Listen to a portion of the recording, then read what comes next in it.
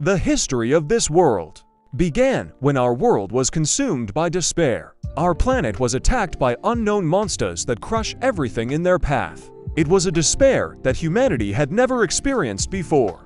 There were monsters of all kinds, from worms to orcs and flying eyes. Humans fell into unprecedented chaos as they encountered terrifying creatures never seen before.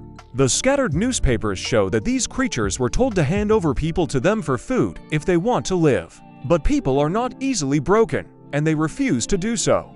On the podium stands a man who shouts, "Monsters want to use people as food. We must not slack off in front of them." These very creatures appeared out of nowhere. And then, they were called the unlucky ones. People were attacked by all sorts of creatures. Even the squid from the sea became like a 30-story building. And then people had to use nuclear weapons to deal with a powerful enemy. But to the creatures, it was only a bright display of fireworks. They began to dance on the ruins of the ruined cities. Under the dancing squid in the ruins was a man who protects the child with his body. And when all hope was lost, when each person was waiting for the hour of his death, they appeared 13 constellations. A man with a child was saved by a hero who killed a demon with lightning speed. It is narrated that in the world 12 people were chosen by the gods and became known as saints. Each saint used the powers bestowed by the god who chose him. But there was also a 13th awakened, who was not chosen by any divine being. It was Liang. In order to defeat Redeye, who was considered the root of all evil, they came to the demonic tower, where the demoness was hiding. Liang led everyone like a brave warrior. He and the 12 other constellations locked in a battle with Redeye. We are transported to the stage, where they are asked why only 12 people have returned. Did something really happen to the hero of Korea, Liang? Apparently, one of the 13 is standing at the podium, and with tears in his eyes, he says that Liang sacrificed himself for the good of all mankind. Then he started crying because of this. Well, this is all nonsense. The hero tells that he really risked his life. But no one sacrificed himself. In fact, he was the only one who managed to defeat Redeye with difficulty. But these villains did a terrible thing. They just left him alone, running away afraid of the demon, and even so, he was able to win. Suddenly, he is pierced through by a dagger. Liang simply fell down from the pain.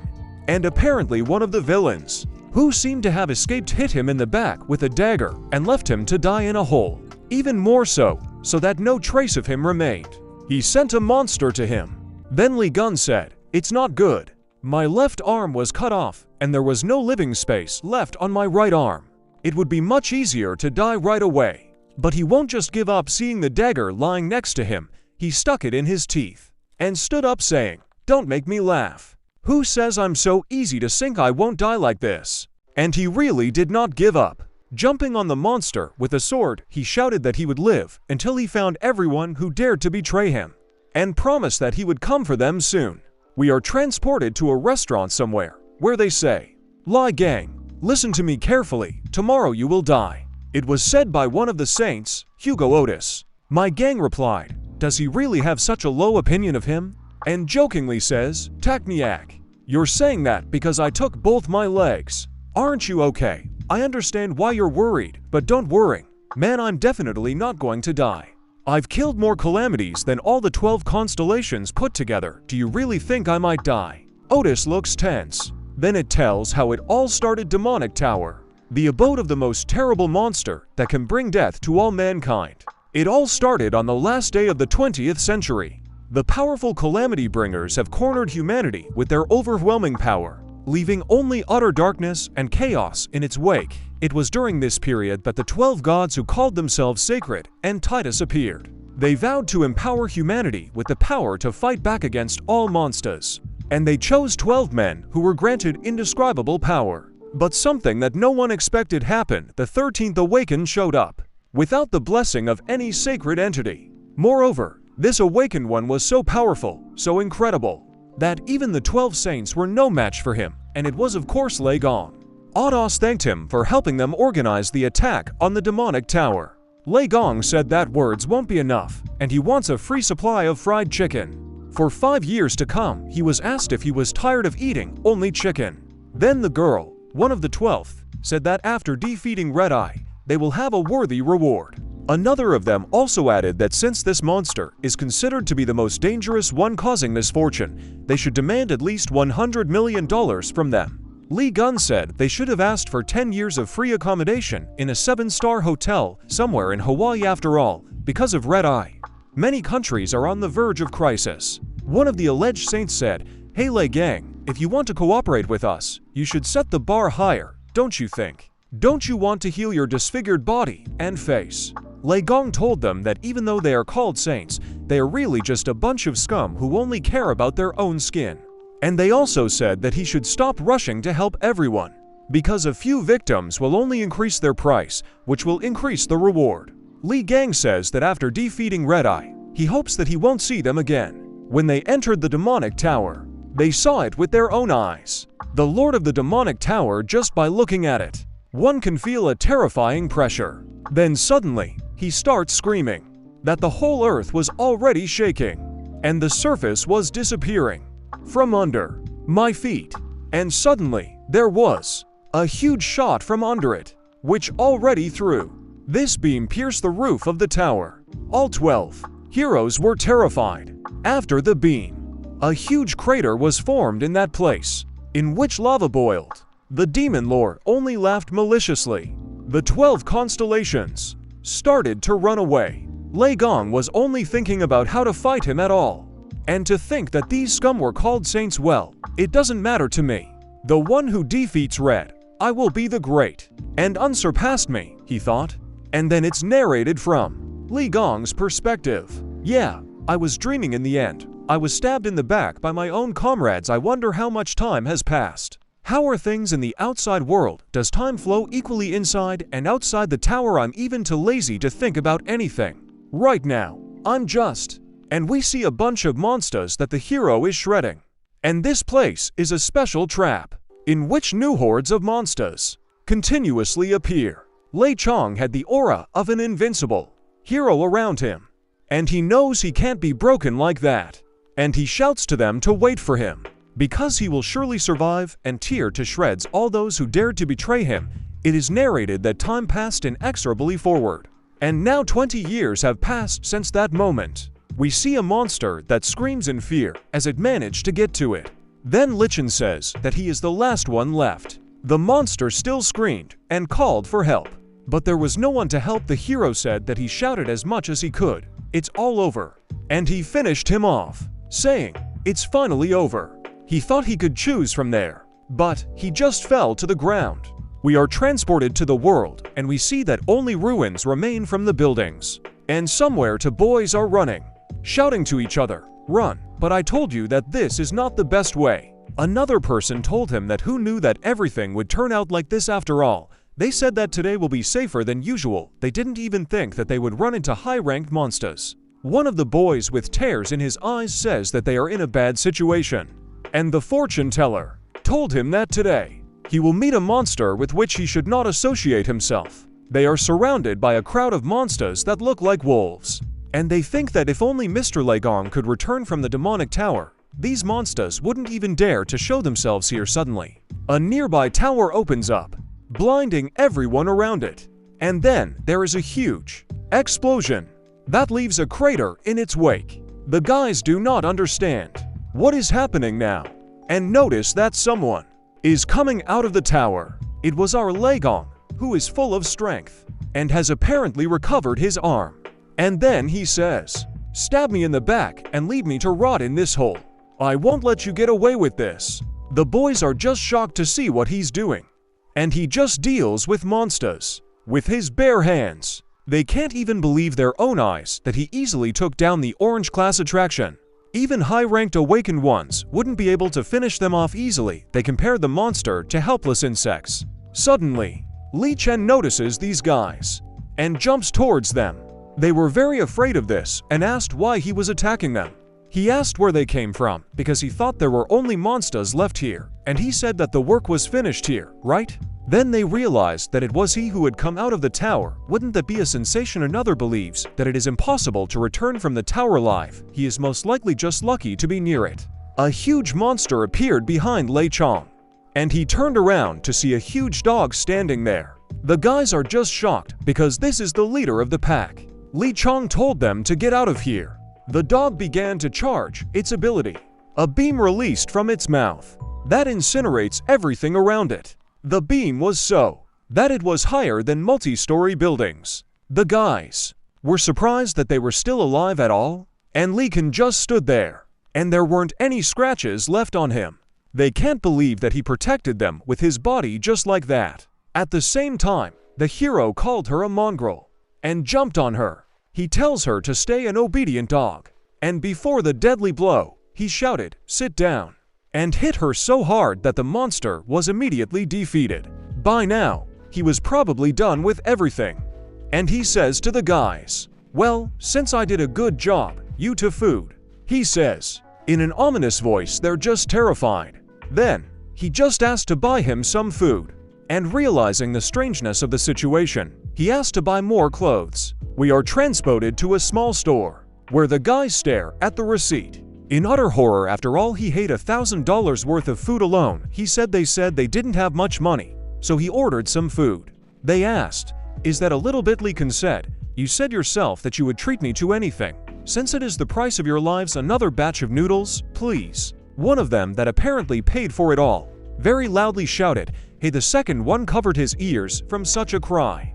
And then he asked if he was a Templar or a bishop. What was he doing outside the tower anyway? He laughed and said that he was inside the tower, and then just walked out of it. And by the way, he also has a question for them. Who are they? Because they look like ordinary citizens. And why do they give off a magical aura? Then one of them explained that this youngster is a Templar. Isn't Liang also a Templar like him, having received the blessing of a sacred entity? He also replied that why on earth would he wag his tail in front of someone?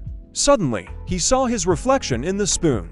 He was just in shock, and he started shouting that he needed a mirror and urgently. They showed him where it was. Then he took off his t-shirt and started looking at his wounds and scars. His body was completely healed. Remembering who he was, with what wounds and scars, and he thought, my old wounds were so bad that they were simply impossible to heal, but come to think of it, my left arm is cured too. Then he replaced some kind of pattern on his palm, when suddenly a snake began to emerge from it. He was in a frenzy of pain, and he began to squeeze his hand. You felt death. You have completed an impossible achievement. All your skills are inherited by the new body. All achievements from the tower are converted to experience points. You have learned a divine skill. All unique traits and skills have been inherited and transformed. Afiacha's power is now available to you. When suddenly he began to be transferred to some location. It was empty space, in which was a huge green snake that was standing in front of him. He touched her nose. Suddenly, there was a huge, blinding flash. And then he went back to the guys. They were scared and asked if he was okay. Liang asked if he wasn't the only one who saw the huge snake, gesturing that it was indeed too huge. They said that they didn't see any snake. He just undressed and ran to the mirror, and then suddenly began to scream furiously, clutching his wrist. Then Liang realized that other people didn't see it. He was back in space. You have become the owner of the All Futures constellation. Small screens fly around him, on which it is written what skills he has. One of the skills, super regeneration. It repairs a crippled body. It says that his body was rebuilt from scratch, will suffer a small punishment. But the punishment itself was that his physical strength was reduced by 50%, and there are 1,300 hours left until the end of this punishment. Then he wondered if his body had changed because of this skill. He had never heard of other saints seeing something like this before. Moreover, he couldn't sense the energy of sacred beings. And anyway, he is happy with this scenario. After all, his body is completely restored. All he had to do now was hunt down the traitors who had left him for dead, and especially the villain who had stabbed him in the back. Just thinking about it makes his body flutter. The guys are shocked why he started looking so intimidating. We are transported to the tower, which was sealed off by the police. After all, the tower, which was considered indestructible, suddenly collapsed. This news will set the whole world on its ears. This place has a special connection to the hero Liang. The man thinks, can't it be that this is the work of his followers, or the saints who disliked Liang? Odin then noticed that he was the allure one, a monster that even a high-ranked saint couldn't handle. Who else could challenge this monster and destroy the tower? They began to wonder if Gan really had returned to the world alive. They say they can't be sure, so they just have to wait until there are new leads. We are transferred to an office somewhere, where the camera is aimed at the podium, and there is a large crowd of people asking for comments about the collapse of the tower. Yang Wei, one of the saints, was standing at the podium, and he said that there were no comments on this issue. The entire crowd is surprised why he didn't make any comments. Then he got in the car and broke his glasses in anger, repeating over and over how many times he had already heard the name Liang. And come to think of it, it couldn't be that he had stayed alive in the tower for 20 years, because there were thousands of monsters there, and they were all black class. It was a miracle that they had managed to escape by stealing Redeye's throat. He thinks he couldn't have survived there after all. His body was on edge due to that big guy's deadly attacks, and he didn't even wear armor like the other saints. But if he somehow managed to survive and come back, then it's all over. We're going back to Liang, holding the phone and saying that he should start with this villain, right? We are being transferred to some airport, where a man getting off the plane is greeted with the words, "To think that I would have the chance to meet one of the 12 saints, this is an honor for me." It was Hugo Otis. He asked where the Prime Minister was. He was told that he was already waiting for his office, and that his transport was already ready. Then he said that they could go then. These two employees are shocked. They think that he is very majestic. And this is what the truly chosen person looks like. Sitting in the car, he hears his phone ringing from calls from an unknown number, but he didn't pick up the phone, thinking they were just annoying reporters. He can't believe those stories about Liang's return had become so popular. This made him very angry after all 20 years had passed, delving into memories. How he told him that he was going to die tomorrow, but he only asked happily, does he have such a low opinion of him? Then, when they started attacking the demonic tower, at Gan's request, he went outside and held off the incoming hordes of monsters. He wanted to believe that his premonition was deceiving him, and that Gan would live, but when he saw them, he asked why Gan wasn't with them. The saints who went in with him abandoned him, and returned with the head of the red-eyed man. This event soon became known to the whole world. The 12 saints, including myself, were recognized as heroes and gained even more influence. Hugo thinks about how, unable to believe that Gun was dead, he kept asking them to start looking for him. But he was told enough was enough. Jean-Louis Morin said that he was well aware of the number of monsters coming from that tower. There's no way that Liang could have survived. But if he's so worried about him, he can go and start looking for him alone. No one is holding him back.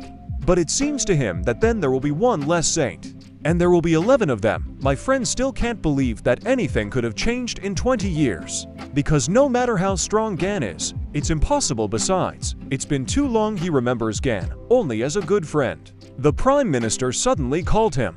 The voice on the phone asked if he could talk now. He said yes. And then the minister said that he probably already heard that it looks like the demonic tower is destroyed. Hugo said, same story again. I'm sorry, Prime Minister, but if you were going to ask me to start looking for you, I have to refuse. After all, Gan had died that day. This incident with the tower is most likely set up by Gan fans. And if you intended to take advantage of the situation to get more votes, the minister interrupted him and said that this was not the case. Because if his report, which has just been handed over to the South Korean government, is reliable, most recently, a call was made to the Gan number. These words made Hugo think. The minister said that the personal number is unknown. Hugo was very surprised that he even asked to stop the car. After all, perhaps the unknown number that tried to call him was Liang. Looking at the phone screen, there were 30 missed calls. He decides to listen to the message that Liang left. He was saying in a sinister voice, "Yo Tixu, I'll find you and kill you. Good luck." It sounded so ominous that it scared the hell out of him, but he recognized this manner of speech. It's really Liang. Then he immediately asked the driver to turn the car around. They were going to the airport urgently. He asked that he also had a job in the UK, to which Hugo shouted that he didn't care. He needed to get to the airport as soon as possible. We head back to Liang. He sits with his phone in his hands and says, "You've grown up, Tixu, and you even dare to ignore my calls." He was asked who he calls so hard. Liang waved it off, saying nothing to anyone.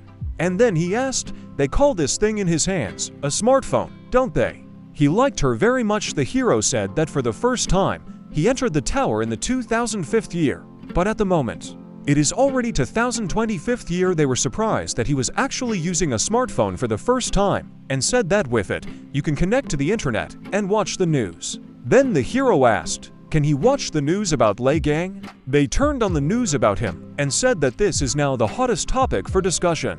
There was an awful lot of news about him, which made him immerse himself in it. Suddenly, he saw comments from haters who called him worthless. This made Liang angry, and he was already clutching the phone tightly in his hand. The guy whose phone was there already started yelling.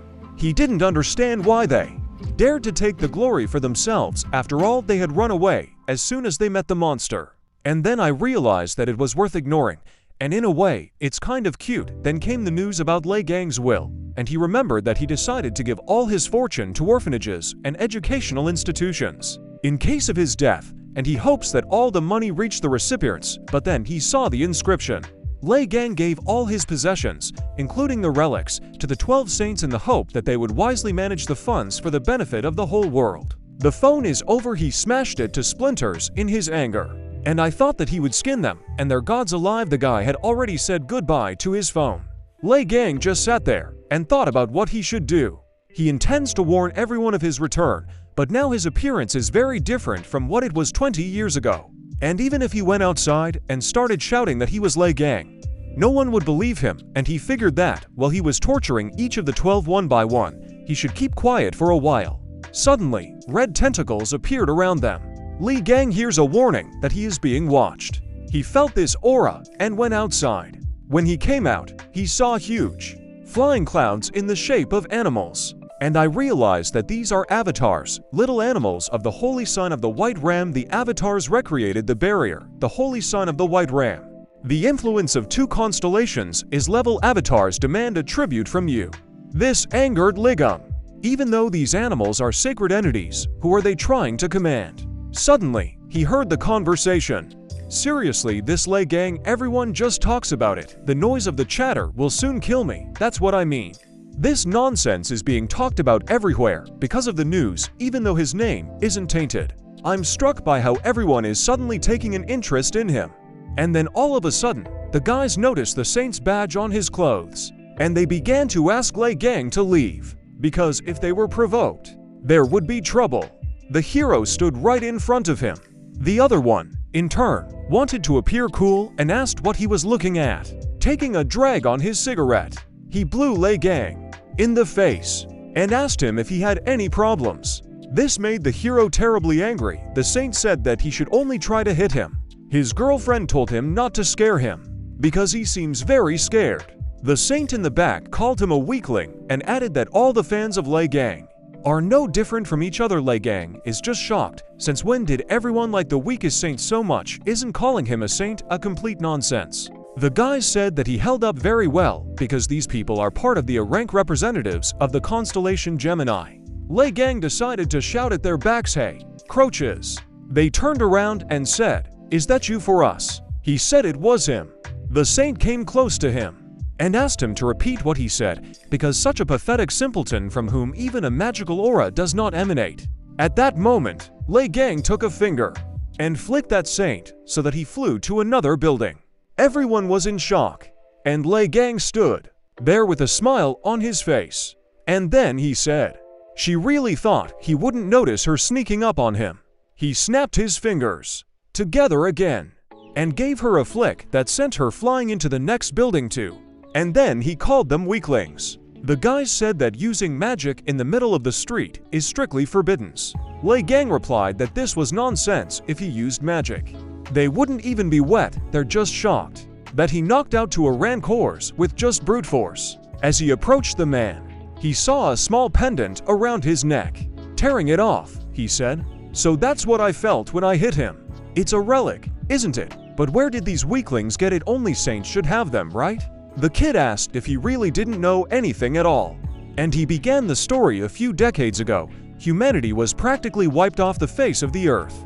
But thanks to the sacred entities and their chosen constellations, humans managed to survive the calamity. However, only 12 people were not able to protect our vast world. Therefore, the saints began to gather followers. Calling themselves branches, those who were given a piece of the power of the saints became known as Templars. Such people were divided into ranks according to their level of strength. The saints stand at the top. Right after the sacred entities, cardinals are potential candidates for the role of new saints. After them come the bishops, the strongest of the Templars, and at the very end were the Templars themselves. In this way, selected Templars receive relics from sacred entities from time to time. Liang realized that everything had changed a lot in 20 years. Suddenly, someone called out to him and told him to look there. And there were avatars looking at him. Avatars of wealth and greed that are associated with the constellation of White Aries. Enjoy the current situation. They demand that Liang quickly deal with the man and woman who attacked him. Avatars crave bloodshed for the massacre of them. They promise him a worthy reward. The guys are terrified because these are not just some Templars, but already avatars. Avatars are like reflections of the sacred entities themselves. Getting in their way is like challenging the gods. They ask Liang to do everything the avatars ask. It was then that Liang understood why he felt the vile aura of Aries so strongly. This made him angry, because they also intended to fill their bellies like that pig. And he said that nothing has changed since then, preparing for the jump. And then with all his might, he jumps into the avatars. That there was already a huge red cloud in the sky. And then he says that they show off. Even though they are weaklings, the guys are surprised, because the constellation retreated and the barrier disappeared. And we realized that this guy is not a very difficult person. The hero turned to them and asked about those two weaklings. They are related to the twin branch, aren't they? Then they said that in their country, twin branching has the greatest impact. This is an elite group that has gathered 2/3 of all large corporations. And Liang asked, so they must have money on them. And the clothes they wear are probably some expensive brands. And right after that, I rushed at him with the words that now is the time to make a good profit. We are transported to a small multi-story building. And everyone says that they finally came. The guy said that they live in that apartment on the 2nd floor. Pointing, his friend said his door was next door. At the same time, they also thanked Liang for saving them and even walking them home. They were expecting something, but the hero yawned and asked if they were going inside or what he wants to sleep. They were shocked that he was going to sleep with them. Apparently, he was let in for a sleepover because the next thing we know, his hair is being cut off and he's undressing. Then he stands flaunting himself in the mirror. Han said that the short haircut really suits him. And now he looks even cooler than before. This made Liang very happy because in the past, baldness was a side effect of using his abilities, and he treasured every single hair. Even a normal wine could blow his hair away. Who knew that he would ever be able to fix his hair? When suddenly he noticed the attraction in his apartment. He crushed it in his fist with lightning speed. Han is just shocked because he caught it with one hand. Even experts can't do that. Liang there stands with his hands and fights off everyone who comes up and asks how much. It is already on the bill. How much it is possible. They are very sticky to him. Han suggested that maybe they were attracted to his scent. Then the hero replied that this usually happens when something is wrong with the house, and then he noticed the relics and said, just look, of course these monsters will come here since you keep such an abomination at home. Han was surprised because these relics were received personally from the Gemini constellation and added that these artifacts do not belong to him. But the saint blessed them on immediately. Liang broke the figurine in Han's hands. Han is very upset. Then the hero said that the mask in his hands is designed to spy on the beer. And the music box collects all his personal information, and the watch so generally attracts the attention of monsters. Not only did these saints embezzle Liang's property, but they also started selling such vile goods to people. Just the thought of it infuriates the hero. Someone is standing outside their door, and he hears Liang's screams through it. And then he goes into the house. Liang asks who else he is. Han greeted him, and it was Sungyi. These words made him very angry, because he is the owner of this apartment. We are transported to the residence of the White Ram Yongwei, where the saint is informed that the Korean avatars have disappeared. His staff said that there was a big uproar in Korea about it. The saint wondered who could have done this. Since avatars are direct representatives of sacred entities, only someone extraordinarily strong can disperse them. Then, he asked you to contact all the other saints. and asked if they have anything to do with this. The servant replied that Sagittarius had not been in touch for a long time. The saint said that this was not a cause for concern, since he had warned me that he was going to get a new position in Great Britain. The servant said that he was informed that when he arrived at the airport, he immediately boarded another flight. Then the saint asked where he was going. He was told that the destination was South Korea. Then he wondered. After all, Hugo was on good terms with Liang. Could his actions be related to the rumors of his return? He realized that he probably did survive. This made him very angry that he even took a floor lamp and threw it at his servants and shouted, "Nonsense!" reporting more clearly, "What else is there?" The staff said that an unconscious twin branch Templar was found lying in the middle of the street in his underwear at the place where all the avatars disappeared. And according to the testimony of witnesses, he got into a fight with a beautiful young man.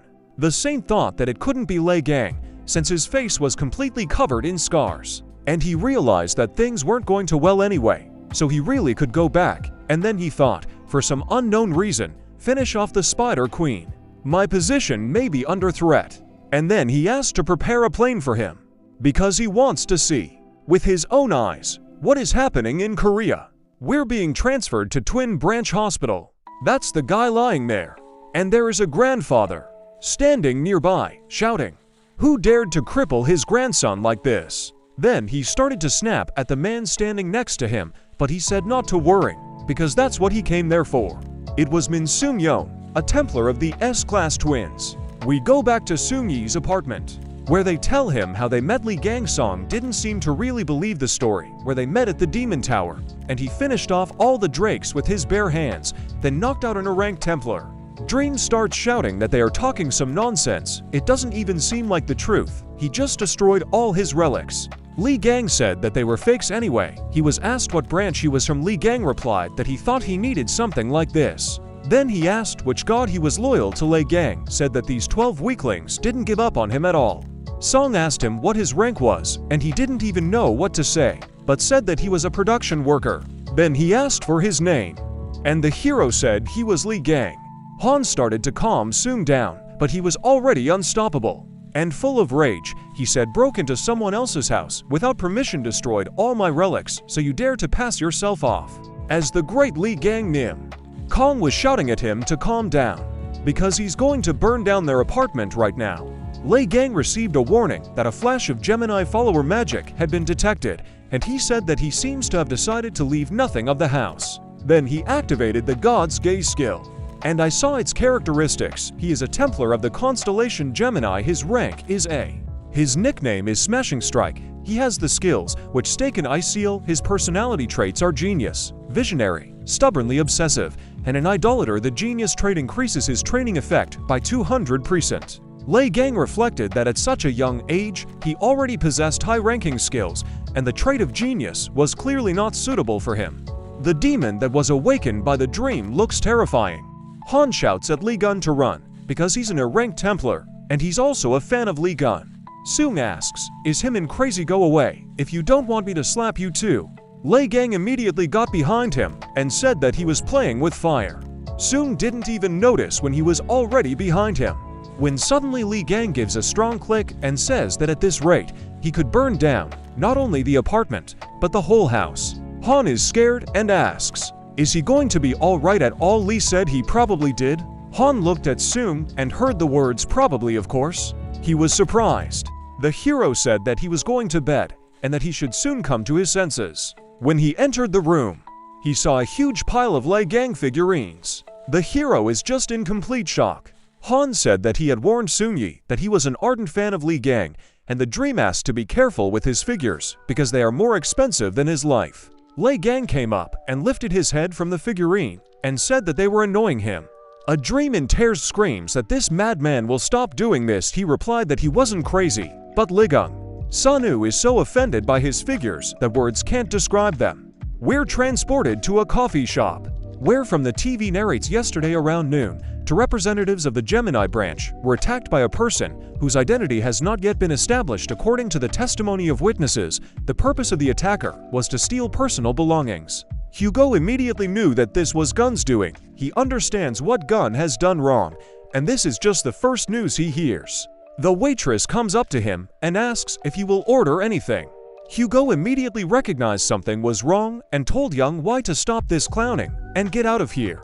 Then the waitress said, "So uninteresting you figured me out too quickly. Long time no see. Hugo, I haven't been able to get in touch with you for a long time, you know? Judging from your hurried arrival in Korea, you also came here because of gang. I advise you to quickly tell me everything you know yourself." Hugo took his hand off his shoulder and said that was why he hated him, calling him a nasty worm that steals other people's bodies. At the same time, the girl was released, and she wondered what she was doing. Hugo was very angry. Then he thought, his jokes are stupid. I need to get to Gan faster than anyone else. Where the hell are you? Gun. We're moving to Jongadu. Buckian to a hypermarket. Han tells Song that maybe it's really Lee Gun. Song said that Gun looks very different. Besides, Lei Gang is the hero who saved humanity, and how would he look like that rascal?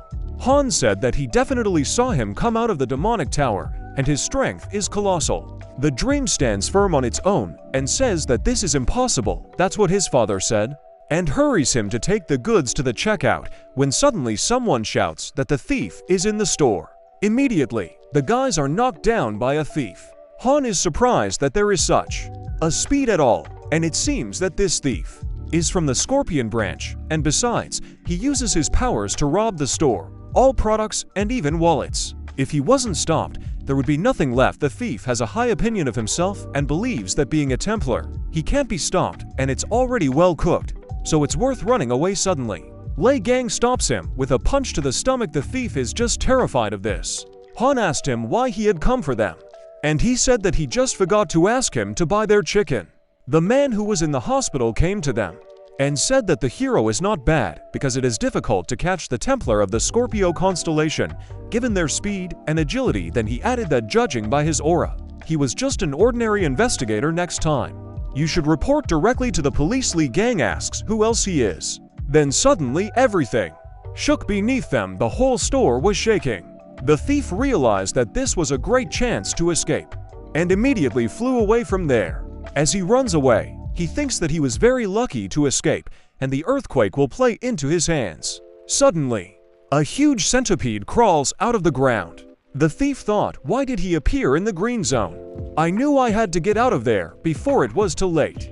Jumping high, he thought that he could not catch it. Suddenly, he finds himself in the mouth of a monster, and in an instant, his life was cut short. It was the Spider Queen, which was very intimidating. And on the loudspeaker, they started announcing that there is an emergency situation now. The person causing misfortune has appeared. In the hypermarket, all those who are located immediately leave the building. Due to the appearance of the Spider Queen, the status has been changed to red zone.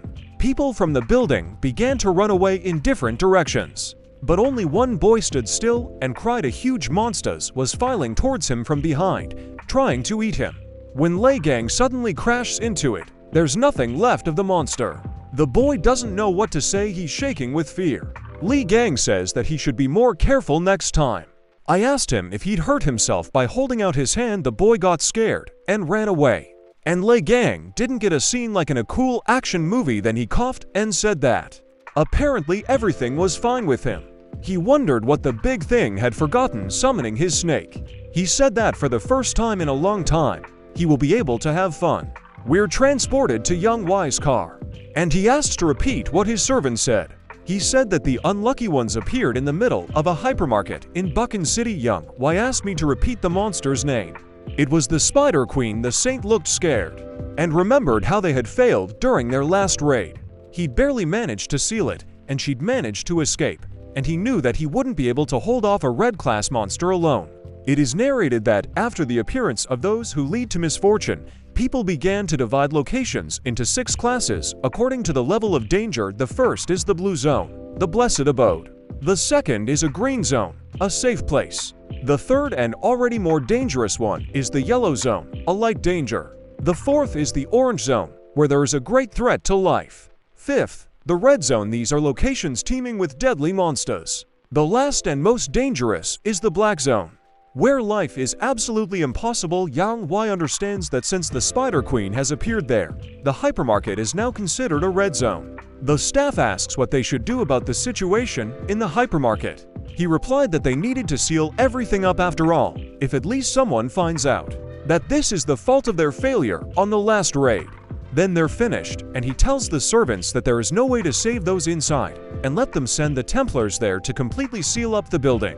We return to the hypermarket and Gan. The Templar who was there started using his magic. He struck the ground with his ice spears, shouting incantations. It shows that it was one of his strongest spells. But just a few seconds later, the imprisoned monsters broke out of the ice. It hurt his ego that they were able to break his spell so easily. At the same time, Liang came to him with a bunch of cans in his hands. The Templar didn't even notice him coming up to him. Gan said, "Here are the parasites. You want to eat so much that you decided to eat people." Taking one of the cans, he swung it, and shouting at them to eat it, threw it. Suddenly, that huge monster was cut in half. It was Liang, who quickly ran up to him and stabbed him, and said that the pathetic mobs should know their place.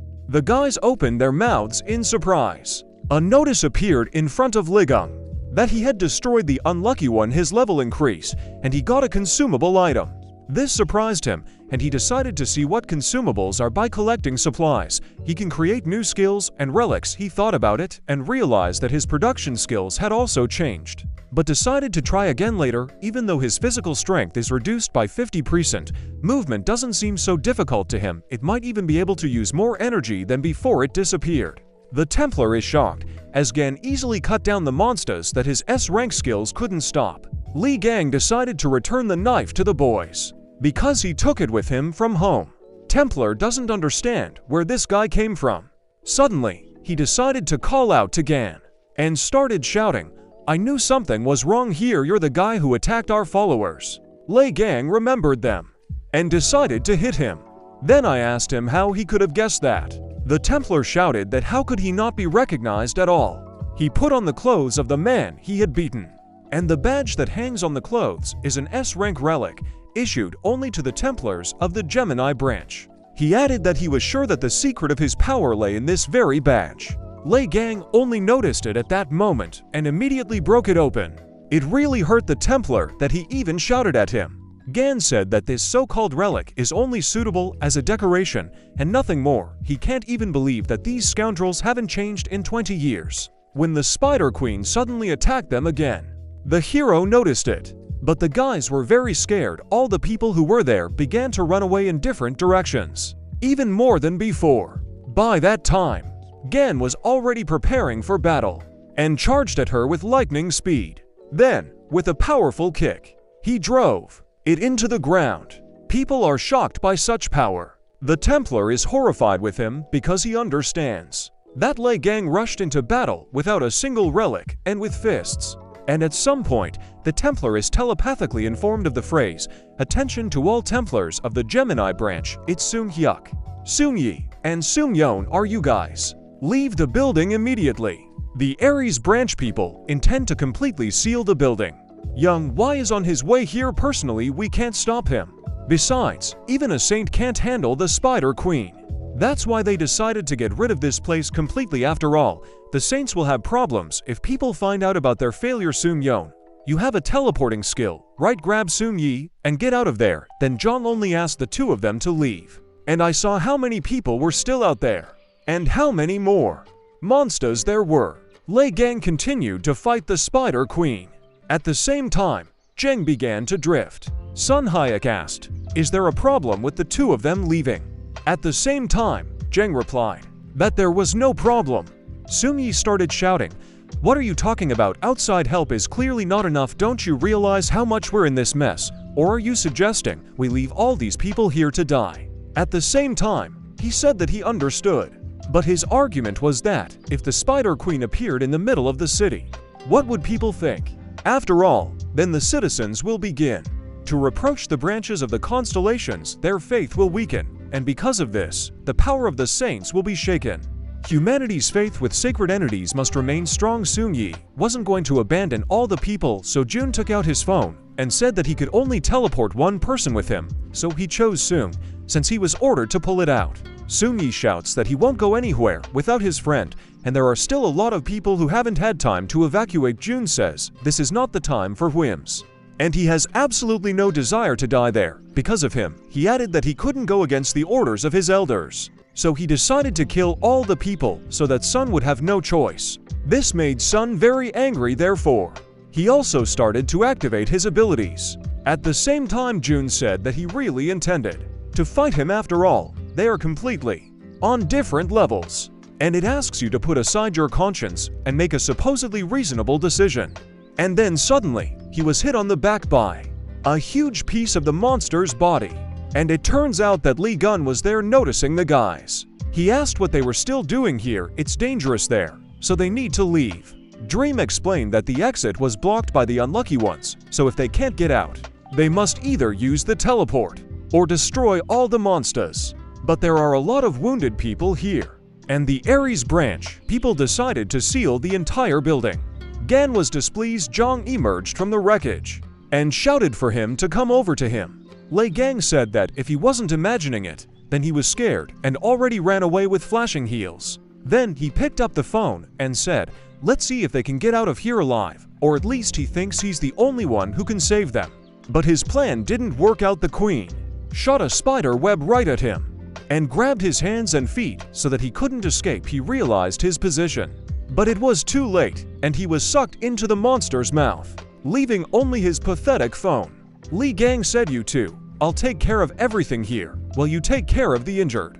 I'll join you as soon as I'm done. It won't take long." They show us a hypermarket in the dome, and by that time Yang Wei arrived there. Asking what the situation was like, he was told that the building was almost cordoned off. Ian replied that they had already started before he arrived, and they didn't think it was too slow. The servants noticed that the barrier wasn't holding up as it should. It feels like something is about to break out. Suddenly, a blinding flash appears from under the barrier, and then a huge snake directly from the hypermarket. Even Yang Wei was very surprised. Everyone who was sealed in there ran out of it. They asked to skip and save the people who were most likely still in the store. Someone in the crowd said that there was a guy fighting a monster alone. Yang Wei heard this and knew that something was wrong, because even he couldn't hold back the Spider Queen. So he decided to go see for himself. He was told that it could be dangerous there. He replied that he did not care and that they should not relax. Jumping in with his fast speed, he saw the dead Spider Queen and wondered who could have killed her. There were signs of real carnage everywhere. He didn't understand what was going on here, and I started to wonder if someone was specifically hunting the Spider Queen. And he said that more and more headaches, although he believes that even without this, he has a lot of problems. When I suddenly felt a familiar energy and decided to see who it came from. Then he saw Hugo, and I started making up stories about him, thinking it might have been his doing. Behind Ian, someone stood up and asked in a creepy voice, "Did you miss me?" Yang Wei was very scared. Liang noticed this and asked, "What's up? Piggy, is something wrong? It's been so long since I've seen you. What is that expression?" Yang Wei is so scared that he doesn't even know what to say. It turned out only to stutter to say, You. We are abruptly transferred to the street to Sun. By the time the ambulance and other services arrived there. At the same time, Song wondered if that guy could really be Lee Gun-nim. He thinks that even though the guy looks different, but his movements. Then someone called out to him. It was Hugo. He asked why he was here. Song Bircha asked why he came back. Han was surprised that he was personally approached by the holy sign of Sagittarius. Hugo wasn't happy how anyone could treat their father like that. The words made Han laugh, but Song was shy. At the same time, Hugo said that it was good that he was not injured. A little medical attention should get him back on track quickly. Then he asked, more importantly, Dream, were you inside that market? I was informed that all the monsters inside the building were destroyed. You saw who did it, didn't you? Song just snorted at him. Hugo was angry, but he didn't show it. And he wondered who his son had grown up to be. Han then asked if Gangheng was going to be okay. As soon as Hugo heard this, he immediately started asking him about it, whether he knows him, what's wrong with him. Han explained that Gun is currently in the hypermarket and added that he managed to defeat the Spider Queen, and said that he introduced himself as Liang. Hugo asked me to describe everything in more detail, but at that moment, the wall of the hypermarket was broken through by something or someone. We are transported to Yang Y, who activated his ability. Gun said it was too, because this was the first time they had seen each other in 20 years, and the first thing Yang Y decided to do was attack him. He decided to ask how he even managed to survive in the tower. But then he looked at the guy in front of him and thought, he looks a lot like Liang, but where did that terrible scar on his face go? Yes, and his voice seems familiar, but different from before, plus, he looks way too young. And then Yang Y said how dare he imitate him after all. He was even worried for a moment. Gun said, "What? Imitate?" Ian shouted that since he dared to deceive the Great One, then he will have to pay for it with his life. At the same time, Gan hit him on the stomach with all his strength and said, "All this time, you've been profiting from deceiving others, right?" Yang Y flew very far away, and at the same time, Gan jumped behind him and hit him back on the floor, and then he said, "Each of you should be taught a good lesson. How did you get along while I was trapped in the demon tower? Pig, you have appropriated my relics and wealth. Even the will was forged, wasn't it? It's okay. Don't worry, I was going to kill you all anyway. Perhaps we should proceed with your execution. Then your home, your branch, your relics, and all the other saints, all destroyed." All Yang Y is scared and still doesn't believe it's him, but he understands that the manner of speech and behavior are similar to him. Apparently, he's not bluffing. Ian couldn't even recognize all of his movements. Could he really be the same Liang? How did he manage to survive and return from the demonic tower? And then he asked, "What nonsense is it? If you really are Liang, prove it." At the same time, he started using his magic. A dozen razor-sharp swords appeared around him, and then a crown appeared on his head. Liang received a notification that the sacred essence of the Aries constellation, namely the Jade Emperor, had revealed itself. At the same time, he was surprised and said that even the sacred entity honored him with its attention. Yang Y pointed his finger at Gan, and in the same second, a dozen chains were wrapped around him, and he asked if he still thought they were weaklings. And his next spell was 100 swords. He added that he did not understand how he managed to survive in the tower. Then he said the sovereign skill, heavenly weapon. The Jade Emperor aimed all those swords straight at Gan. This impressed Liang. Yang Y shouted at him to shoot and die at last. At that moment, a bunch of swords were stabbed into him. Because of this, a huge mountain was formed. Ian thought that he had succeeded. As he approached the Tower of Swords, he said, "It's amazing that you managed to get out of the demonic tower, but your confidence is still there. Challenge someone who has been gaining experience over the years with the help of their followers. What rashness! Did you really think we'd been standing still for 20 years? But that wasn't the case." A flash appeared from the Mountain of Swords.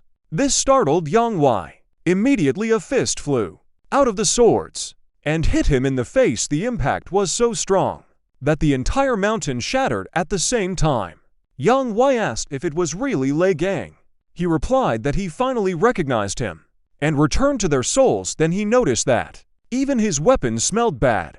Ian was very surprised. After all, this level of regeneration is impossible even for the constellation of Aquarius, which has healing skills. Liang was notified that he was on the verge of death, and that the conditions for the strength skill 13 were met. He said that because of it, he became stronger, and he suggested that since he was here, why not try out a new skill? The sacred essence of the Aries constellation watches Liang in shock, and she denounces Yang Y, asking why Liang is still alive. The sacred entity repeats in amazement that this should not have happened, after which simply hurriedly retreats while shouting obscenities. Yang Y is simply horrified. Why did his sacred essence leave him before it was over? Liang said that he was quite merciful, so Yang Y would only feel the pain that Liang himself went through. After a while, the servants and Hugo enter the building.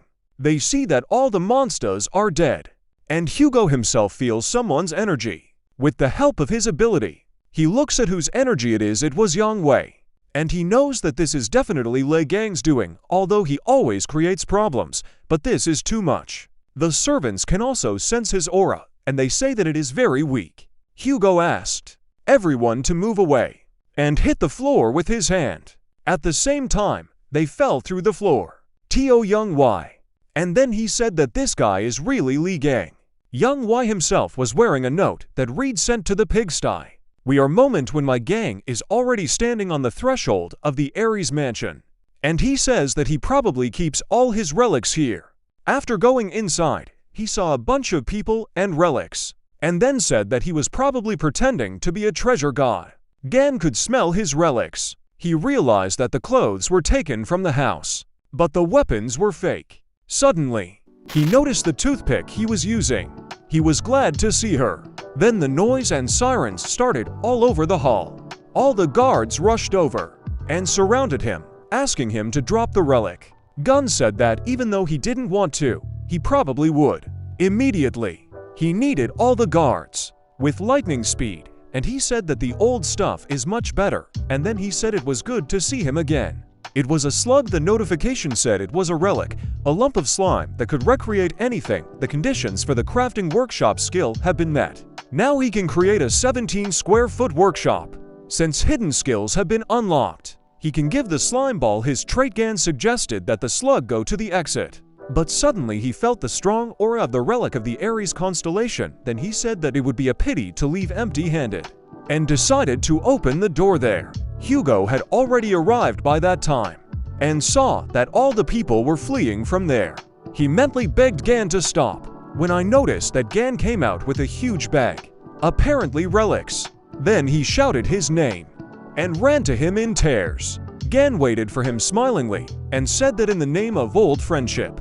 But Hugo mistook him for the man standing next to him, and he began to cry out that since he was alive all this time, he should have found him. And he asked me what was wrong with his leg, how he got back here, and where he had been all this time. Gun got angry and threw himself into it with all his strength, saying, "How can you confuse someone's face? Did he say he wanted to die because he was confusing him with someone else?" Then Hugo saw a lump of slime, and Gun said that apparently Tixu wants another beating. But Hugo was too happy to see him that even so, he went to hug him standing in tears, said that he was alive, and is it really him? Gan is also very happy to see him, but he is still angry at him, so he punches him in the stomach, and then asks him how dare he rush at him so suddenly. Hugo noticed that it was definitely him suddenly. Hugo's sacred essence was revealed. It was a god very much like Hugo himself. They were both very surprised. Why did he suddenly decide to visit them? God Hugo thought about it. They both look at him and don't understand what he wants. The sacred entity Apollo doubts the veracity of Gan's survival and offers to verify it. Hugo asked him how he was going to do it. The sacred entity Apollo points his arrow at Lyra, saying, "Everything will be clear when I shoot him." Gang said that he should just get rid of this vile god. After all, when he meets a person, the first thing he does is point a weapon at him. Hugo tries to calm them both down and tells Gang not to think about it. It's okay, he didn't mean to offend him. Gan says, "Are you talking well? We should continue where we started?" Hugo doesn't remember how their meeting started, but Gan reminds me that he was going to kill him, and he says that when he returned from the Demon Tower, he found that his house was sold, his property was appropriated, and all the relics were gone somewhere, and he says he should punch me once. Then it hit Hugo's head. He's both happy that it's really Gun, but also angry that he hit him too hard. At this moment, all the guards run out of the building and shout to find the thief. They need to return the relics. Gun remembers that he was supposedly being chased. Hugo asked him what he had already stolen. He points to a huge bag and says a couple of trinkets. Hugo is horrified that he stole the relics from Young Y's vault. Gang thinks it's cool, but Hugo doesn't. The guards say they need to grab him right now. The head guard says they can't handle him, and he says that the thief will certainly be too tough for him, even if everyone thinks he is quite strong. Suddenly, they notice a huge avatar flying out from behind a building. The head guard said he was already here. A huge paw landed, and it was the avatar of the Aries constellation. The beast of plenty. Liang was notified that this is the avatar of Aries, and that his money, along with the relics, could be stolen. The avatar began to growl at them, intensely terrified. Hugo doesn't even know what to do, so he suggests they just leave everything behind. Gun told him to just stand there and watch, because he had a plan. He then asks his pet to transform into a knife. He began to transform, and he managed to make the handle, and soon the blade itself. Gan, looking at him, realizes that he is not suitable for a fight with the avatar in this state. Therefore, he has to show its true form, starting to give the knife its power. The knife was struck by lightning and turned into a huge sword. The awakened relic is imbued with the Ophiuchus aura. The relic has gained more lethal stats thanks to the Snake Hunter trait. Blade sharpness increased. The blade's impact power has been increased. Gen has received a power-up of 13 strength skill, so he can now see the enemy's weaknesses. He discovered the path of death. He's surprised to have discovered a new skill again, so I decided to use it right away immediately. He saw the enemy's weaknesses. I jumped on him and told him that he was going to break up a little. Hugo just stands there and stares at him, thinking it's his style to throw himself at the enemy without a second thought. He always overcomes obstacles. Despite his recklessness, Hugo is very happy to have his friend back. Suddenly, the avatar nails the gun to the floor with its paw. Hugo screams in horror, "Gun!" At that moment, from under the paw of this avatar comes, "And what did you yell? What a stink! I almost died from the smell of that pig. Now it's my turn." The monster's paw was immediately cut off. The avatar started growling in pain and started using his skill, which absorbs all values that fall within the range. Gun snidely says that the avatar should have been quiet, but now he won't get off without punishment. Gan started using his ability, the Ophiuchus line, having said that one light cut should be enough. He swung his sword and hit the avatar. A huge shockwave was thrown at him. It pierced right through him, and the whole building too. Everyone around them was shocked by the power. The impact left a huge mark on the ground. Hugo is surprised because such power is comparable to what he had in his prime. Gan defeated the avatar. His Holy Throne experience has been increased. The notification asked if he wanted the Beast of Plenty as his avatar. Gan was sure that only 12 saints could obtain avatars. Touching the avatar, it instantly revived and even changed in appearance. It appeared wings. The Pishu beast became the avatar of Ophiuchus' constellation. The Beast of Plenty shrank in size to embrace its new master. Gan says it will be great to use it as a repository for his relics. Hugo thought, did you take an avatar from another branch? When had he even managed to acquire such a skill since his return? The notification told Gan that he could give a new name to the beast. At the same time, he shouted, "Piggy bank." We're transported to Hugo's mansion, where Gan calls him a traitor. Hugo took offense at these words and shouted, "Does he have any idea how much he was worried?" Then a frustrated Gan said, "Well, your friend was imprisoned in the tower. You got married, built a family, and enjoyed life. Traitor so far? Some people have had to go through pain and suffering comparable to the torments of hell. His friend was happily W." After which, Gan added that he would go. Hugo said it was fine, he could spend the night at his house, but he still lives alone.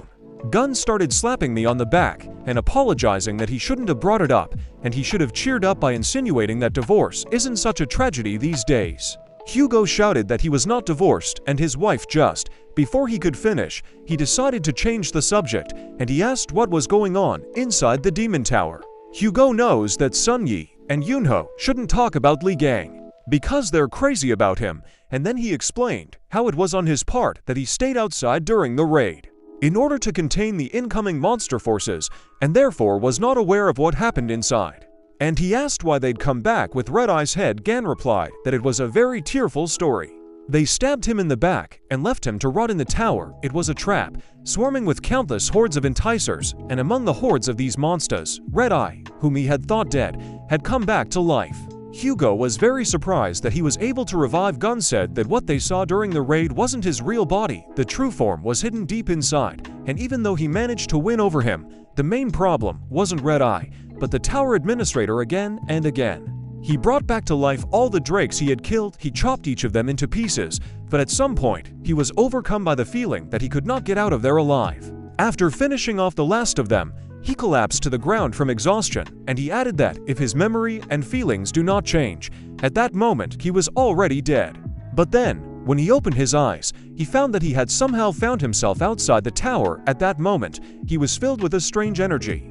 And he said that he could only be sure of one thing: the scoundrel who had stabbed him in the back was well aware of the structure of the tower. He threw it into the drawer's den, as if he knew what was waiting for him there. He confidently said that sooner or later, He will get to those who appropriated his property for themselves, but the scoundrel who stabbed him in the back will receive a special punishment, and to do this, he needs to prep. At the same time, he began to create good equipment. He called for a workshop and started using the materials to create it.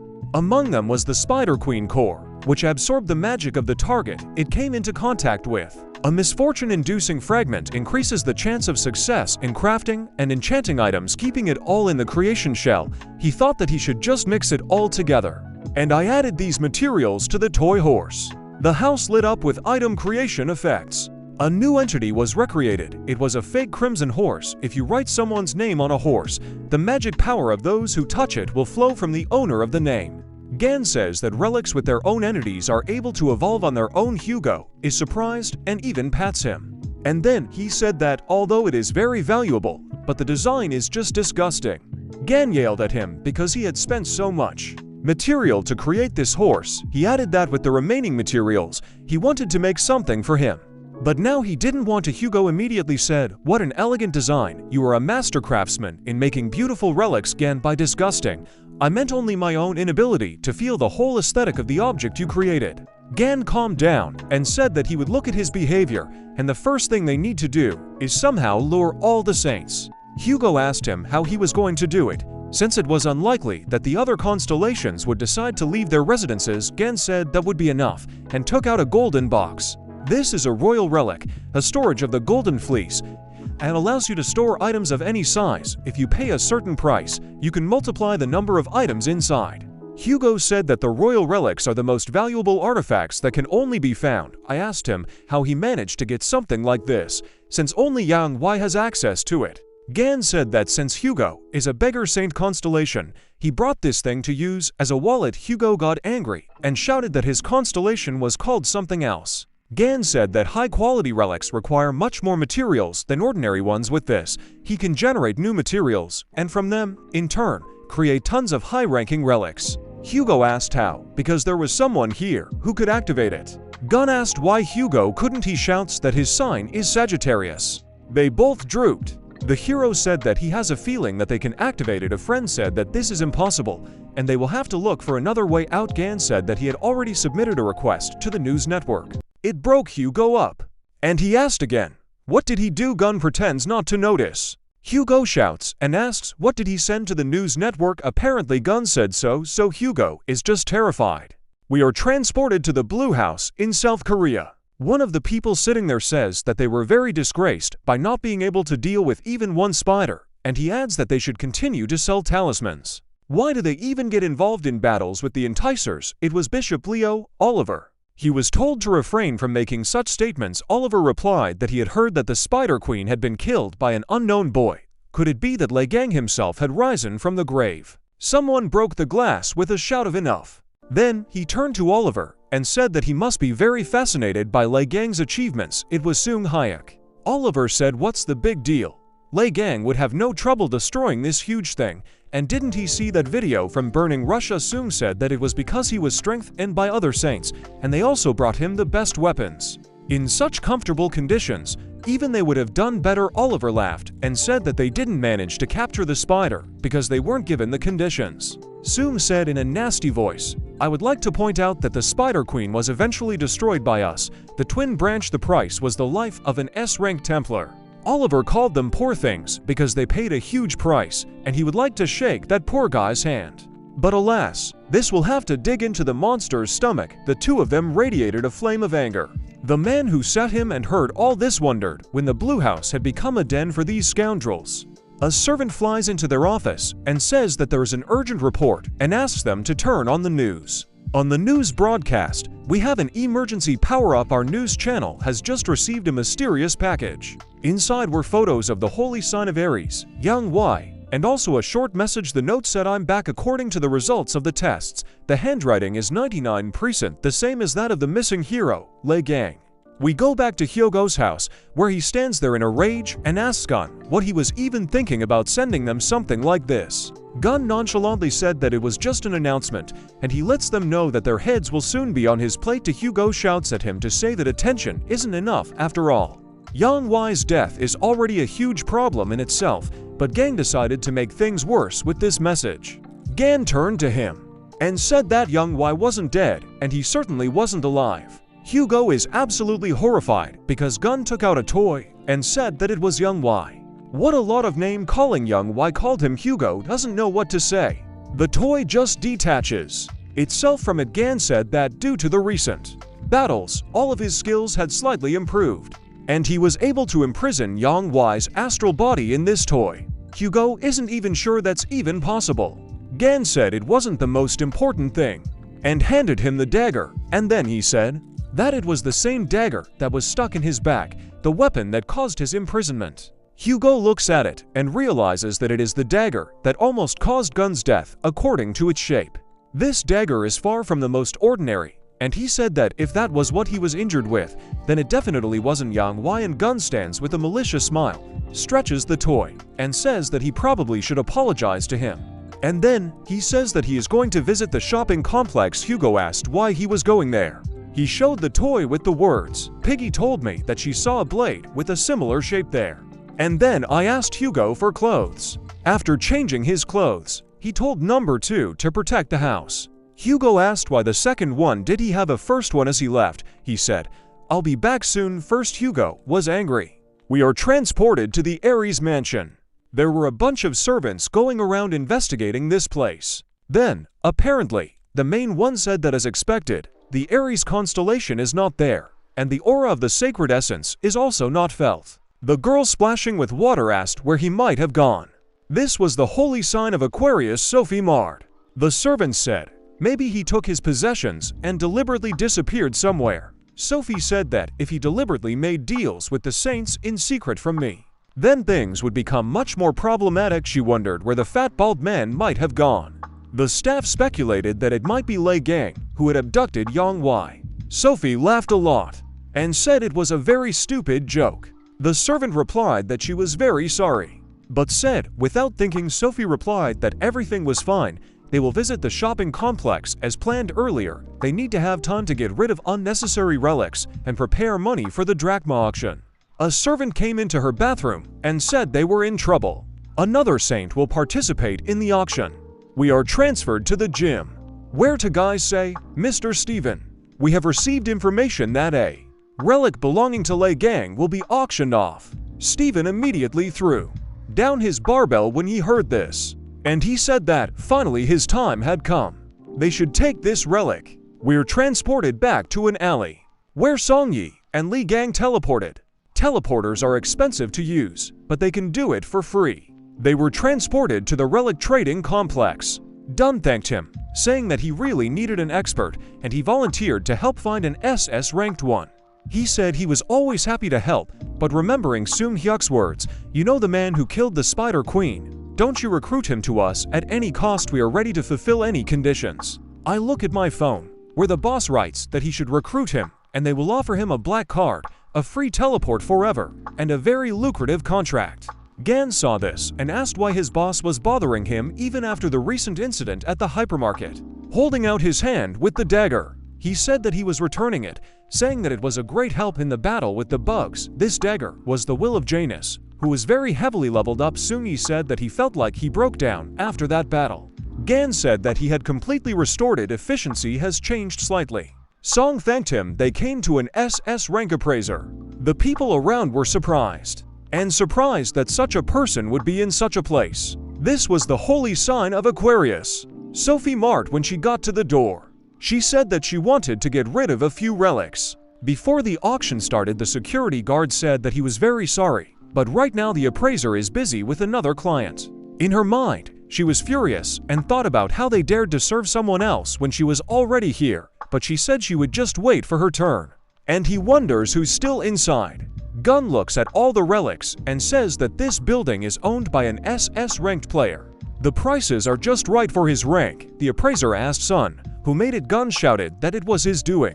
The appraiser started asking if he could be related to Liang in some way. It was Jin Man. Song said that this person is just imitating Gan. Jin asked them to be alone for a moment. He had a few questions to ask the client. He then asked how he was related to Liang. Gan asked what was the matter. Jin said that many people don't know this, as Liang is famous for his martial skills. but he is also a skilled needlewoman, and he said that the relic they brought was amazing. He had seen many fakes before, but this statue was different. His gut tells him that Liang himself had a hand in it. Gan asked that Jin seemed to know a lot about Liang. Jin said that of course, since he was his favorite student. Gan asked, "What?"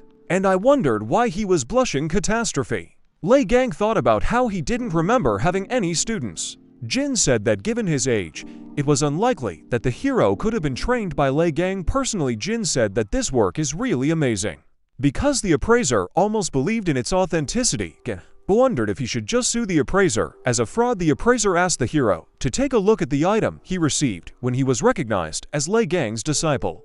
The hero immediately recognized the notebook that he once lost. Gan thought back to that annoying newbie who had followed him everywhere in China. Jin, meanwhile, tearfully talked about how Liang was truly a person with a fine sense of beauty. Jin said that at one time, he even had the honor to get acquainted with his know-how. But then one day Gan suddenly disappeared, leaving it in his home. Liang felt like he had lost his notebook, but it turned out that the guy had stolen his notebook. Jin said that he couldn't make out the handwriting, but he was sure that there were a lot of brilliant ideas hidden in this notebook. The hero thought that after his awakening, he always got information with what he fought, but since this guy is an SS rank awakened, Gun believes that Jin will be able to get much more information. Jin handed over the notebook and said that he thought it would serve the young talent much better than it would him. Liang thought that this was great because the notebook had his very first sketches, so he was quite upset when he lost it. He received a notification that the dormant magic of the notebook was reacting to the aura of its owner under the influence of Afiach's magic power. The notebook was transformed into a relic. Jin shouted and said it was a memory, that it looked like Liang had cast a spell on him when he was still alive. Suddenly, someone broke in and informed Mr. Jin that they were in big trouble. A subordinate said that a saint was waiting outside. Jin clicked his tongue haughtily and said that they were making such a fuss over nothing. Meanwhile, Sophie was standing outside. She wondered how these nobodies dared to stare at her. Soon he stood in the crowd and wondered if Sophie didn't only show up for official meetings. It seemed to him that she was too fastidious for such excursions. "We've been waiting too long," Sophie said from the doorway. "Waiting, it's a waste of time." She said she thought she should go in there and personally hurry them up at the same time. She was angry because in her opinion. Then she saw Liang. Suddenly, she was surprised. She looked at him and thought how handsome he was. She just wanted to take a closer look at him. However, then she saw a huge snake. The girl was shocked. After a moment, she fell to her knees. They asked her if she was okay. Sophie wondered what kind of terrifying aura she had just sensed. She felt as if hundreds of venomous snakes were coiling around her body. She realized that she needed to get out of here as quickly as possible. Jin wondered why she had suddenly run away. "She doesn't seem to be doing well," Ganlei said. A notification came that a subordinate of another sacred entity dared to approach Ophiuchus. The opponent's divinity has been transferred to Ophiuchus, and the current rate is 35%. Gan wondered if divinity wasn't the same thing as magic power. Divinity is the sacred power required to maintain the power of a sacred entity. Gan can steal divinity from followers of other branches if the value drops to 0. The sacred throne will start to lose its power. In this case, the gun will be. Gun was surprised that there were even such mechanics. Gun asked Jin if the girl who had just entered was a saint. Jin asked if the hero didn't know her face. Even though she was featured in all the news stories about the saints, the man said it was Sophie Mart, the holy sign of Aquarius. The hero laughed out loud and said that he was puzzled that everyone was so excited about the saint, but she was the saint at the same time. Gun was thinking that Sophie had transformed quite well. It wasn't surprising that Gan didn't recognize her immediately. She was always pretty, and now she's even better. But even if hooray. Zhang said that if you put together categories of things that he despises, like fish bones, pests, and sewage, Sophie would become a pest. He said that he didn't even want to think of her as a human, because for her, the condition of her skin was much more important than human lives. Jin said he didn't understand why everyone thought she was a saint of mercy and self-sacrifice. He said that she actually has a very nasty and selfish personality. Gun was surprised and said that Jin was quite knowledge. Jin said that she once gave Mr. Liang healing aid, and under this pretext, she tried to appropriate all his accumulated property, but Liang's wealth was also targeted by other saints. So the matter fell into the hands of the government. Gan wondered if they were trying to take away the finances. Jin said that it seemed like she was about to call out the young man's name. The man asked if it could be that the guy was previously familiar with the Saint. Gun said they were old friends, then were transported to a nearby alley. The subordinate asked if Miss Saint was okay. Sophie was startled and wondered why it was his face that came back to her at that moment. But that magical aura that wanted to consume Sophie was very similar to that person's aura. Sophie asked her subordinate if she had ever been so scared that even death seemed like a more inviting option. She ordered her to go back to the pawn shop and find out who the man was. The subordinate said that she understood and then asked about the appraiser. But suddenly Sophie changed her mind. She ordered a subordinate to just finish them off. The subordinate said that the appraiser is under the protection of the Virgo branch and they still need to sell the relics to him. Sophie told them to do it on the pretext that one kept the saint waiting and the other dared to embarrass her. Sophie said they both deserved to be punished. She said that she would even hand her a relic and lend her a piece of sacred essence power. The subordinate said that it is forbidden to use magi. However, Sophie asked if the subordinate was refusing to run errands for the saint. The subordinate was in a desperate situation. She said that there was no way she would dare, because the desire of a saint is the desire of a sacred entity.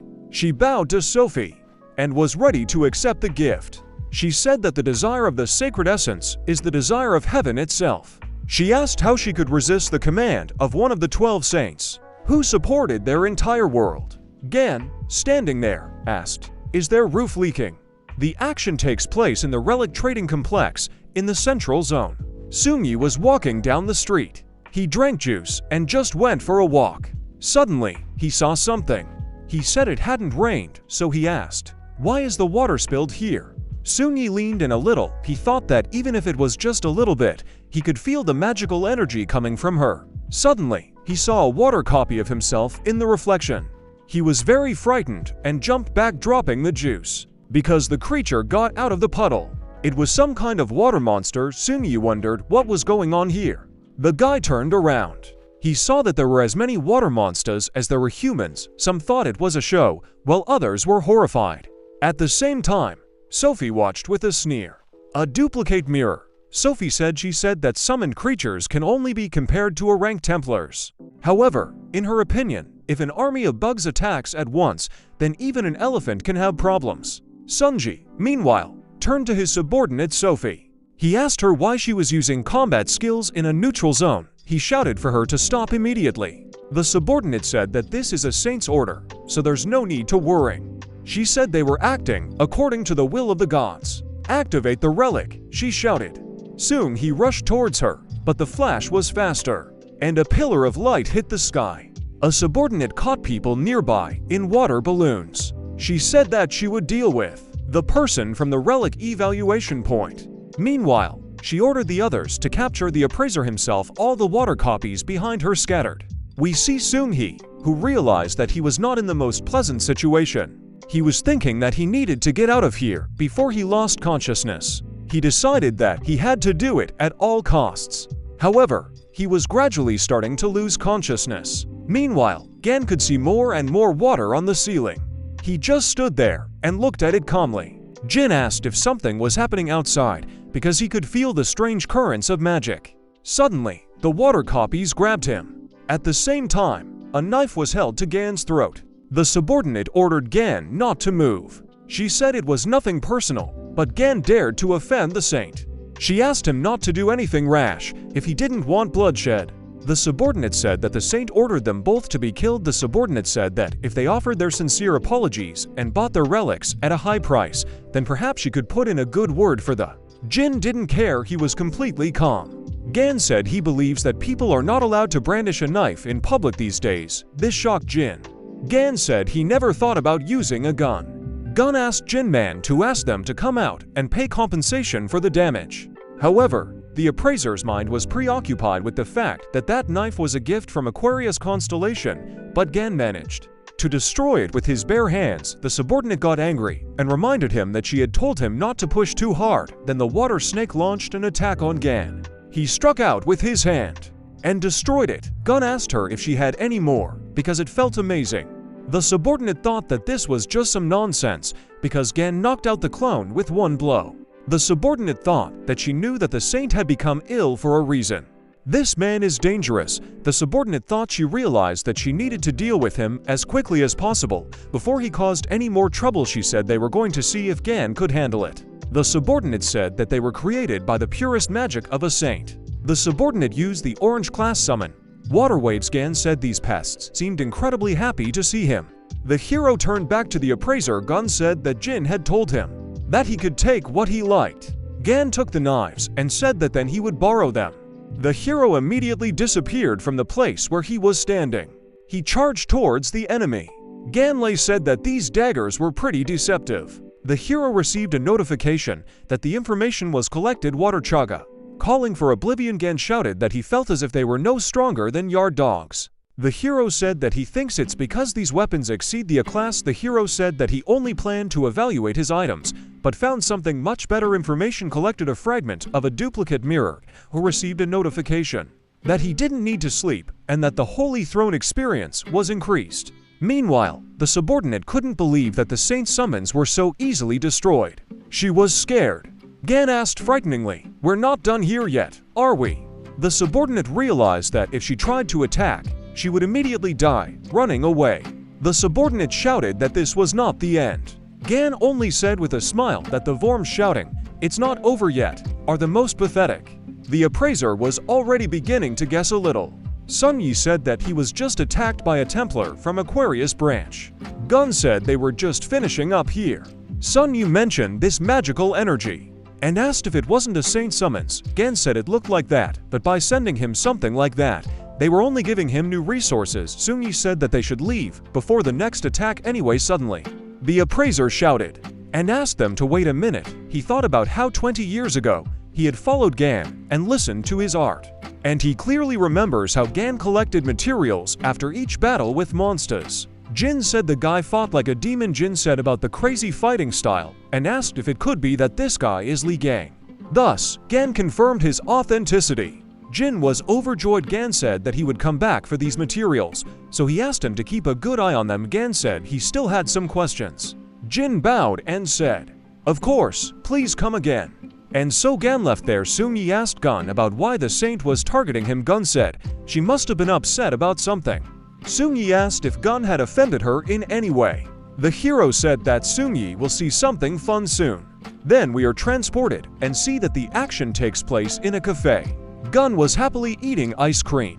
Gun shouted that the local ice cream is just awesome. He told Sun Yi not to be shy and eat as much as he could. Sun Yi said that he was grateful, but said that this place might cost Gang a pretty penny. However, Gan said that it was fine after all. He had picked it up earlier. Gan said that many privileges are available with it. Gun said that as far as he could remember, they called it an emblem. He said that it is similar in functionality to a bank card, but with it, Gan can even rent other people's skills. Sun Yi said that he hadn't noticed that he was wearing the Aquarius emblem before. Sun Yi immediately thought that they might have a problem, since it also serves as an identity identifier. Gun told Sun Yi to forget about it, because they would think about it. After the meal, Sun Yi wondered if it was really okay for him to eat it. Then Sun Yi's boss came up to them and said that he didn't think he liked the local ice cream either. Sun Yi greeted Bishop Sung Hyuk. He asked if they would mind if he joined them. Gun, meanwhile, was wondering if this was the boss who was bothering Sun Yi. Sung Hyuk said he was happy to meet them. He spoke to Gun and asked if Sung Yi had told him about him. Sung said that Sung Yi said that he met a truly amazing person who managed to defeat spiders, while Yang Wei failed miserably. Gan asked what Sunu's business was. The bishop said that hiring promising awakened ones is one of the bishop's main tasks. Gan asked what Song could offer him. Song said that the upcoming big auction will feature one of Lei Gang's own legendary relics. Song said that since there was no hurry, why not continue their conversation while enjoying the auction process. Hearing this, Gun put down his spoon and stopped eating the ice cream. Playing my relic means, Gan thought. He said that Sung really does have a knack for intrigue. The hero said that it sounded quite interesting, and then asked if the auction house was far away from here. Sung said it wasn't far away.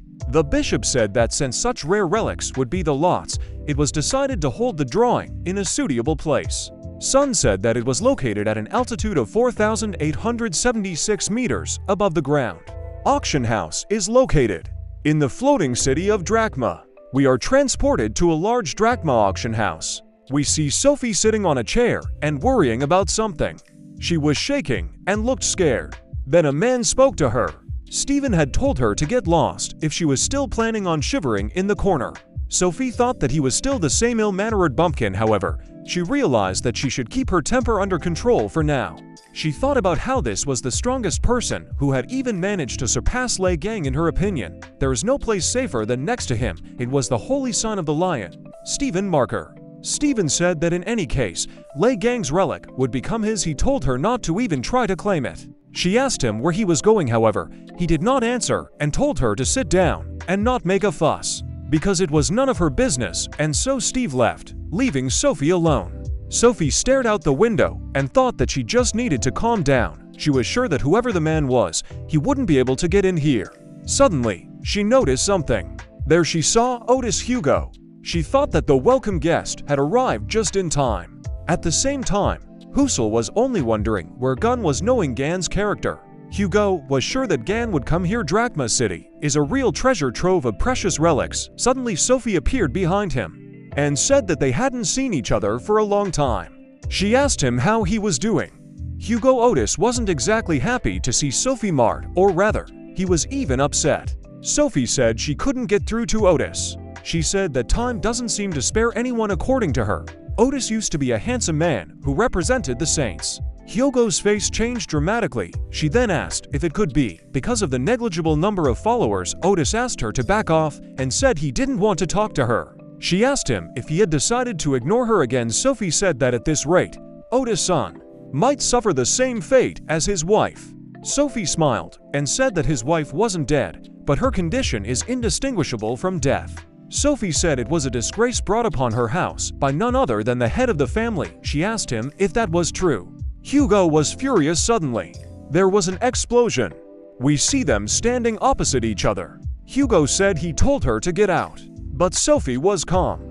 She laughed and said that he had managed to restrain himself. Sophie said she thought he'd forgotten about the agreement he'd signed 10 years ago. Then she asked him, should she teach the arrogant boy a lesson? Suddenly someone called out to Sophie, calling her a parasite. She turned around and Gun immediately knocked her out with a blow to her forehead. He hit her with his finger, and she lost consciousness. Hugo immediately turned to look at Gan. They were surprised to see each other. Gan asked what Otis had left behind. He said that he was worried about Gan because you can't let Gan out of your sight. Gan asked if Otis really had a crush on him. However, Otis asked Gan to stop talking nonsense. Gan looked down with disdain and asked something. Gun asked why he kept running into her everywhere. He wondered if she had a crush on him. Otis stood behind him and thought that this was ridiculous, and that Gun was really in trouble with his head. Liang, the 13th constellation recognized as the strongest. Sophie had always disliked him. She was rather afraid of him. A hideous, scarred face, a cruel temper that didn't spare anyone who got in the way, and a haughty look that pierced to the bone. Then we are transported back to the events that took place 20 years ago. We see Gan walking through the castle, and his subordinates are shouting for Gan to be stopped. One of them stood in front of him and said that he was in the residence of the sign of Aquarius. She asked him to leave this place. However, Gan told her to leave. Of course, she was scared, and as she ran away, she screamed out of fear and incomprehension.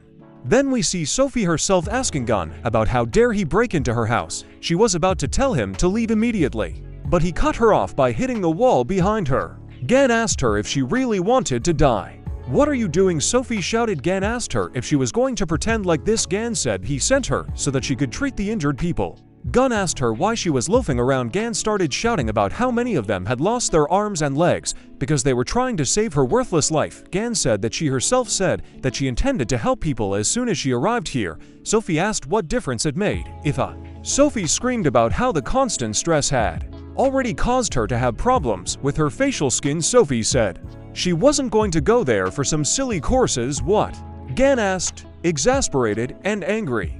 She'd tell him to get lost at last. She also said that she has an interview scheduled for today, so she needs to have time to put on her makeup. She shouted for him to let her go. Sophie asked him why it was necessary to squeeze so hard. Gun wasn't going to let her go. He hit Sophie.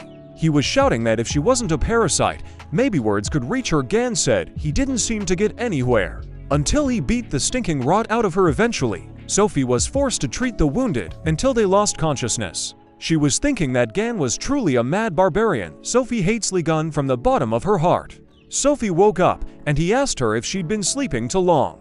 Suddenly, she realized what was happening. She was shocked, because he was sitting across from her. She screamed in frustration. Sophie started yelling at them to untie her immediately. She also asked them how they dared to treat the saint like this. Gan said that Na hadn't changed a bit in 20 years. He wondered how she did it. Sophie asked them if they thought they could get away with it. She was thinking that she wasn't the weak girl she used to be. Sophie thought that she would have no trouble melting the rope. Sophie decided they couldn't hold her back with something like that suddenly.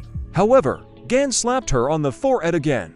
Gun said she looked like she was up to something. Then he saw that there was something wrong with his finger. Sophie began to exult. She said that she has an acid layer on her that protects her from all external attacks. Sophie said that now this acid would spread through his body and eat away at him from the inside out. Sophie had time to fantasize about Gun begging her for mercy.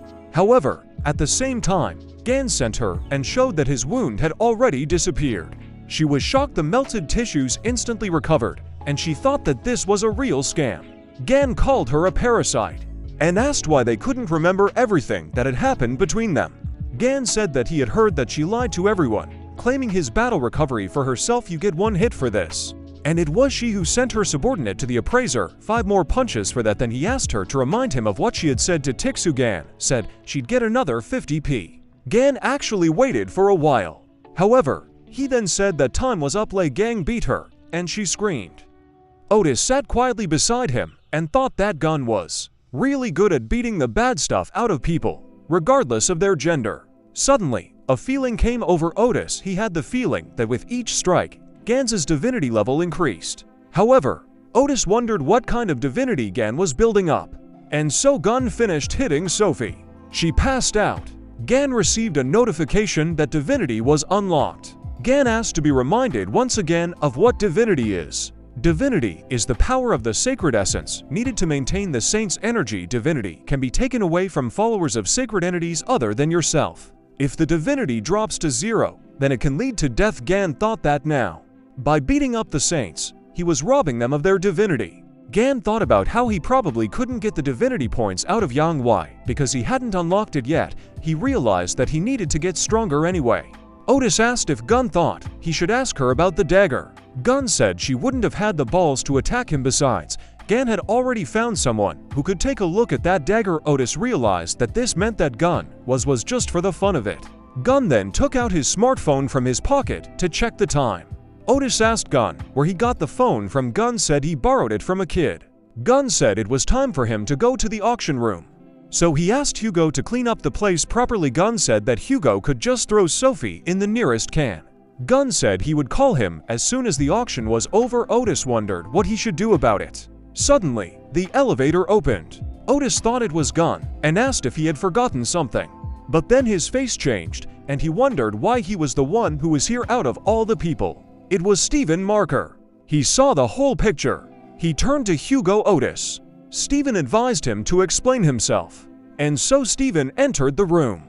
Stephen said they hadn't seen each other in a while. Then he called Otis Sagittarius and said that he was not happy to meet them. Otis asked him what he was doing here. Stephen said that he and Aquarius made a deal. Stephen said that he and Aquarius made a deal. Stephen said that he had some business to attend to in Drachma, so he agreed. Stephen said it was his turn to ask questions. The first thing he asked was why Otis was here. Otis replied that he also had his own things to do. Stephen asked if Otis was targeting Gun's relics. Otis asked if his relic was going to be auctioned off. Stephen asked if Otis didn't know. Stephen said that, even though he was the most pathetic of constellations, Otis couldn't afford them anyway. Otis smiled and said that the lion kept beating around the bush, picking up old relics of Gan. For a long time, Stephen tried to ignore Gan, but because of his growing inferiority complex, Stephen went so far as to collect all of Gan's relics without exception. Otis asked if Stephen thought it would make him as strong as Gan. This of course made Stephen very angry. He'd gone crazy just mentioning Gan to Otis as expected. Stephen decided to attack Otis. He turned to Hugo and told him to stop talking nonsense about that weakling. Stephen grabbed Hugo's hand and told Hugo not to mention Gun's name in front of him again. Stephen was furious. He said that he had long since become much stronger than Gan. Suddenly, someone ran up to Stephen and said they were in trouble. The guy said that Twin Branch is buying up all of Liang's relics. Stephen dismissed Hugo and said he didn't have time to brother with him. As Stephen left, he told Hugo to do whatever he wanted with Sophie. Hugo indignantly asked if Stephen had come here to save her. He said the auction was more important, he needed to get there as early as possible. Then Stephen gave him advice. Like an old friend, he said that if Hugo wanted to live a long life, he should choose his words more carefully. Hugo grinned and said he was very grateful. And so they left, leaving only Hugo and Sophie in the room, who was unconscious. He looked down at his hand that had been damaged. He wondered what it meant, that Stephen didn't even think Hugo was weak. Then we are transported back to the drachma auction house. The auction takes place in the VIP room. The host said that again the twin branching takes the lot. She said that the first stage of the auction had come to an end. The second stage will start immediately after a short pause.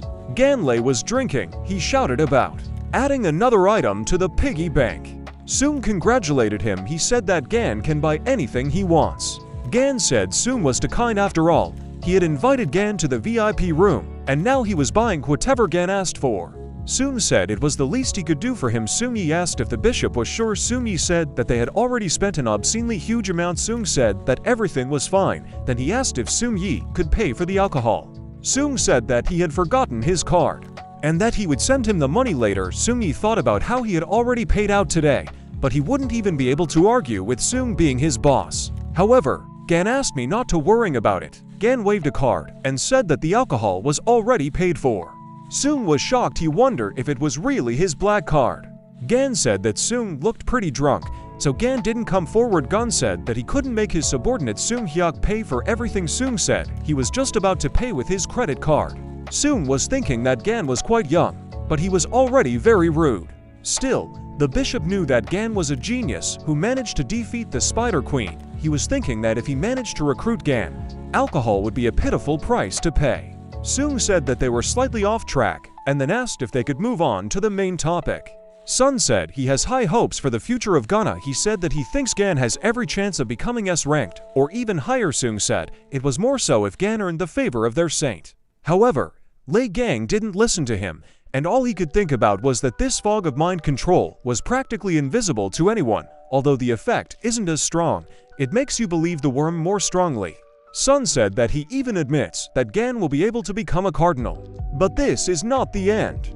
Wealth, glory, and respect for the great Gemini leader. Sun said that was all Gan could get. Sun reached out and told Gan to grab his hand so that he could be reborn as a follower of the Gemini constellation. Suddenly, Gan laughed out loud. Gun said he's been laughing too much lately. He asked if this was what Sun wanted. Gan asked if Soong really wanted Gan to be the next 6 of his worthless god. Soong was shocked, thinking that he had been behaving properly with him all this time. He couldn't understand why Gun was angry, so he decided to change the subject. Soong said there seemed to be a misunderstanding. Here's your one relic. Someone said from outside. Soong thought about how it happened just in time. He asked her to come in. The girl apologized for bothering me. She walked up to Gan and congratulated him, saying that it was an item that belonged to Lei Gan. She said that all the necessary certificates are ready. Song was shocked and asked if Gan had one of Lei Gan's relics. The hero said that Soong himself said to choose anything. Lei Gang said it wasn't exactly what he was looking for, but it would definitely come in handy. Soong knew that Stephen was so obsessed with them that they couldn't afford to even touch these relics. Soong apologized and said that it turned out that this relic already had an owner. Suddenly, the door was knocked down. Everyone shifted their gaze there. It was Stephen. He asked about the one who dared to touch his relics. Gun asked if it was Stephen who claimed her. Soong apologized to Stephen. Soong said that their newcomer made a mistake due to his ignorance. He said that they would immediately return the relic on the spot. Stephen said he would turn a blind eye this time. He asked them to take the relic and put it back where it came from. Soong thanked Stephen and said that he could make the payment later. Stephen, on the other hand, thanked Soong and said that he didn't have to spend a single penny on her. Stephen bared his teeth. He asked the bishop if he thought he could touch his things with impunity. Soong wondered if this little oversight was really why Stephen wanted to leave them without tens of millions of dollars. Gan then asked what kind of nonsense they were talking about. Gan said that he won the auction, which means that all the relics are now his. Gun said that if Steven wanted them so badly, he should pay $200 million. At first, Steven was shocked. However, he then laughed out loud and said that he thought that only underpants would fit in the twin branch. Steven said he had balls of steel. Soom was shocked and very scared. He couldn't understand if Gun didn't know who Steven was. Steven said that he liked Gun because in his opinion, this is what a real man should be like. Steven said that he believed that their meeting was not accidental. Steven asked them why they shouldn't introduce themselves. Steven said that when meeting interesting people, he always gives them a warm greeting. Steven said it would be shocking for me. Gun asked him what he was talking about. Gun realized that Steven had managed to increase his strength slightly. Gan thought that this was to be expected from the Lion constellation, which specialized in battles. He knew that the constellations of Aries or Aquarius could not compare in this respect. Gun knew that Steven wouldn't rest until he tore someone apart. Gun thought of Steven as an evil worm. Steven reached out his hand to Gan. The hero didn't move and stood still. Soomyi was very excited and shouted. Soon was also excited because Gun had actually provoked Steven. Steven said it was fun. He said he hoped that Gan would enjoy the rest of his life in a wheelchair to the fullest. However, Gan asked him what he was doing. Gun asked if Steven was trying to shake the dust off his shoulder. Steven was shocked because the blow landed right on target. Steven asked if Gan was able to dodge his skill with teleportation.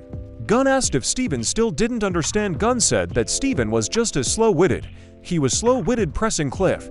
Gan said he asked Steven if he really thought the same skill he'd invented would work on Gunna.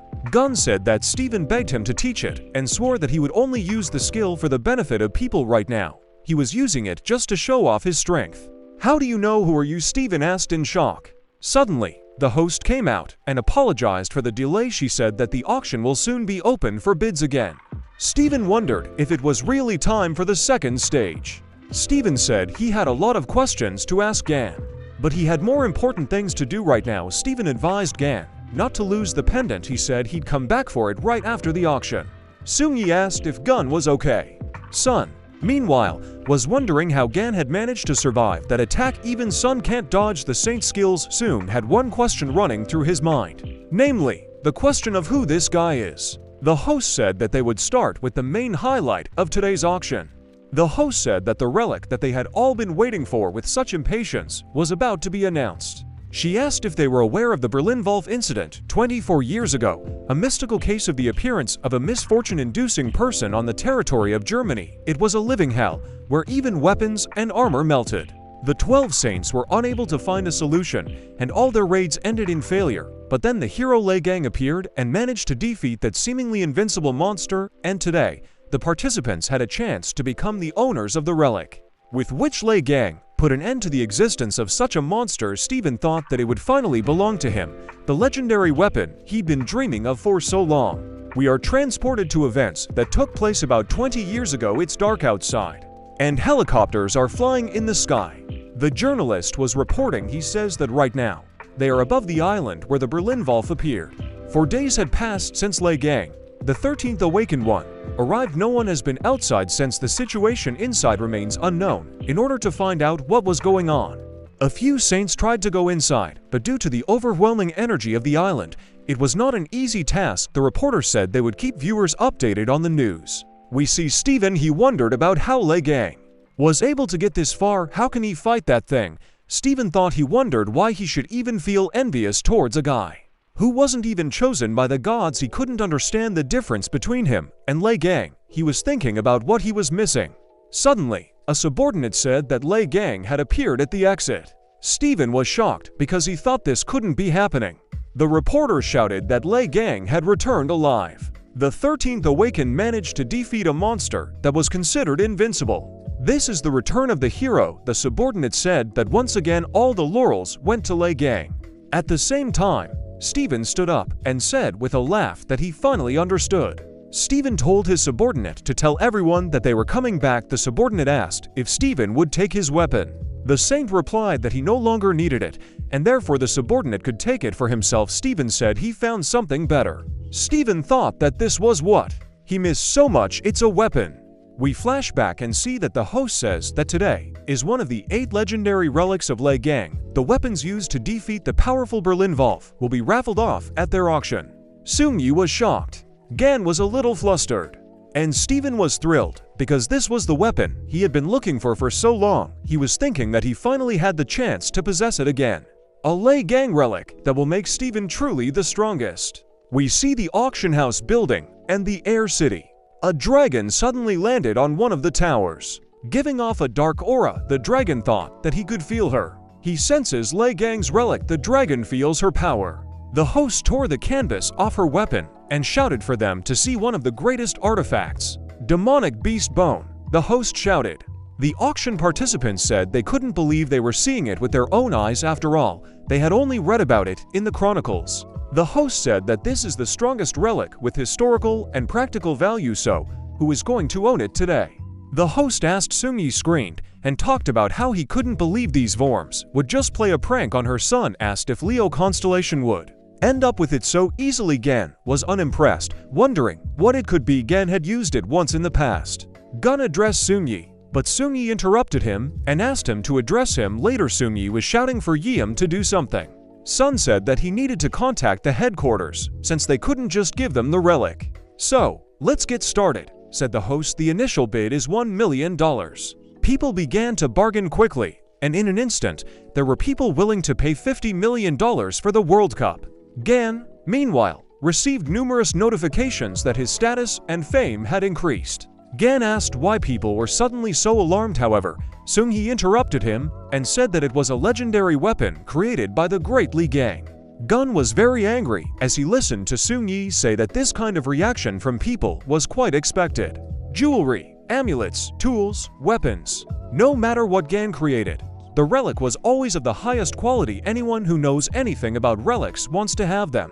Seung-yi said that this is especially true for Leo's co-star Steven Marker. Steven is ready to go to the end of the world to get the relics of Liang. His incredible power and influence allow him to go as far as he wants. Seung-yi said that the fact that Liang's greatest creation will be the next addition to Steven's collection is simply freezing. Seung-yi said that all the profits will go to Liang's account, which is now owned by the government, so they just have to accept it. Gan wondered, will the money be transferred to my account? Gun thought about how lucky he was, and then started watching the auction like it was a movie.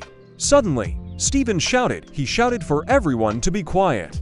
It was so loud that everyone in the audience was startled. As they descended the stairs, Steven asked them if they had heard correctly.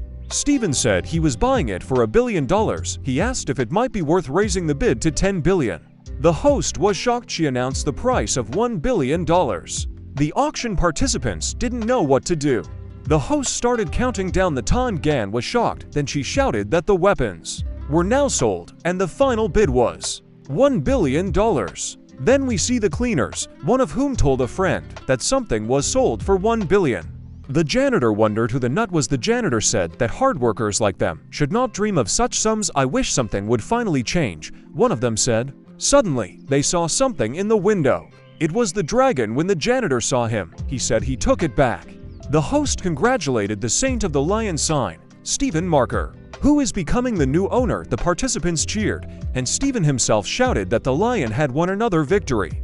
Suddenly, someone broke through the wall. Steven was shocked and wondered what was going on. It turned out to be a disaster inducer. He said he found a relic. The monster told Steven to give him the relic. However, Steven didn't agree with this. Then the unlucky one leapt at Steven.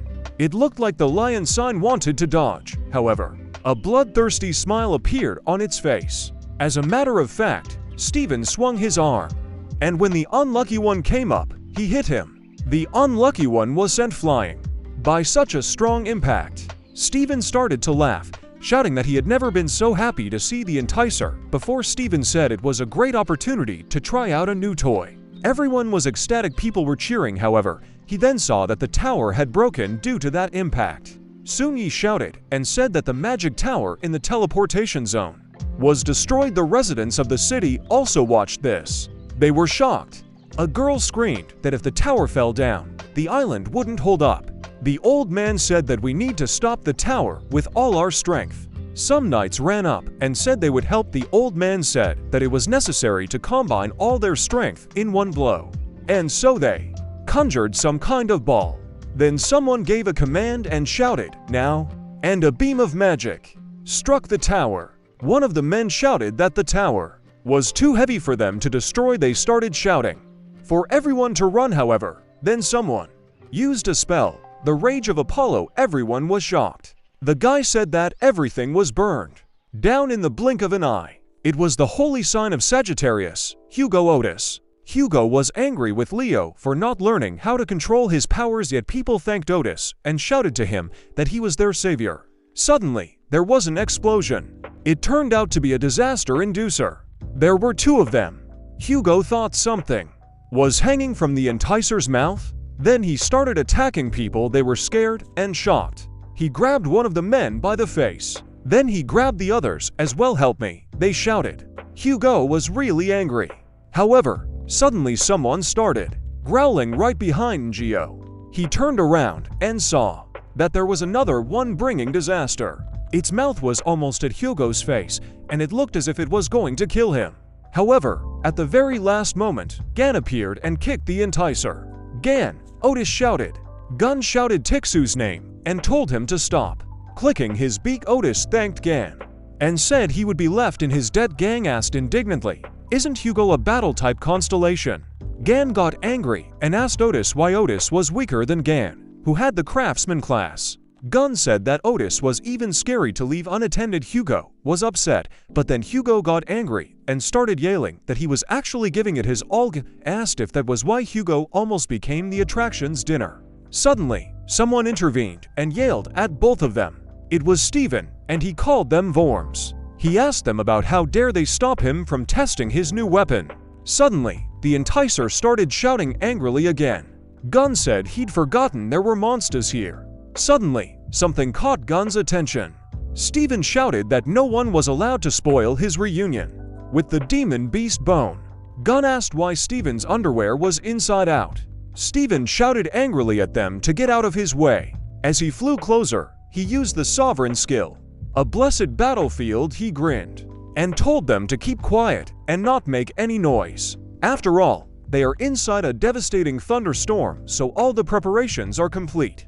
Steven said he said that he was previously in a disadvantageous position, which caused him to counterattack with magic energy, but now he wants to test the true power of this little girl. People were excited to see him, and some even shouted out that Steven was the strongest saint, surpassing even the hero Lei gang. They shouted that they were saved, and also that Steven would destroy the enticer. The enticer even felt a little uneasy. Steven said it was time for the enticer to answer for all the mess he'd made. Cut out, Steven shouted before the attack. He hit the monster right in the forehead. However, there was no effect. The people who saw it were shocked. Attraction and Steven were standing opposite each other. Steven hit the enticer again, and then another. They stood up again, looking at each other. Steven was enraged and began to beat the man with shouts, but his attacks didn't deal any damage to the summoner, only made him angrier. Then the enticer growled and hit Steven back. Those were direct hits. Steven thought he was confused and wondered about why Lei Gang's weapon wasn't working. Hugo asked if they could get out of here. Lei Gang said that it wouldn't work because after all, it was a sovereign skill and even Gang would need a long time to dispel it. Lei Gang swore that once he got out of here, Steven would regret his birth. Hugo was also angry and wondered who would throw away sovereign skill so thoughtlessly. Then they both turned around. Gan said that the first thing to do was deal with their friends. Gan asked if these monsters were part of that attraction. These monsters were like zombies. Hugo said no. They were people who had been affected by the monster. Hugo said that judging by the location of his victims, it looked like the monster intended to use them as human shields. This means that the heroes will not be able to attack it so easily. The army of the stricken began to attack. Gan said it looked like they had only one choice left. Hugo was excited and asked if Lei Gang had a solution. The hero said that he would just beat up the enticer. However, Hugo ran after Han in fright. "Gan, right in front of you," Hugo shouted as the startled man leapt at Gan. However, the hero grabbed it with one hand. Then he took a closer look at it. He detached the enticer's fabric from the man. Hugo was shocked. The enticers were also watching this, however. He didn't seem to expect them to do so. Gan said it was very simple, he's alive. Isn't he? Hugo asked excitedly. Gan said the man was alive. Just passed out. How did you do it? Hugo asked in surprise. Gan smiled and said that he did it with his power. Hugo said that he was probably too tough to do that, because unlike some people, he wasn't unnecessarily terrifying. Gan replied with a sneer that he knew from the very beginning that everything would have to be done alone, because Hugo, according to him, is of no use. A little annoyed, Hugo said that Gun could at least cheer him up a little. But then, with a sigh of relief, he said, "Forget it." He immediately tuned in to the fight and asked if Gun was going to rush forward. He said that in this case he would cover his comrade. Gun said it looked like Tixu still had a bit of its former heat. So let's get started. They said they started their first collaboration together in such a long time. Let's not delay and deal with it in one go, Gan said. Then, he made a dash forward. Gan leapt over the crowd of infected people, after which it immediately landed, hitting the ground and knocking the infected away with the shockwave. By one action, Gan freed all humans from the Enticer's curse. The Enticer watched this and seemed shocked. He got angry and started trying to grab Gan with his tentacles. "You're trying so hard for nothing," Gan shouted as he confidently approached the Enticer. However, the tentacles continued to move. Gan realized that the Enticer was targeting the townspeople behind Gan. The tentacles had almost reached their destination. However, a light suddenly appeared. They were Hugo's arrows, which he used to burn the tentacles, preventing the Enticer from taking over the humans. "Not on my shift," Hugo said. "Well done, Tixu," Gun shouted as he continued to approach the Enticer. And so, he finally approached the monster. Gan told the Enticer to stop wasting his time and just give up. Gan swung to strike the Enticer. It was under the attraction and then hit the attraction on the stomach, after which the monster soared into the air from the force of the blow. The Enticer screamed as he flew. It hit the barrier so hard that it shattered into pieces. Hugo happily ran up to Gan and said that as expected, Gan quickly dealt with the Enticer. Of course, Gan said he then said that the people who had fallen under the monster's control should recover soon. Suddenly, Gan's palm began to glow green.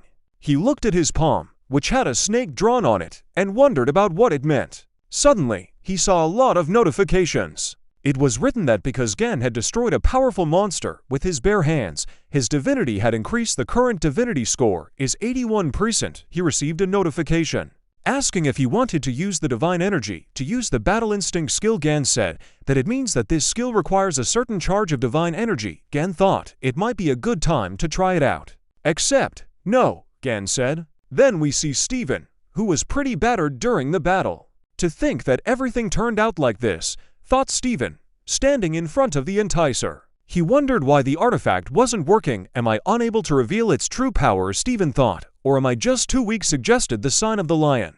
He continued to fight the Enticer. The people who watched were upset that Mr. Steven was losing. However, one of them pointed a finger somewhere and told them to look there. Something was happening to the barrier. It was Gan who had made a hole in the barrier with his bare hands. Steven was shocked because he didn't understand how this was possible. My sovereign skill was broken. Steven asked in shock. The Enticer, in turn, thought that this was a danger, so he decided to kill them first. The Enticer decided to attack Gan. However, the hero shouted for the Enticer to die. At the same time, the monster seemed to be nailed to the ground. Everyone was shocked. They were thrown back. Gan stood calmly, and opposite him lay the Enticer, who was grunting in pain. He wondered how the little man could have such power. "Aren't you human?" the Enticer asked with the last of his strength. Gan asked the Enticer what the hell he was babbling about. Gan lifted his leg and swung another kick at the Enticer. Steven was surprised and couldn't believe his eyes. There is only one person who has such power, Steven thought. "Lei Gang," he exclaimed as he realized who was standing in front of him. Gun said he was glad to meet the mangy lion cub again. Gun said it looked like the lion had had a lot of fun while he was gone. Steven was trembling with fear. He said it was nonsense. He launched an attack while shouting that the person in front of him couldn't possibly be Lei Gang. But he was even more shocked when Lei Gang grabbed the relic without being hit. Gan was holding the relic with one hand, and the other hand was in his pocket. He asked if Steven really liked his toy. He tightened his grip, and the relic shattered. Gan apologized and said that he did it by accident. Gan said that this piece of bone was too fragile. Steven was horrified. Gun said that Steven had wasted so much time and effort anyway. It's my turn to punch you, Gun said. Swinging his arm, Steven started shouting and asking Gun to stop. However, the hero hit Steven so that he broke through the ground of the flying island. After breaking through the island, all he could do was scream and keep falling down. Then we flash forward and see Sophie. She must have been woken up by Steven's scream. She wondered why she was here. Her bracelet continued to emit a certain green color. She said she had a splitting headache. Gan laughed and said that they would see each other again if the mangy lion cub was still alive. You sent him straight down, Hugo asked in shock. Gun asked him what difference it made, because you couldn't take away Steven's stamina if Hugo had taken care of the people inside the barrier.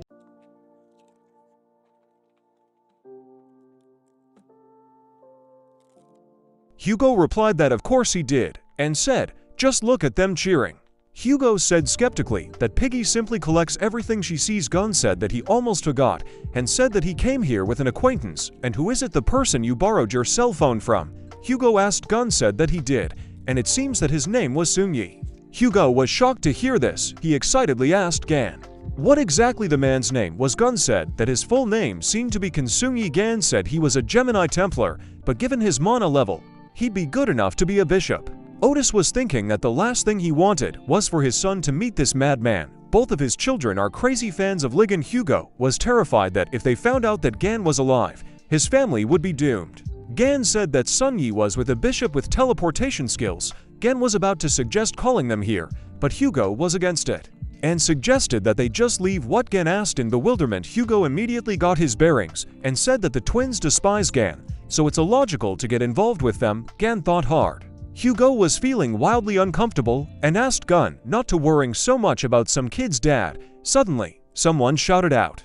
Hugo was shocked. He slowly turned around after recognizing the voice. Sunyi could hear them talking about Gun. Sunyi asked if they were talking about Liang Nim. Hugo was shocked and wondered what his son was doing here. The call has been active all this time. Hugo realized, which made him even more shocked. Answer me already. Sunyi shouted. Father and son started arguing, and Hugo couldn't think of anything to say. Meanwhile, the monster's tentacles began to whisper Liang's name. Suddenly, one of them attacked him. It almost reached Liang's face. However, the relic appeared at the last moment. It completely absorbed the enemy object. He received a notification that the poison body skill had been improved, and that resistance to poisons was now a basic effect when creating new relics. Everyone was shocked to see this. Gan violently began shaking the relic and shouting at it to spit it out, because you can't put everything in your mouth. Otis and Sunyi stood to the side and watched in shame. Hugo turned around and wondered if it had fallen from the remains of that bony monster. It was pretty dangerous, he thought. Sunyi recognized the slime and said it was just like one of the relics of Liang Nim that he had read about. Sunyi started to walk towards Gan and talk about his amazing skills and the inexhaustible supply of magical energy. Sunyi was thrilled when he realized that the 13th Awaken's only friend was his father. Sunyi was incredibly happy and asked if he was really Liang Nim. Hugo was upset, while Sunyi couldn't get enough of it, but suddenly Gun shouted at him. Sunyi then screamed even more in delight. After that, we are transferred to the Lion Branch headquarters, which is located in the USA. The action takes place in a conference room. A man in a hood says that the head has not been in touch with them since yesterday. He said that since the twins were not bad at searching, they needed to hire their people. This man is the Bishop of Leo's branch, Oliver. A man asked if Oliver thought they'd be willing to help them after that fight. Oliver realized that they really weren't going to help. The same man told the bishop that there were rumors that the head still hadn't shown up because of Liang. What nonsense is this? Oliver asked. He said that even if Liang's return was true, Gang had already lost to the boss in the past. Oliver said that we must not forget that Mr. Steven is the strongest among the saints. Suddenly, sounds began to come from somewhere in the hall. Someone shouted that he despised lions and hated Sagittarius. I like Liang. Only Liang, the ringtone said. There was a sudden hush in the room, and all eyes turned to the girl sitting across from Oliver. I'm sorry, she said, still looking at her phone. I forgot to turn it off, the girl said, showing her colleagues the phone. This girl is the vice head, cardinal of the Lion Branch, Young Yoha. Vice head one man shouted, Judging her, Oliver was also angry and asked her to take the conference more seriously because their boss was missing. "Why are you looking for that?" Juha asked. Then she said that it was her fault and asked again why they were looking for him, because the head is very tenacious, which means that most likely he is in perfect order. The men thought that maybe she was right. Oliver had viciously said that as the vice head, she should be in charge of the search. Not acting like it was none of her business, however, Juha was absorbed in reading the messages apparently. Sun Yi texted her that they now have an uncle who is just incredible. He wrote to tell her to come to Baki's house faster because the legends didn't lie. Oliver asked her if she was listening, however, Juha was only thinking about what Sungi had written to her. Getting up from the table, she said that she would leave a little earlier, but she asked them to deal with everything. And so she got up and left the conference. Oliver was angry. He was very angry and started shouting. We are transported to the holy abode of Aquarius, the residence of Sophie Mard. Crowds of people gathered there. They asked Sophie about who dared to kidnap her, as well as whether the incident in the drachma was related to Liang. Her subordinates came out and said that they had no comments today. So they asked the journalist to disperse. They said that the lady needs to rest. And later she will answer all the questions in the official broadcast. We see Sophie, who is terrified. "You Liang, stop it," she shouted. She wondered how he dared make such a big deal out of that incident.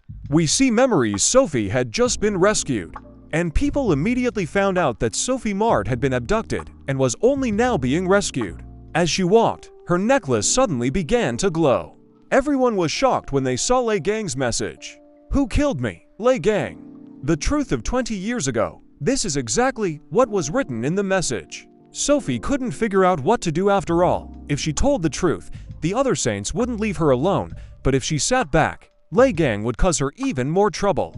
She was furious that Liang would pull such a stunt. While she was passed out, Sophie was terrified and screaming. She shouted that it was all Liang's fault. At the same time, we see Gan wondering if it's worth making ramen.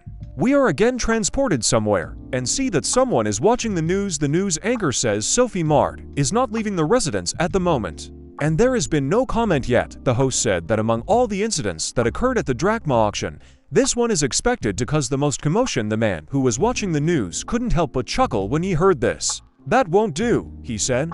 After that, we are transported to the house of Hugo Otis. 10 points, someone shouted as they hit the target. We see that this is Hugo, who is practicing archery. Gun asked Hugo if he liked the new bow. Hugo said that the bow that Goat made for him is not even worth it. Gan then released an arrow, which hit Hugo's arrow, cutting it in two as he did so. 10 more points. Ganyu shouted. Hugo asked if Gan really needed to shoot that way. Gan was wearing a blindfold, which meant he couldn't see anything. The hero said it was quite fun. Hugo got angry and said that Gun did it on purpose. Hugo got angry and asked why they were shooting at his target. Gun smiled and said that Hugo was so much fun to annoy. Then he saw that ice water had been brought to him. It was Sungi. He called me uncle and said he had brought water and a towel. Hugo was furious while Gang and Sungi were smiling happily. "Sungi, your dad could use a drink too, don't you think?" Hugo said happily as he approached his son. However, Sungi told Otis to go and get it himself since the water is in the refrigerator. Gang said that his stats increased after the skirmish in the drachma. Gan said he thought he could afford a small investment in an instant. The sacred Ophiuchus abode was recreated. However, due to the low level of the sacred monastery, the space is very limited. A sacred abode is a place where a constellation bearer can live, train, and test their level of strength. Now Gan can control the sacred abode, as well as summon a low-level avatar, Pig Bank, there. By bringing human avatars to the abode, Gan can strengthen its power. Gan thought about it. Seungji told Gun that he said it was time for him to leave. Seungji said that he also had some business to attend to, so they can move out together. Gan said he hadn't noticed the time had passed. Hugo asked if Gan had an appointment. The hero said that today he will have to meet a lot of people. We are transferred to the Redeye studio. Sun sat in front of Gan and asked if Gan would be willing to join the twins. Gun said that Seung seemed to have a lot of soul. Gan said that Seung had said that he was overwhelmed with work. The bishop said that even though he had a lot to do, hiring promising people was always a priority. Seung then asked if Gan was just going to leave them after buying $1 million worth of items with the Gemini branch's money. Hearing this, Gan suddenly froze. Seung thought that this was probably what Gan had planned at the same time. Gan was thinking that Soong had seemed annoying at first, but things were turning out pretty well. Pig, Parasite, Lion Cub Gun was thinking that the next person he should deal with was that bitchy purple witch. Gan said that they had agreed he would give in to the twin branch. Sun said that we should discuss the official date then. However, suddenly Gan said that there was one condition. Gan pointed to the badge Soong was wearing. The subordinates yelled at Gan and called him names, saying that Lady Saint personally handed the emblem to their bishop. Soong asked if he needed this logo to enjoy all the privileges of their branch line. Gan said they might at least flood him with promises, but it's hard for him to believe anything until he gets his hands on something. Gan asked if Soong was willing to make a small investment. Soong seriously thought about it. He said that he needed to think about it. The subordinates shouted, however. Gan told the bishop to decide faster. After all, we are waiting for another meeting. Soong Yi texted Gan to tell him not to hurry, because Nuna said she was also late. Soong Yi was thinking that this place is famous for its excellent ice cream, which Soong Yi hopes his uncle will appreciate. Soong Yi was thrilled to be able to call Li Gangnim his uncle. He thought that he would finally be able to look at her startled expression. Because she would be in shock, Soong Yi thought about how when his uncle arrived, he would have to ask him to sign an autograph on the dagger that he had repaired for Soong Ji. However, someone suddenly approached Soong Ji and snatched the dagger from his hand, saying that it was dangerous to play with knives, you might get hurt, I'll confiscate it. A guy said. Soong Ji furiously asked what that meant. The one who took the dagger is the twin branch Templar, Yeon Shu. Soong Yi got angry and told Yoon to return the dagger. However, Yoon asked if that was the way to greet your Hyen. Soong Yi was furious that Yoon always annoyed him just because he was a little older. He thought about choosing a different location. Soong Yi would love to beat up Yoon, but he can't get into conflict with him. Since that worm Yoon is the son of the Libra Saint sign, it's only because of this that Yoon is so bold as to turn up his nose. Soong Ji asked if Yoon even knew what it was. Sit down, Yoon said, and Soong Ji was immediately attacked by his subordinates. Yoon said that you should be quieter in public places. Sun Ji asked if Yoon really thought he could get away with it. Yoon said, that was a very big word for someone with their muzzle pressed against the table. Yoon asked why Soong Yi was so worried about this thing. He asked if it could have been made by the esteemed friend Lei Gang. Then he asked if it belonged to his incapacitated mother. That made Soong Yi lose his temper. He was furious. Then I received a notification that the relic owner was in danger, and therefore a random skill was activated. Yan couldn't understand what was going on. Suddenly, someone started climbing out of the portal. From the looks of it, it was Lei Gang. As he was leaving the portal, he headbutted Yun. Everyone was shocked and terrified. It was truly a terrifying sight. As only Lei Gang's torso emerged from the portal, Yun fell to the ground and cried out in pain. Soong Yi almost cried with joy when he saw him. Uncle, Soong Yi exclaimed. The boy asked how Gan knew he would be here. Gun said he was in a restaurant a minute ago. Lei Gang said that the one-time summoning skill that he put into the dagger had just triggered. Gun started looking around and said that it meant that those animals were killing the same as Soong Yi. He asked them how they dared to offend his nephew. Gun, with a crazy smile on his face, said that he would show them what happens to those who bother his loved ones. They were scared. We flash back to the events shortly before and see that Soong still agreed to give up the emblem, but on the condition that Gun immediately joins them.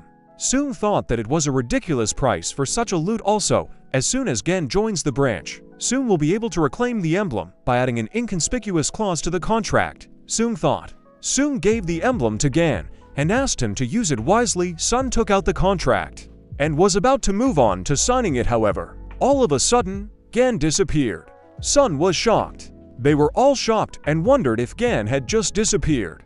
The waitress came up to them and said they were charged $790. We're back in that cafe. The opponents were lying on the floor, unconscious. Yun exclaimed and asked if Gun even knew who he was. However, Gan didn't let him finish and slapped him across the face. Yun then started shouting about being in a rank in some constellation.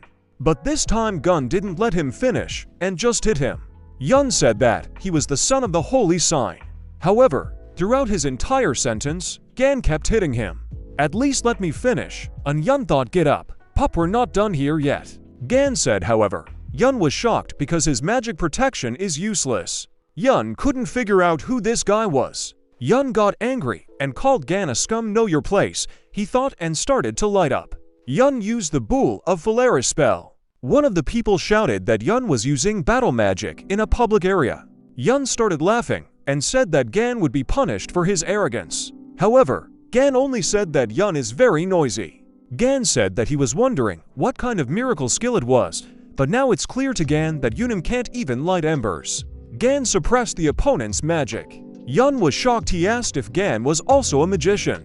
"No, I'm a craftsman." Gan said the hero can now use the absorb skill. However, information about absorb skills is stored temporarily and will be corrupted when used to permanently store the skill. Gan needs to collect information and create a relic. "Let me show you how to use it properly," said Gan. The hero himself used the Bowl of Phalaris spell. Yun screamed. It formed a pillar of light that shot up straight from the building. After a moment, we see that Yun was lying against the wall. He was dragged so hard on the ground that there were footprints. And he was also thrown into the wall so hard that the wall even cracked. Gun said that if Yun dares to bother Sun Yi any further, Gun will roast Yun Ha until crisp. Gan said that if Sun Yi gets bothered by these worms again, then let him not hesitate and address him. Gan said his uncle always had his back. Suddenly, someone entered the cafe, shouting Sun Yi's name. It was Nuna. Juha asked about the mess and what had happened here. However, Sun Yi enthusiastically said, "That's not what's important right now. Here it is," Sun Yi exclaimed, pointing at Gun. Sun Yi said that he was a man who had defeated countless monsters and saved the entire world more than once. A character from the videos they loved to watch over and over again. We can see that they really enjoyed watching the videos that Gan participated in as children. They admired him. Juha recalled Li Gang's previous appearance. Then she herself exclaimed, "Mr. Li Gang." Juha was shocked. She even started to feel her face, not believing it was real. She was very enthusiastic, but said that this could not be. Juha blushed and said that Li Gang looked much more attractive than before. Nuna said that 20 years ago, his entire body was covered in scars, and since Gun had been in the head for decades, Juha was sure that he would look even worse, although, in her opinion, this would not affect his coolness in any way. "No, its appearance is not the most important thing," said Juha. She said, with a little hesitation, that she was truly glad that Mr. Li Gang was safe and sound. Sun Yi told her that she had blurted out all her thoughts, which made her even more confused. Gun waved at her and said he was glad to see her. Yoha immediately bowed and said her name was Young Yoha. She thanked Gun for helping Sun Yi out.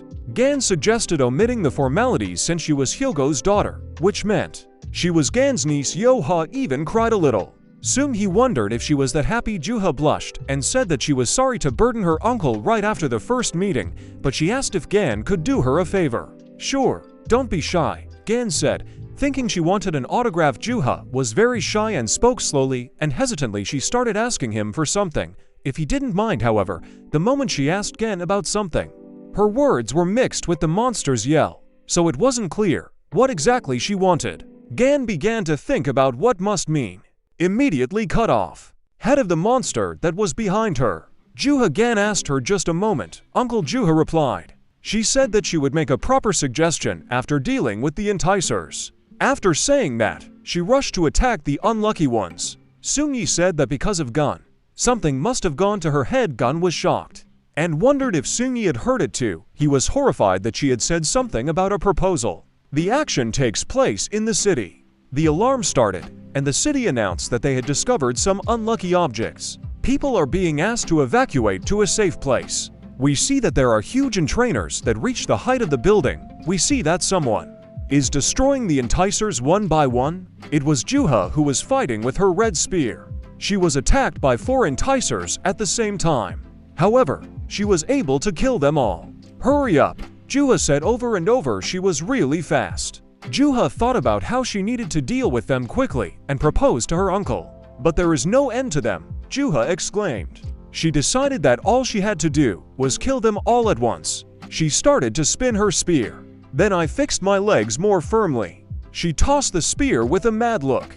Juha said that those who attracted her should not interfere with her love. With that, she threw her spear in an incredibly powerful manner. The spear reached the enticers in an instant. Juha used the Lotus Flash and destroyed a large number of enticers. Meanwhile, Gun was watching her. Looking at her, He thought that he had followed her because he was worried about her safety, but there didn't seem to be any need. Gan even thought that her fighting instincts were even sharper than Hyogo's. Juha, meanwhile, turned around and saw Gun. "Uncle!" Juha exclaimed and waved at him. He was suddenly huge and alluring behind her. At the same time, Gan managed to save his nephews. Juha blushed. "Wow. Managed to react to my attack," said the creature that attacked Gan. The enticer said that there seemed to be some interesting individuals in this world. This woman said that she liked Gan. She said she would make a special pet animal out of it. It was the one who controls this huge enticer that attacked Juha. Gan asked why everyone was so head-headed today, since they were getting their own cribs wet at this rate. However, Gan then said that it didn't matter, since he needed a stove to create new relics anyway. "You will become the No. 1 gas burner," Gan exclaimed. The unlucky one laughed and said that Gan was a funny man. Nuna noticed that she was an illusory race. Gun touched her and asked her what she was thinking, and then told them to leave this monster on him. And they went to evacuate the city. He added that he trusted them because he knew they were strong. So he asked if they should trust him too. They all shouted yes. Gan said it was weird, stretching his fists. He said that now the fun will begin. The monster struck with its spiked whip, shouting more resist harder.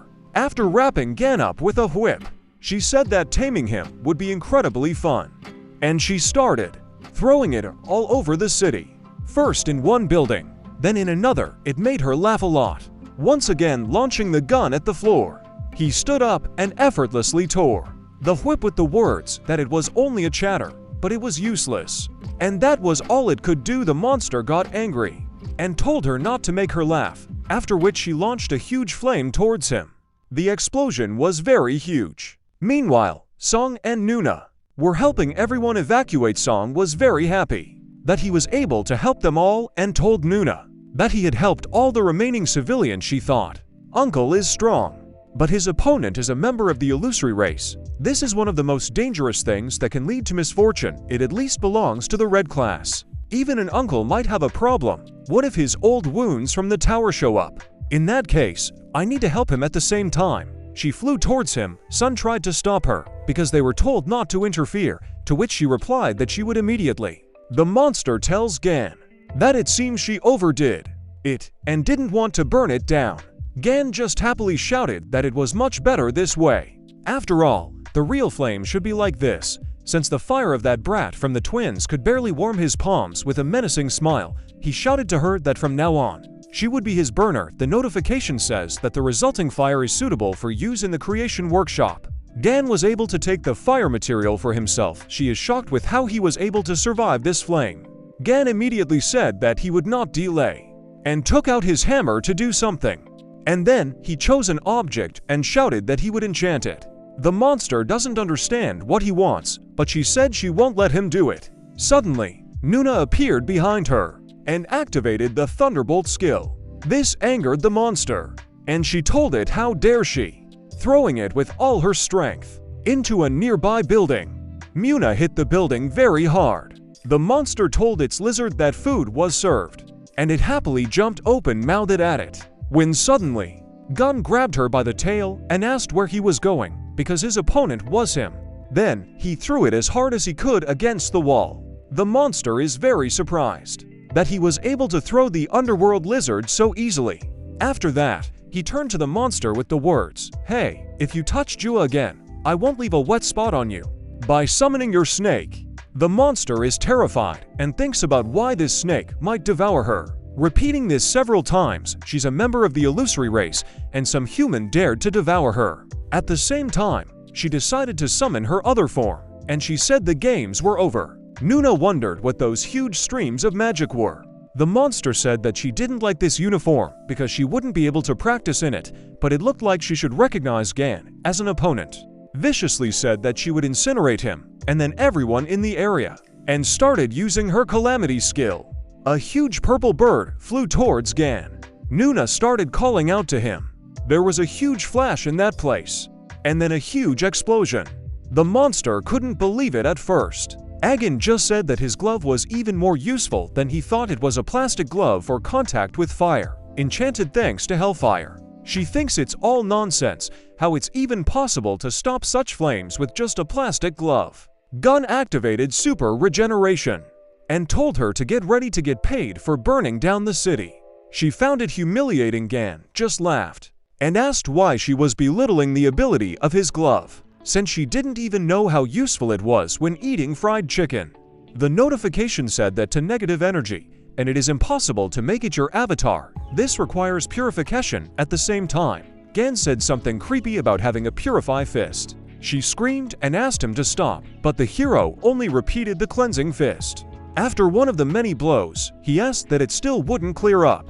And then he tried to make her an avatar again, but the notification told him that this is not possible, as dead targets cannot be cleared. He was surprised that she could not even stand it. Turning to the lizard, he said that apparently there was no other choice. He added that since the gas burner was broken, he would have to replace it. The netherworld lizard surrendered and became Afiyuka's prisoner. Gan asked her what name she liked best: torch, gas stove, coal, briquette, lizard.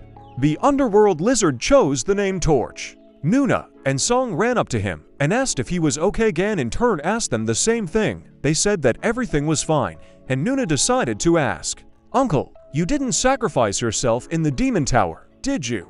I've been tormented by this question for a long time.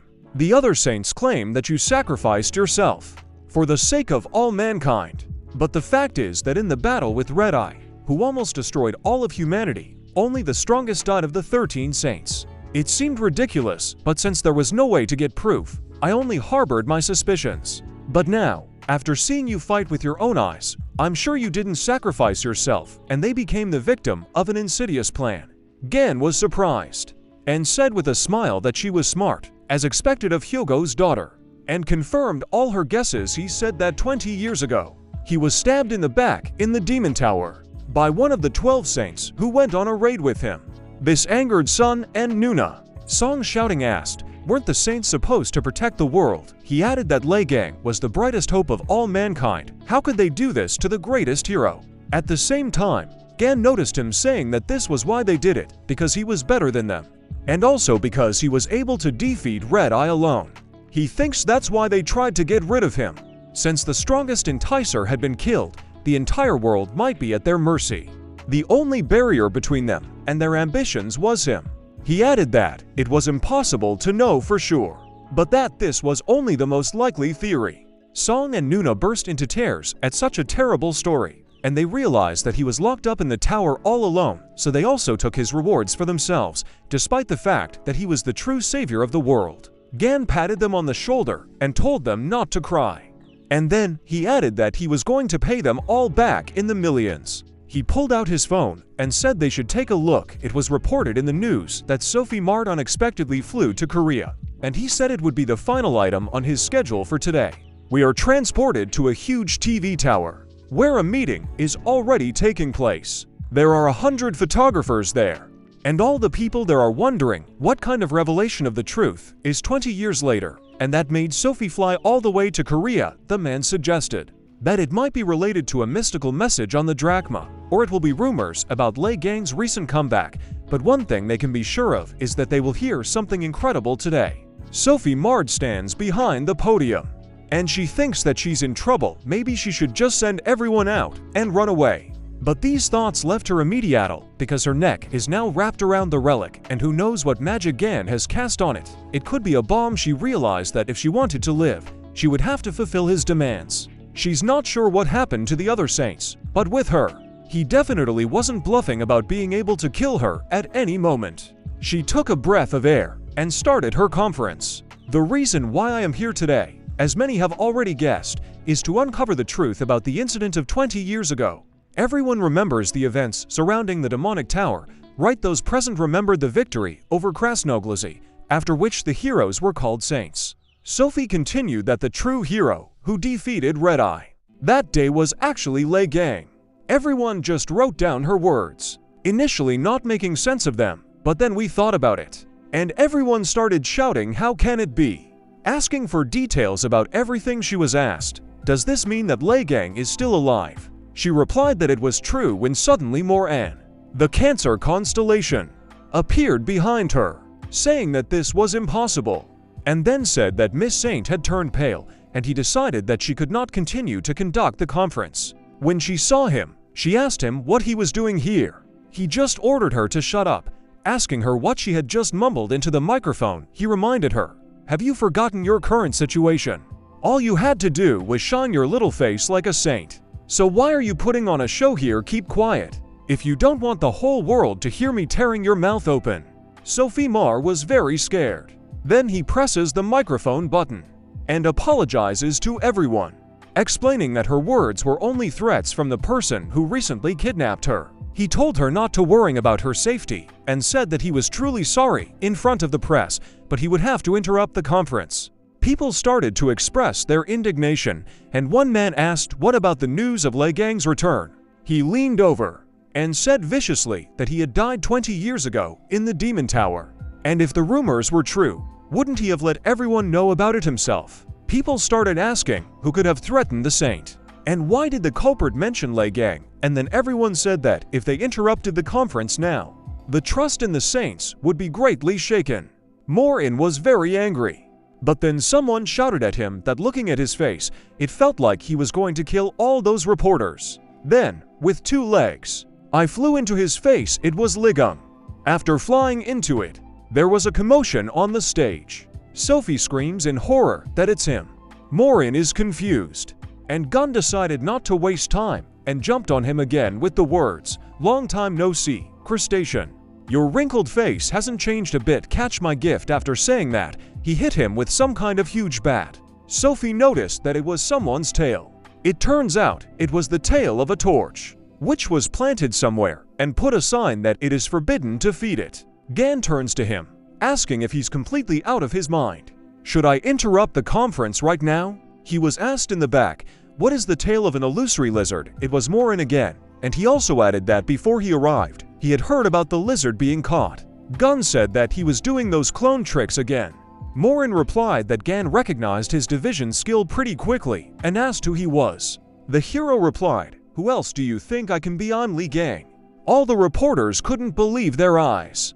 And then everyone just started laughing, saying it was the best joke of the year. Morin also laughed and said, "You have some good skills, but you seem a little out of touch with reality. You should have chosen a more suitable role model." At the same moment, his tail hits him in the face with all its might. Gan then said that no one would start using their brains until they hit them. The reporters are horrified. At the same time, Liang shouted, "What are they all hatching for?" and jumped at them in anger.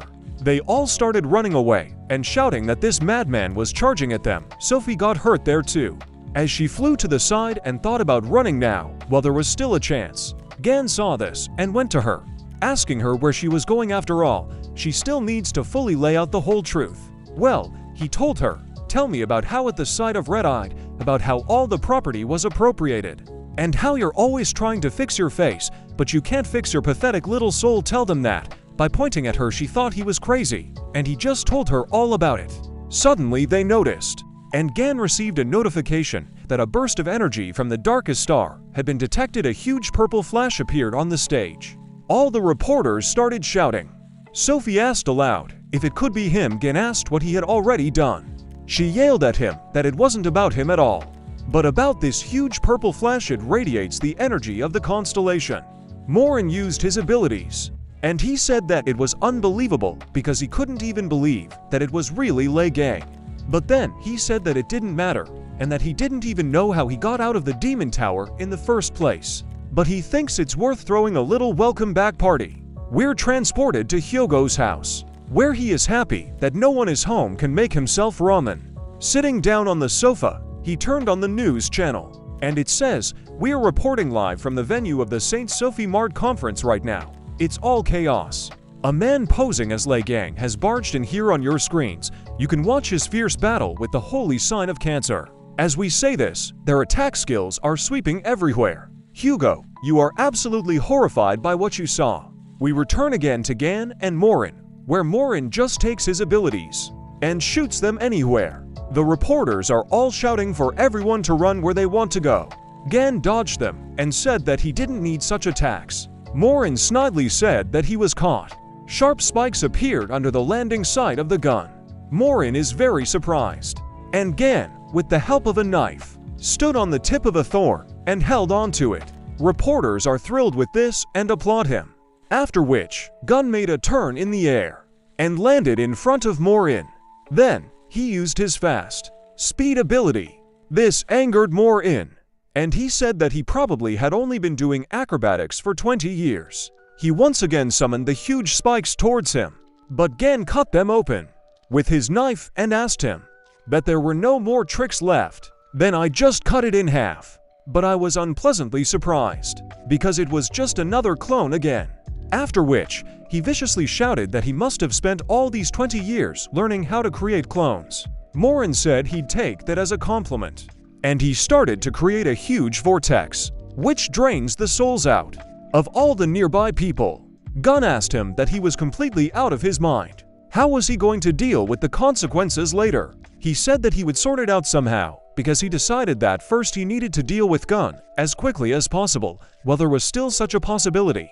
Gun knew it was him, the pig that had stabbed him in the back. Morin just laughed and said that he was trying so hard to find the culprit, and he added that it is not appropriate for a hero to dwell on such minor grievances. He thinks people would take him for a street thug rather than a saint.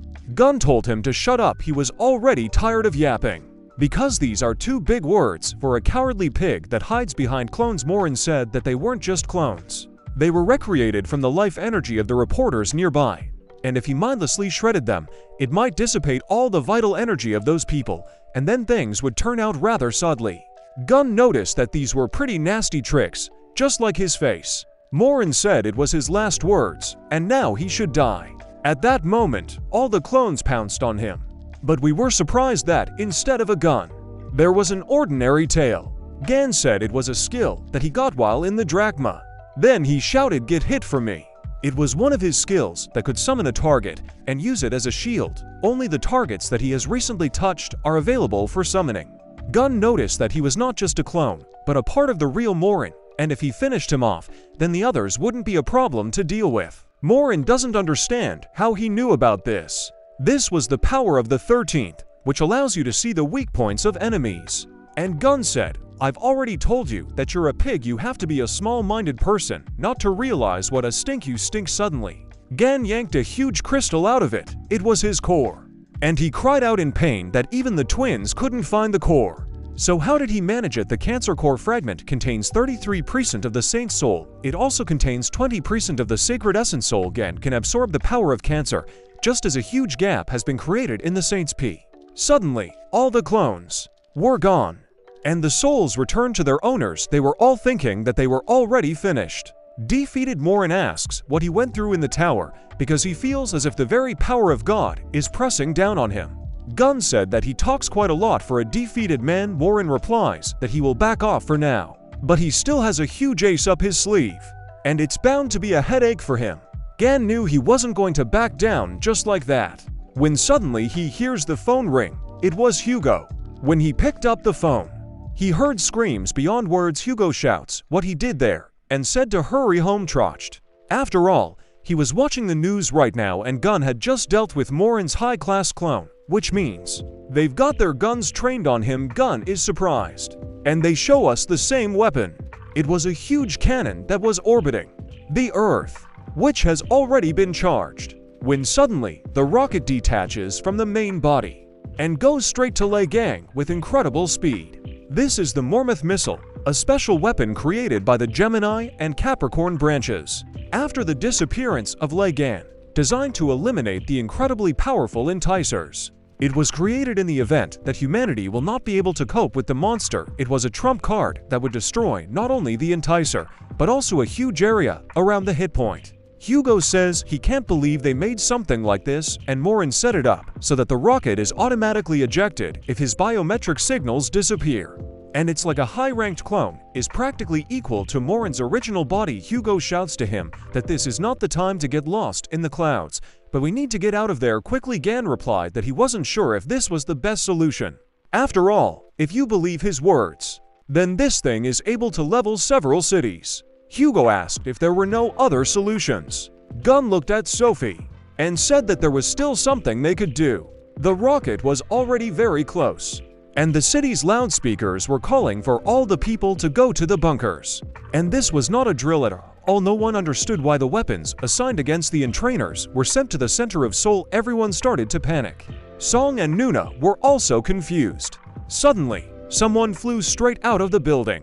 Song and Nuna immediately knew that it was Liang.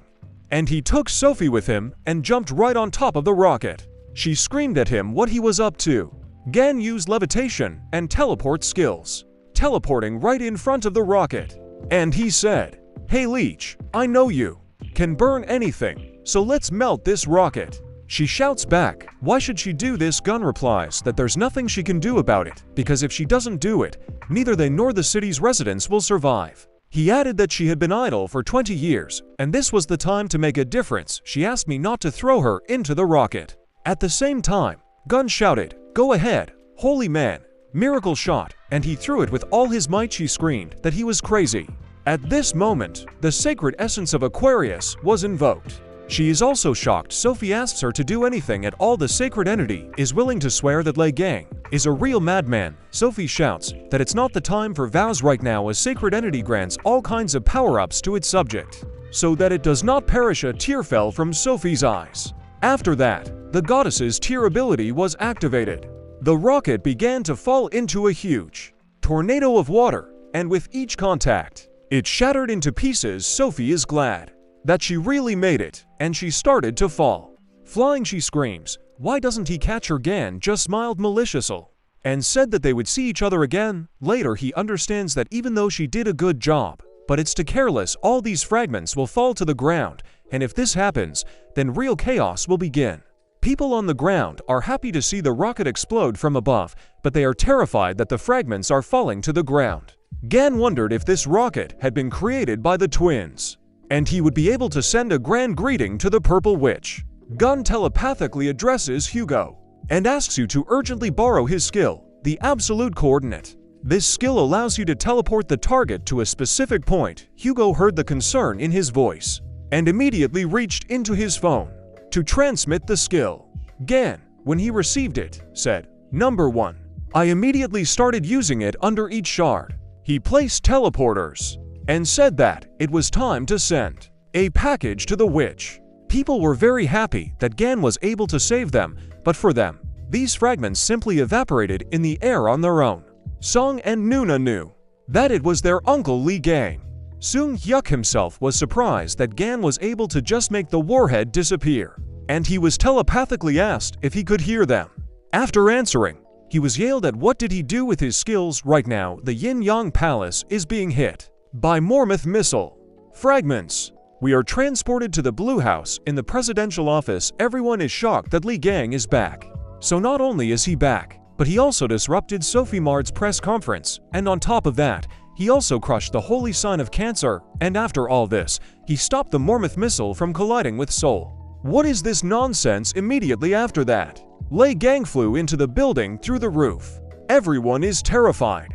Algan just asked them why they were whispering like a rat, as if they were guilty of something, and added that since he was on the case, he would see it through to the end. He came for his money. He said the bird whispered that you guys are now holding my bank account, which received money from the sale of my things.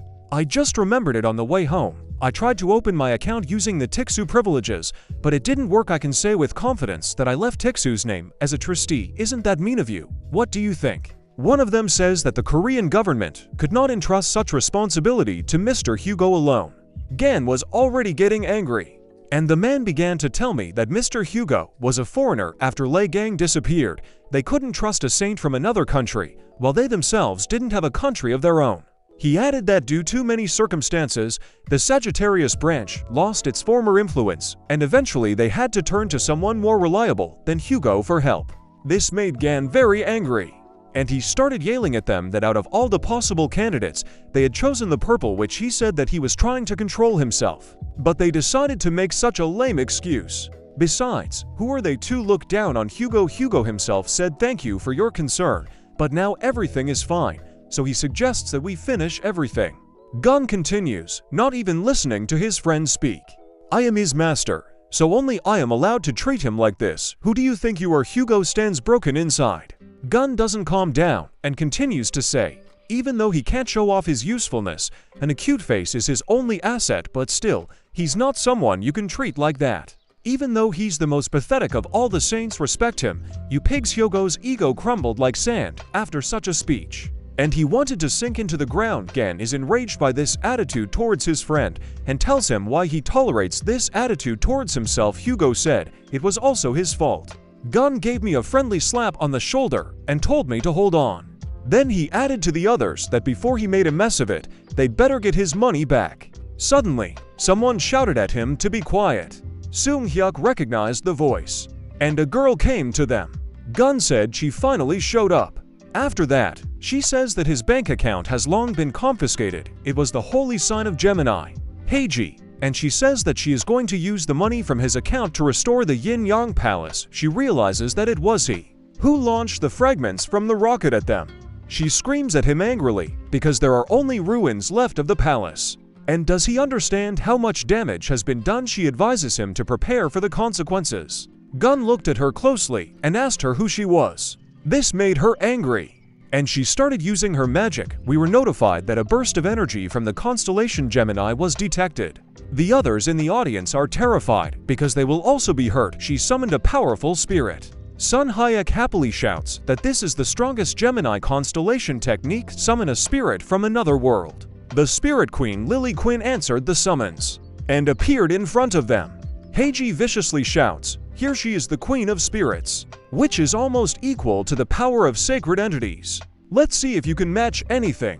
Suddenly, Gan lunged at her and punched her in the stomach, shouting, "Good flight."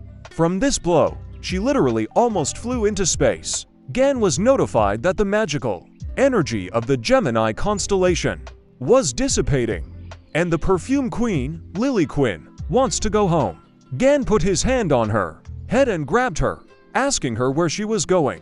She thought it would be so easy for her to leave. Who does she think he is? She begs him to spare her. At the same time, Heiji returns to them.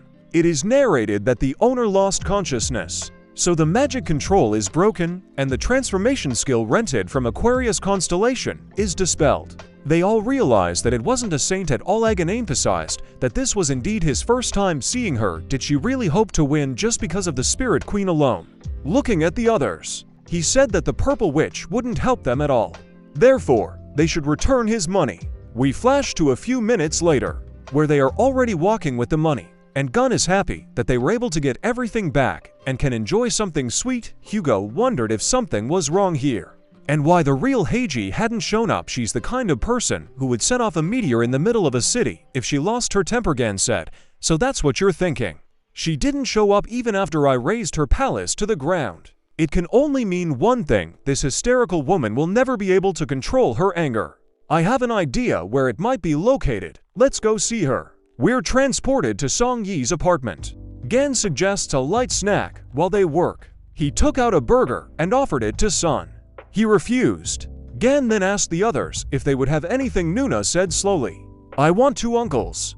Gan dropped his burger at those words, then she said she wanted some advice. Gun knows that Tixu won't be happy to hear that Han asked where Hugo was. The hero said that he asked him for a favor, so he will be slightly delayed, but now they should start questioning me. They locked Lily in a very sturdy relic case. Gan said that she should answer all his questions. After all, it is much better to be imprisoned in a transparent box than in a book. Gan asked this while holding a book in his hands that can record all the relics. And then he asked again, "That Purple Witch still hasn't shown up.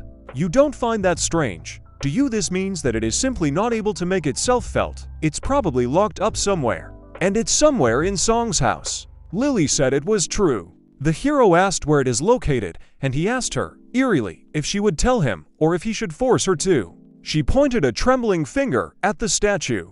Han remembered that it was the statue that had crashed. Gun took it in hand and said that he guessed about it. Too strong a stench from it went. Turning to Han, he asked, "Didn't she kiss this statue?" It was most likely the magic of the coordinate placemark. Han himself remembered what he had said about them. Gan used the power of 13. It can now interact with the spirit world. Suddenly, the statue screamed, "Hey, Lily Quinn, why did you just tell them everything?" Nuna immediately knew who it was. It was the Gemini Saint Lady Heiji. True, she was in spirit form. She was angry and wondered why she was the one who got caught by the worst guy in the world. And why did it turn out this way, if only things hadn't gone wrong that day? And she began to tell me that on the day the demonic tower was destroyed, she was in her palace when she suddenly felt an earthquake and energy, along with an eerie aura. I immediately realized that it was Liang. The fact that he was back was confusing, but out of all possible places, he went to Sung's apartment where his friend's son lives. But she thinks that she is lucky, because this place is in her power. She decided to see what they were doing there. Seeing that Gan was killing all the mosquitoes with his hands, she wanted to see for herself, and chose the ability to teleport to the selected vessel. The vessel was a statue of an angel, which she kissed. The move was successful, but right after that, Gan smashed it.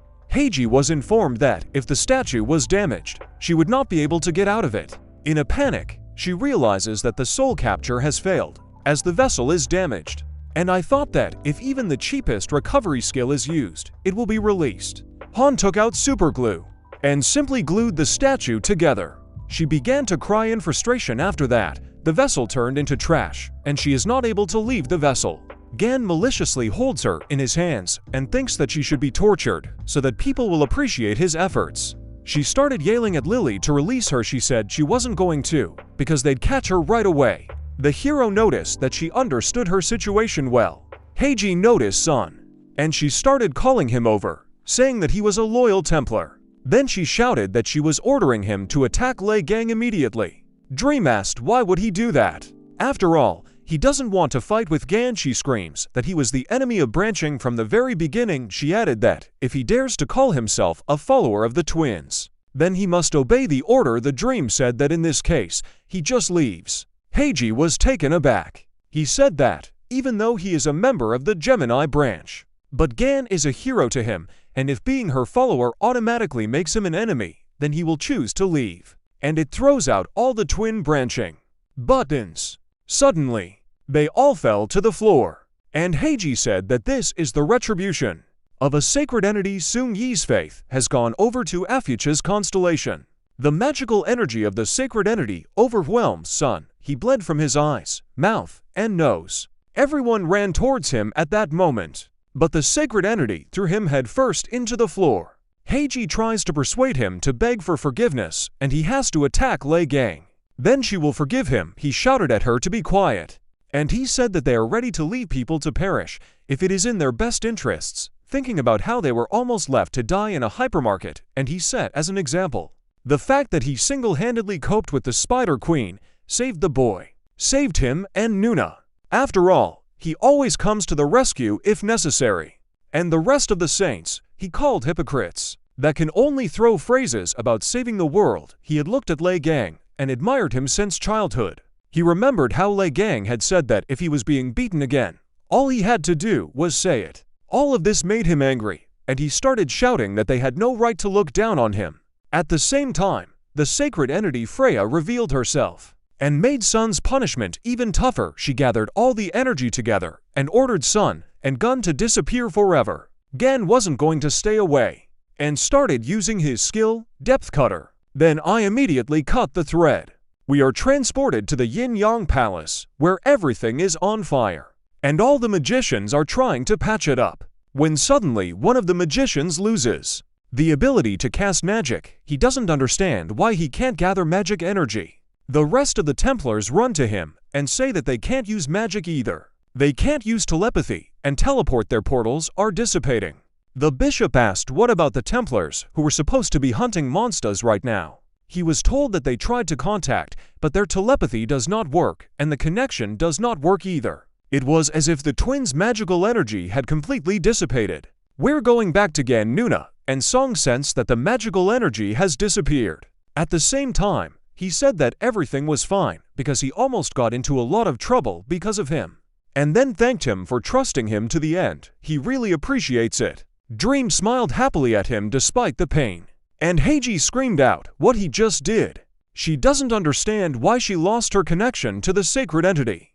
Gan dispelled the connection between the holy sign of Gemini Heiji and the sacred entity Freya. It is narrated that sacred entities spend a lot of resources and also endanger themselves by entering the world. That is why they direct their energy to the subjects of the saints. And the saints themselves are already transferring their powers to the followers of branching. It is given as an example that the sacred entity is a powerful power plant. The holy sign is an electric substation, and the Templars are different plugs and sockets. Heiji understood why she immediately lost all contact with her followers, and Gun decides to play a joke on her, asking what it's like for her to be an ordinary person, and he said that this skill was Cancer's favorite skill. Deep Cutter is a sovereign skill of Cancer constellation. It can cut through anything, and when mixed with the power of Gan, you can get an interesting result. After all, he had managed to cut the bond between her and God. It was a skill forbidden by the gods. It can cut through literally everything, memory, connections, and so on. She screamed, because now he would be a real target for her god. Gan calmly replied that he didn't care. He basically didn't mind, and he even wants them to appear in front of him. When suddenly a purple lightning strikes near them. The sky is painted in the same color, and a hurricane appears. Gan is notified that the sacred entity is angry, and she is willing to take all the risks and personally invade this world. When they saw this, they were blinded by such a strong flash from the vortex. The goddess herself began to manifest. At the same time, Gan noticed that it was quite a spectacular appearance. The goddess was 6 times the size of himself. The sacred essence of the constellation Gemini, Freya. Gan was notified that crazy magic flows were detected.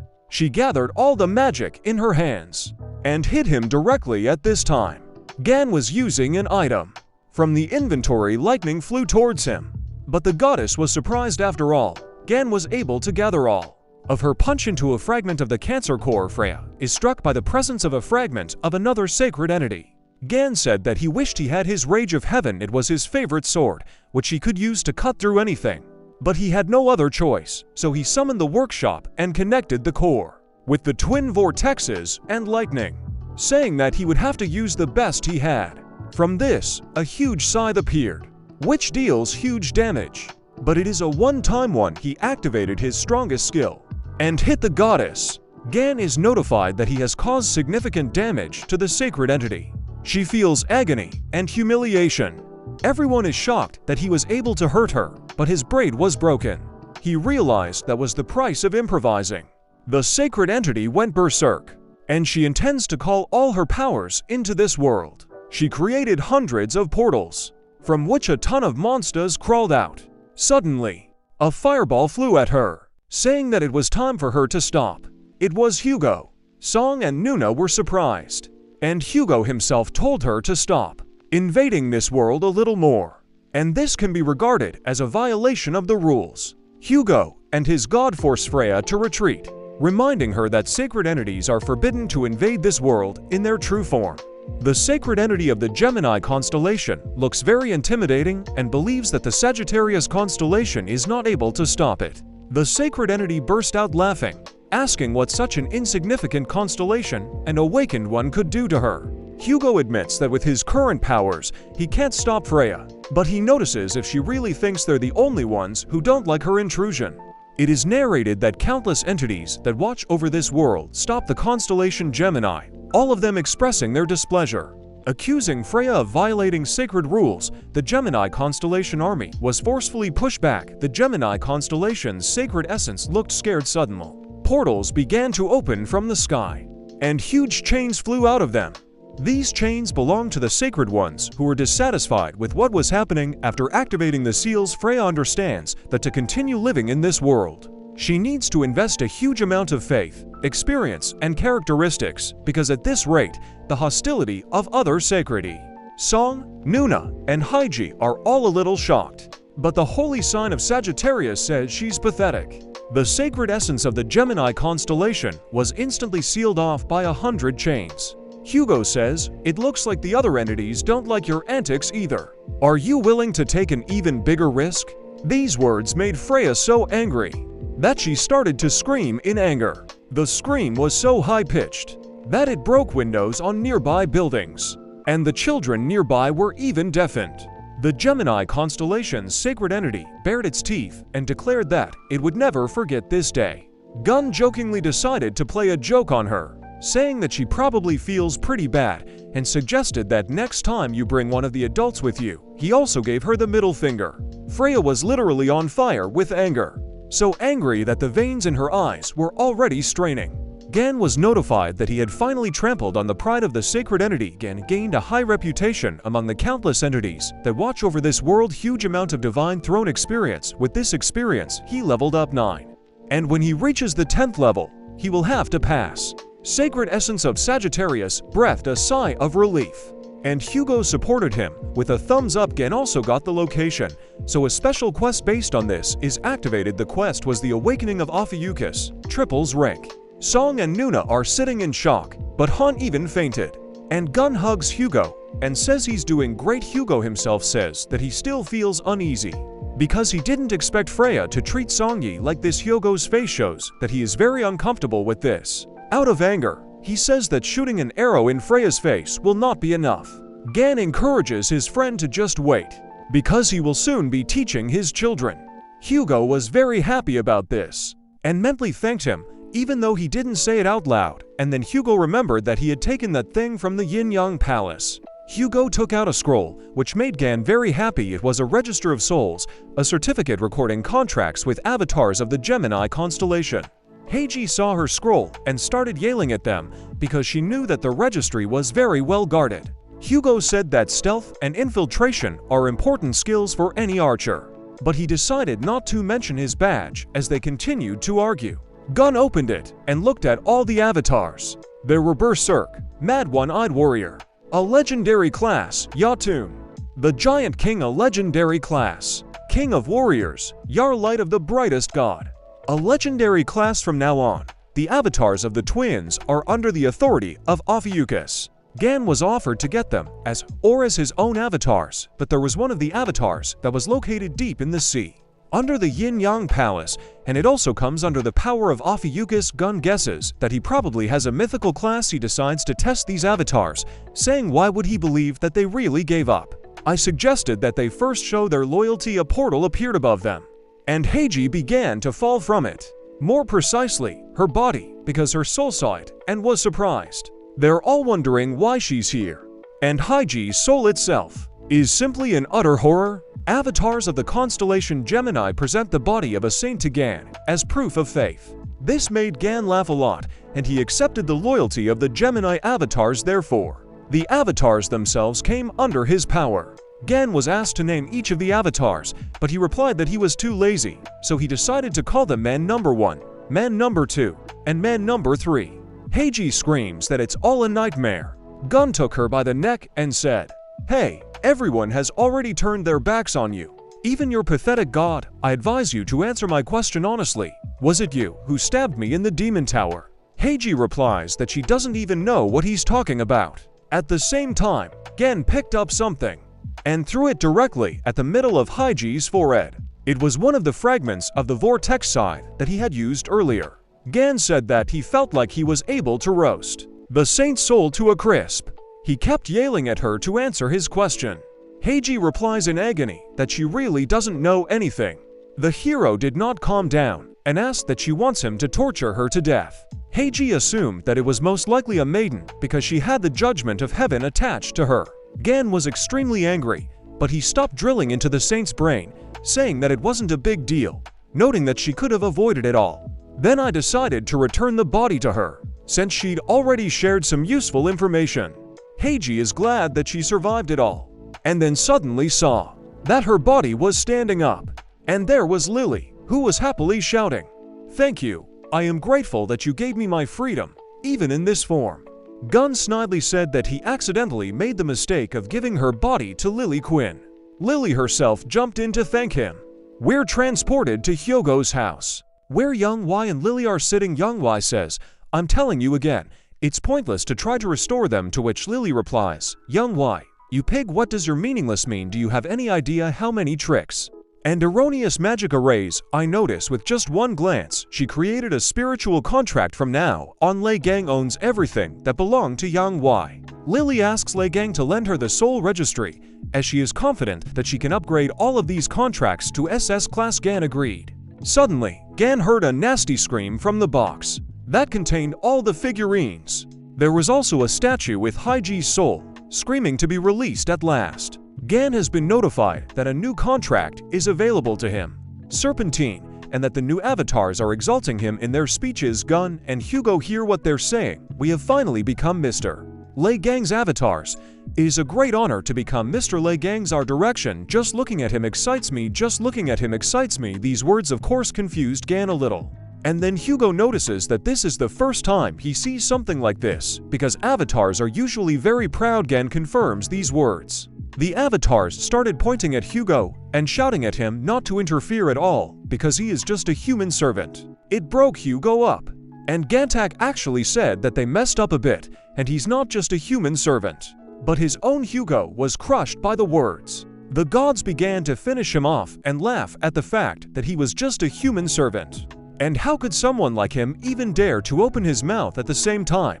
Gun said that enough was enough about Hugo and asked them to tell about themselves. Why they decided to switch from the twins to a Fuchsies. They all responded that they couldn't stand her hot temper anymore. And they were also amazed at how Gan was able to finish off the sacred essence. They added that not only they, but all other avatars, including their commander, would like to serve Gan, but they said that their commander was imprisoned deep under the sea, so he could not be present with them.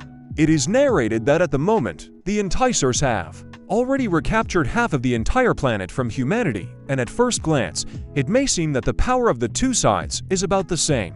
But in reality, people are not even able to regain the lost territories. Gan thought that since the Avatar was trapped under the sea near the Yin-Yang Palace, it must be the Pacific Ocean. And it is located just close to the territory of the enticers. It looks like Gun wants to go there. The Avatar said, "Since you are now our patron saint, we pledge our loyalty to you." After these words, they knelt down before Gan. Gan said he was relying on them. Song said that their uncle was not expected to do anything less, since even avatars of such a high rank are afraid of him. Nuna said that the dream is absolutely right, but then decided to say, "I am very happy that I decided to propose to my uncle."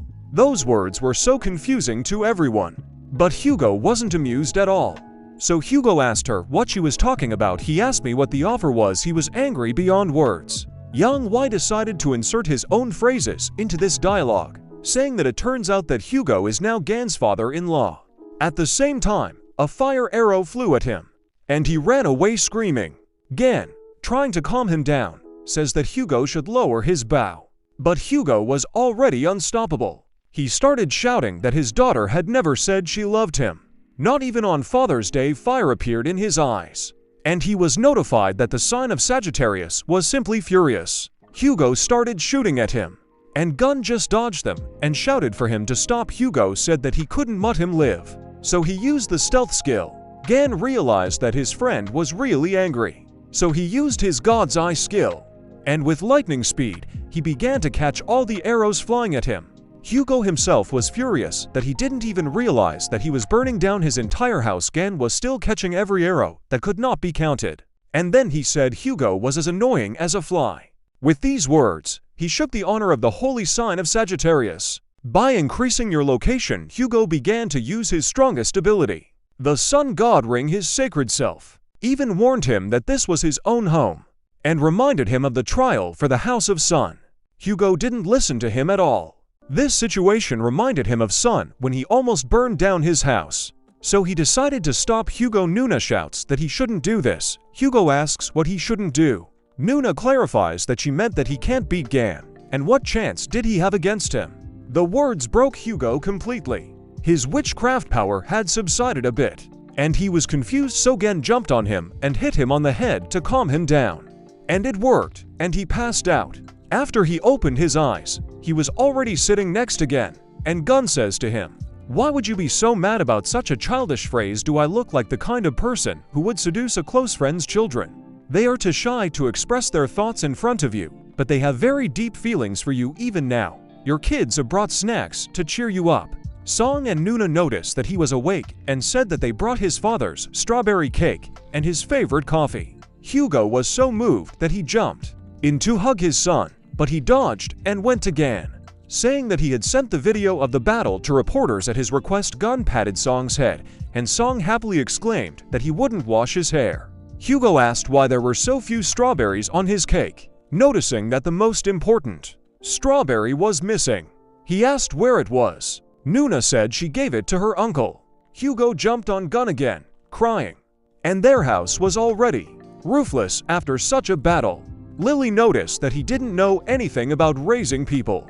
Hugo yells for Gun to give him back his strawberries, but Gan replied that he couldn't get back what he had eaten. Well, at this moment, a message arrives on the phone, in which it is written that a red class that causes misfortune has appeared, as a result of which all Templars must immediately respond to the mobilization. We are apparently transported to a war zone, namely the coastline of the city of Manila, Philippines. Lightning struck all over the sky. There were a bunch of warriors standing on the shore, who were worried if they would survive. Suddenly one of them shouts, "Don't give in to fear, hard times are just another opportunity to prove yourself. Since the boss hasn't shown up yet, we have to take down our alluring red class, 1,000 feet ourselves. Let's show you how strong Leo's branching is. And that humanity has another opportunity to make a pitching towards a brighter future." All the warriors burst into a cry of battle. They were willing to give their lives for victory. At the same time, Nuna came there. She only thought that she wanted to finally go home. Among the many warriors, there was a tent in the middle of it all, in which sat a white-haired grandfather who muttered to himself that he did not like these barbaric shouts out of the blue. But he said that he didn't care about it, as long as someone got his package. We head back to Hugo's house, where the roof of the house is just a ruin, and someone is standing on the threshold of the entrance. Hugo opened the door and greeted her. It was Yunarin, Hugo's assistant. She was happy to see him, but very surprised at what had happened to his house. Hugo told her not to ask. Walking into the house, she saw the TV turned on and said, "Oh, so you're also following the news about Thousand Paw?" Hugo said that Nuna personally went there, and then asked what kind of box is in her hands. She replied that wasn't this box at the entrance of their house. A cry of, "Where's Liang?" It scared Aaron and Hugo. We return to Gan. Now he creates some items, but he is not very good at it. So all materials are destroyed due to a low-rank tool. Gun is not happy because this is not the first time this has happened. He received a notification that in order to create a more cool item, he needs a high-quality tool. Gun has realized that this is the limit of his crafting hammer, and regrets losing his comprehension hammer, and he can't even imagine where he is 20 years later. After all, it's hard to make relics larger than average with lime. But before the battle with the maiden, he needs to prepare better. They were notified that a follower of another constellation had entered their domain. We head back to Hugo, Aaron, and the box. When they opened the box, they saw that there was a statue of Capricorn greeting Hugo. Hugo replied, "That's a ridiculous joke. Capricorn, such nonsense is more in the spirit of Yang Y." Yang Y, who was in the next room, asked, "What is it like for him?" Garage. Gan asked who it was that made their way to them. Statuette, he said. "So it's you, old man." The statue replies that it is glad to see him in good health, and introduced himself as Ivan Sergeyevich. Gun shouted that he was so good, which made Ivan angry. It is narrated that Ivan Sergeyevich Vladimirov is a holy son of Capricorn. Like Liang, he specializes in crafting relics after the disappearance of the strongest awakened. He now had the opportunity to lay a hand on all the greatest martial relics. The statue says that the reason he was looking for it was because he wanted to apologize and build a mutually beneficial relationship before he could finish what he wanted to say. Gan took the statue, threw it up, and smashed it into the air with all his might with his hammer. Hugo said he should have listened first. Gun said it was all nonsense, because that grandfather wouldn't want to share even one tiny detail with him, so there's no way Gun would believe such a suggestion. Ivan Sergeyevich understands that Gan still has the same bad character, and this will not cost him without a headache. One of his followers enters his tent and tells him that they should move out. Grandpa pulled back the curtain and looked out and decided to see what the same 1,000-footed one looked like. In the same place, they are already reporting, in which they say, "Dear viewers, at the moment we are in the city of Manila, the capital of the Philippines. We will broadcast a raid on a red class monster, 1,000 feet. The story goes that 1,000 feet is a huge monster that was defeated by Liang about 20 years ago, but it looks like that terrifying enticer then appeared next to them. Since this monster belongs to the red class, the forces of several branches gathered here at once. The Lion branch troops, led by Vice Chief Young Yoa and Bishop Oliver, With them is also a branch of fish masters of conducting sea battles, specializing in transformation magic. And then, there was the Taurus branch frontline troops with unbreakable defenses. Aquarius branch priests on the battlefields, capable of leveling even a nuclear threat with their holy magic. And the latter is a branch of Capricorn. They specialize in improving all kinds of weapons. Many branches have gathered in this location to eliminate the threat that has arisen, and even the holy sign of Capricorn personally appeared there. Gun decided to ask Hugo what his grandfather had left behind on TV. It is said that he did not come there empty-handed, and summoned a sovereign relic, the Hammer of Comprehension. Hugo remembered that it was supposed to be Gan's thing.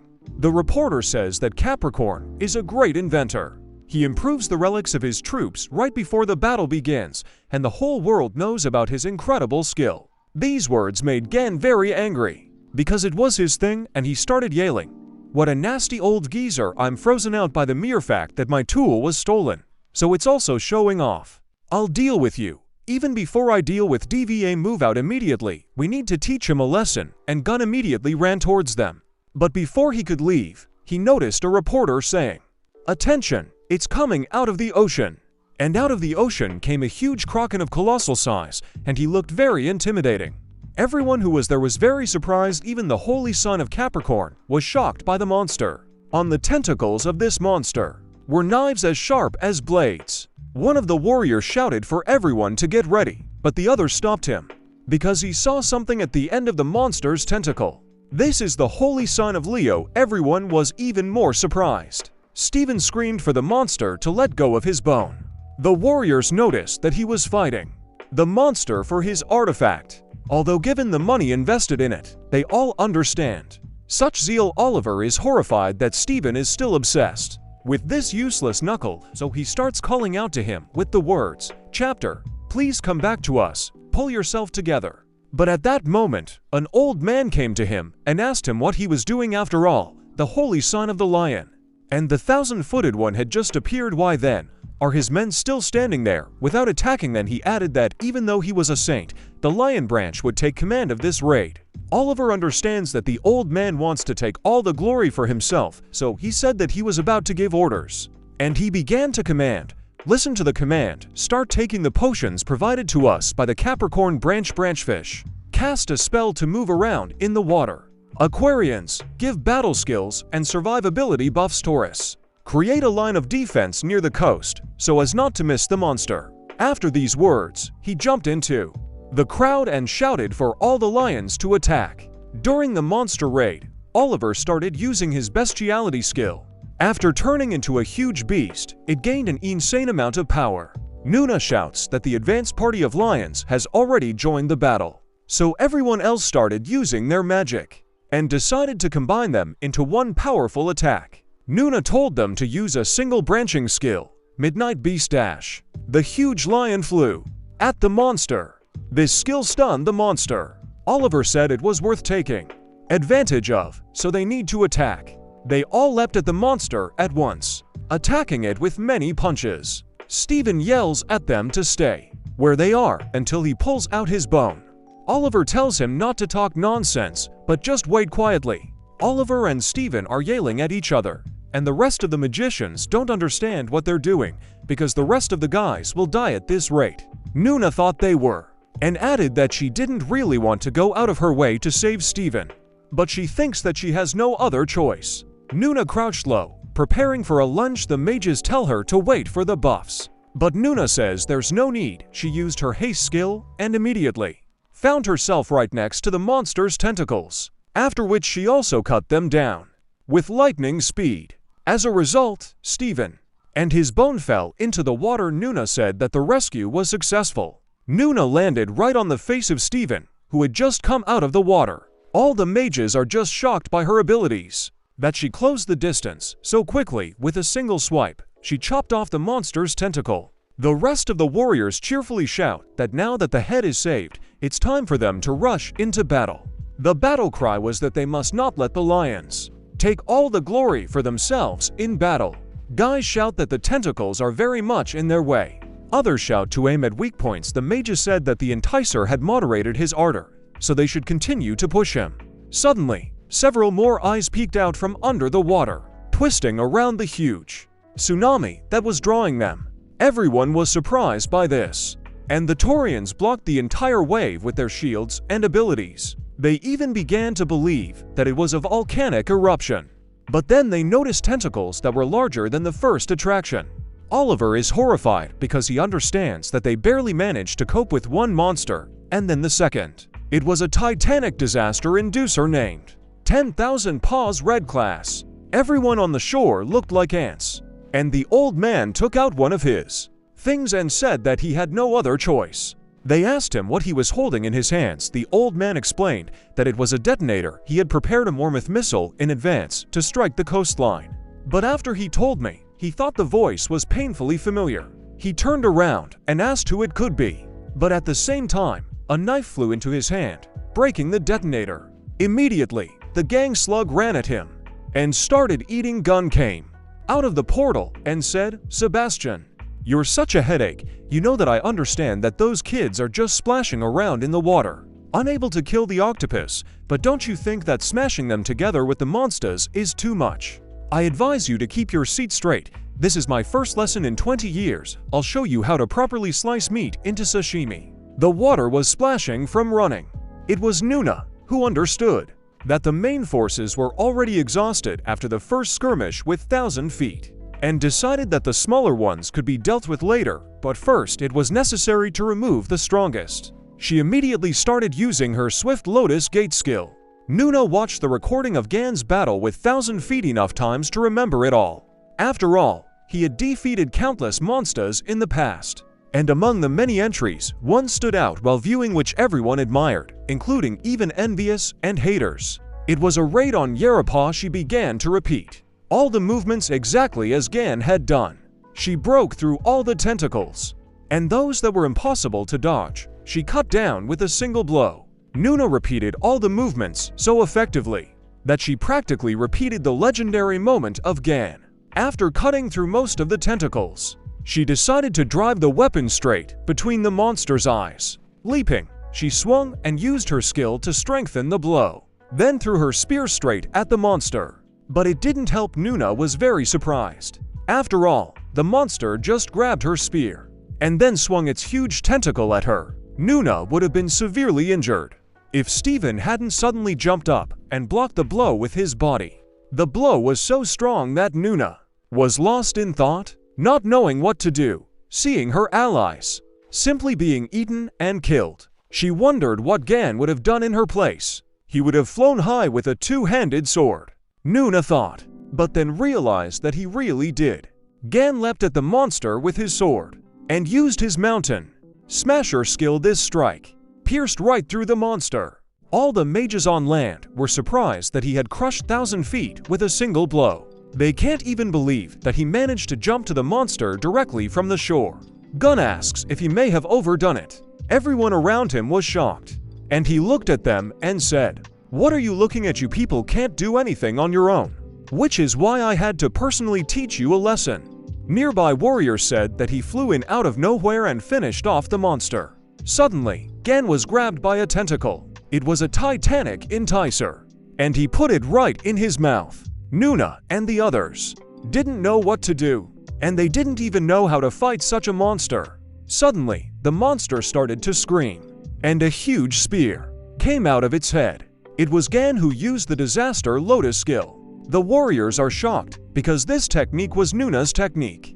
Gan calmly pierced it and climbed out. The monster screamed in pain, and Gun cut its tentacles mercilessly, then used the Dark Baptism skill. With this skill, the entire 1,000 feet shattered into small pieces. The warriors are surprised by Gan's strength, and Gun just said that he loves big monsters because they can be chopped into small pieces.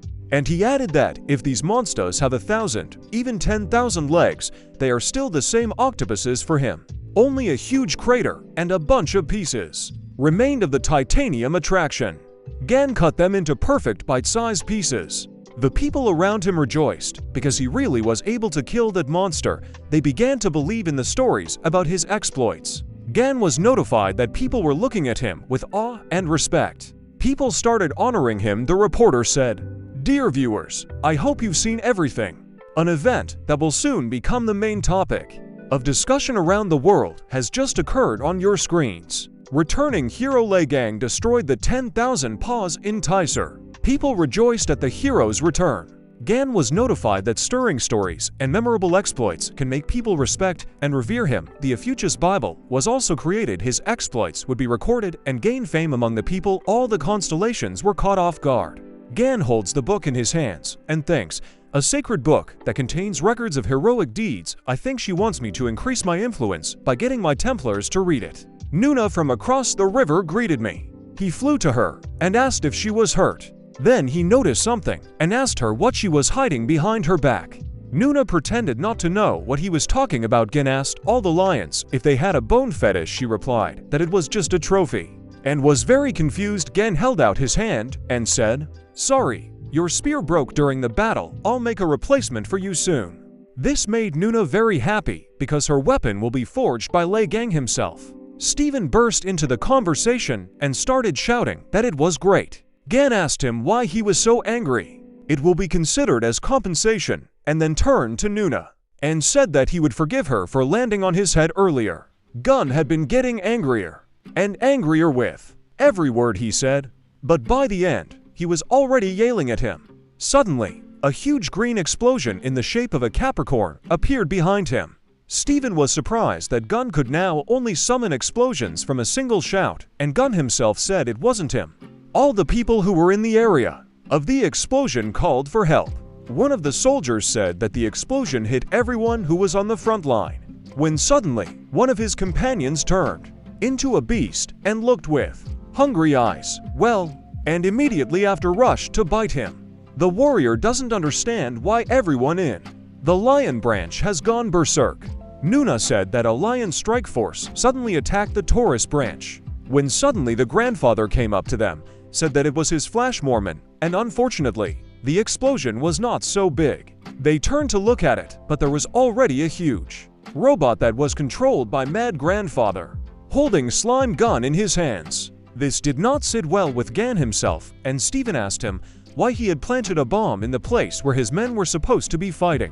Grandfather told him to calm down, because this is just the beginning for him. This explosion was just a cannon salute before the main show.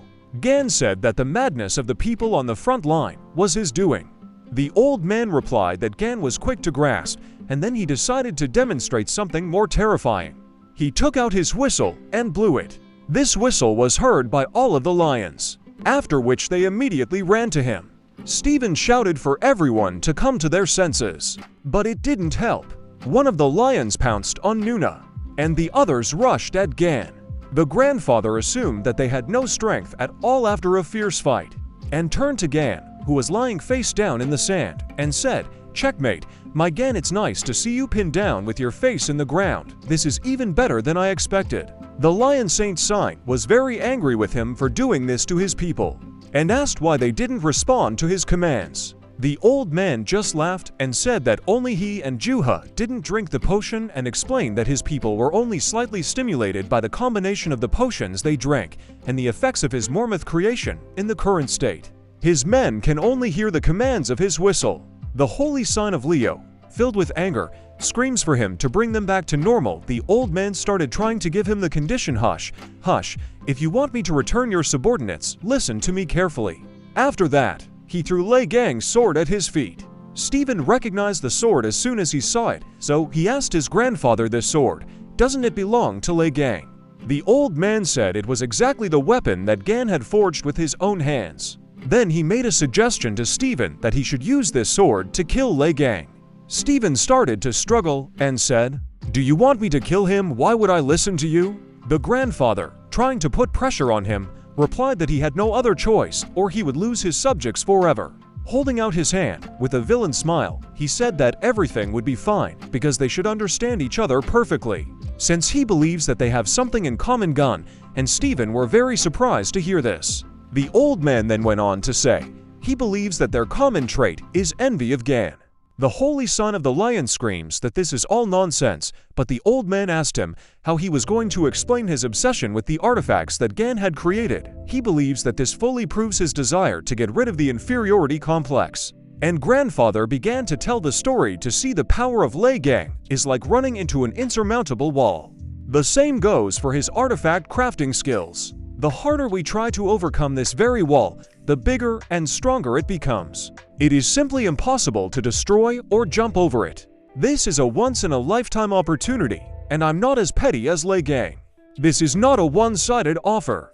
I will create for you the strongest weapon in the history of mankind. By joining forces, we can get rid of the gun. Then it will only be a matter of time before we become the most influential saints now. Take this sword and kill my gang. Stephen heard this and took out his sword from the ground. Nuna shouted at him not to fall for these provocations, because this is a simple trap. She argued that he should not be trusted because this old man is too slippery to believe him. But Stephen paid no attention to her, and she keeps trying to get through to him, saying that she won't forgive him if he hurts Gan. Stephen walked up to Gan and thought for a moment, and said, "The strongest weapon." The old man is impatiently shouting for him to finish him off already. Suddenly, Stephen spun around and hit the old man's suit squarely.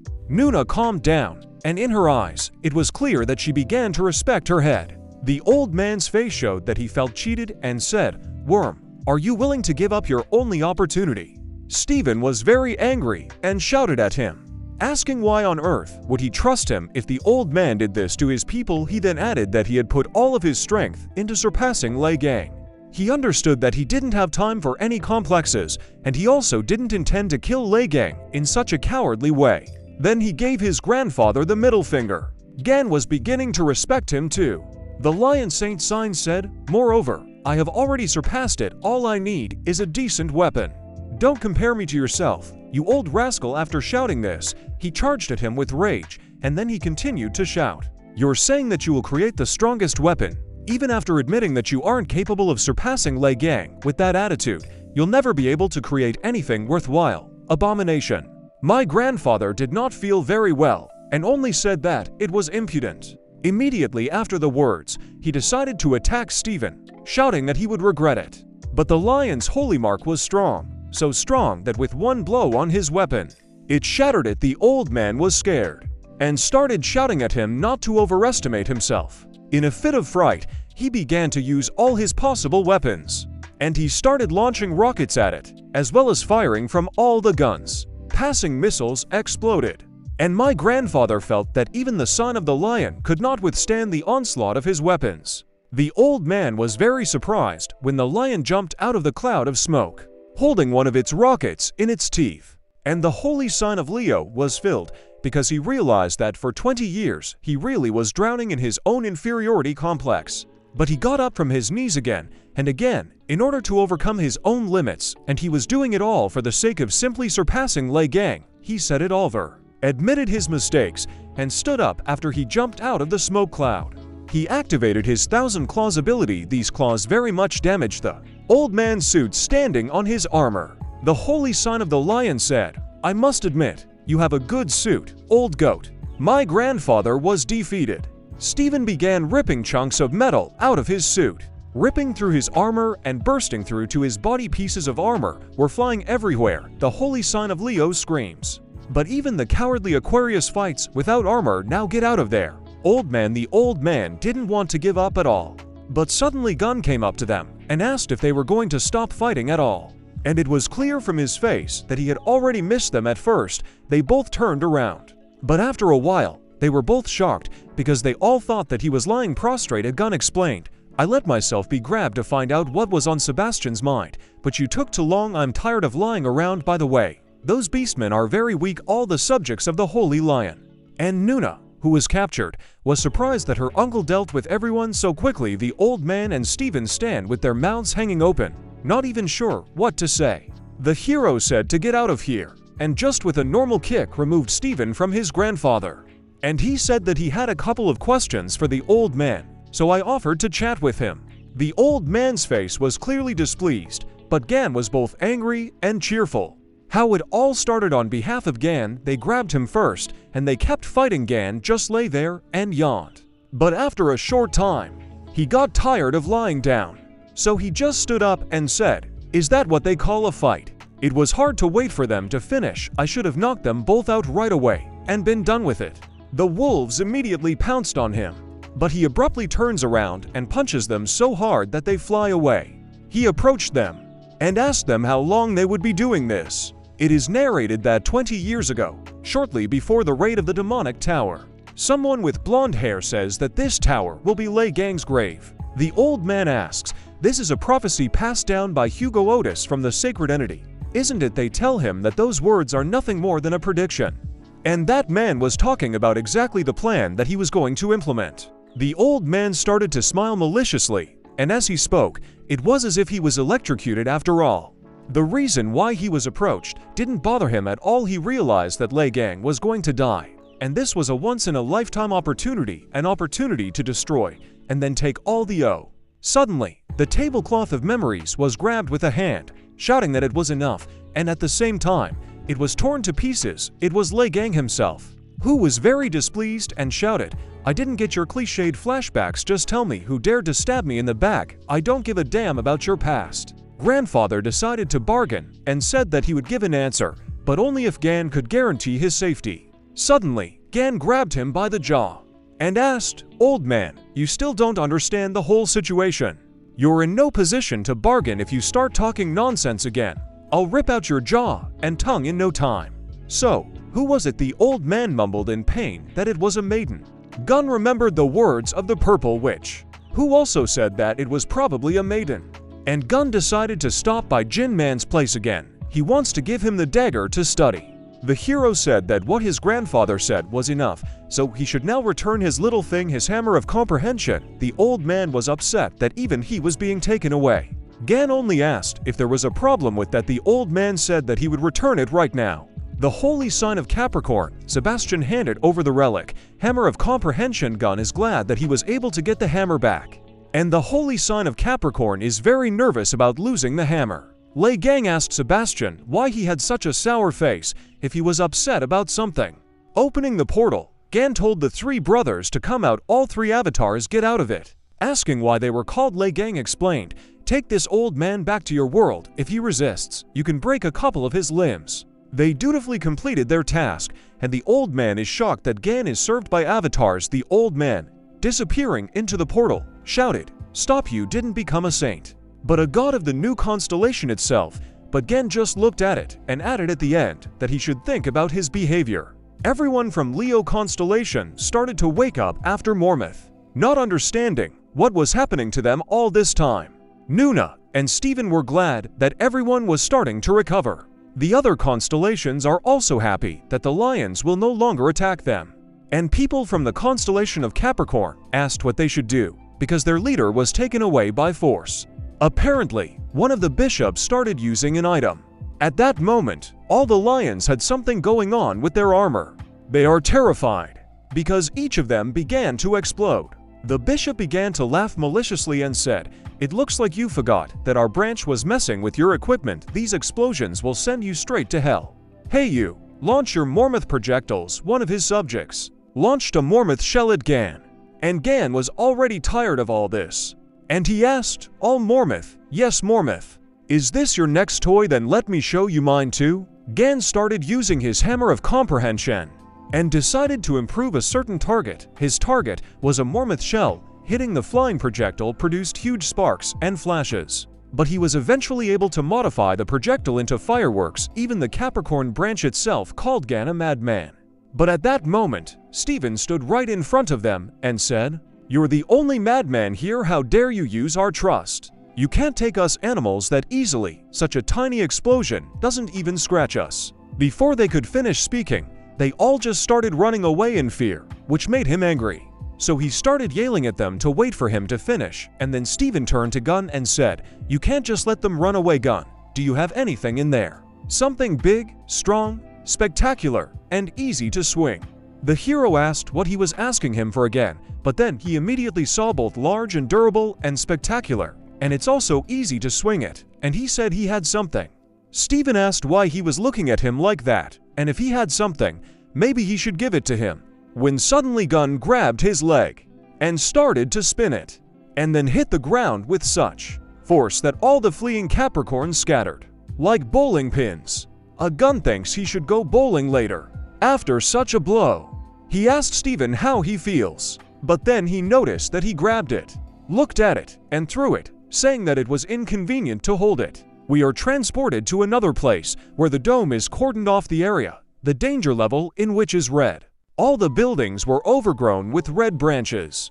Jane, the captain of the Virgo branch search party, says that the stench is unbearable and that the enticers can attack them at any time, so you should be extremely careful. Her squad started chatting, asking each other if they had heard the news that Liang had killed a huge monster in the Philippines. They've all seen the news, and they also think that the rest of us were just an extra burden.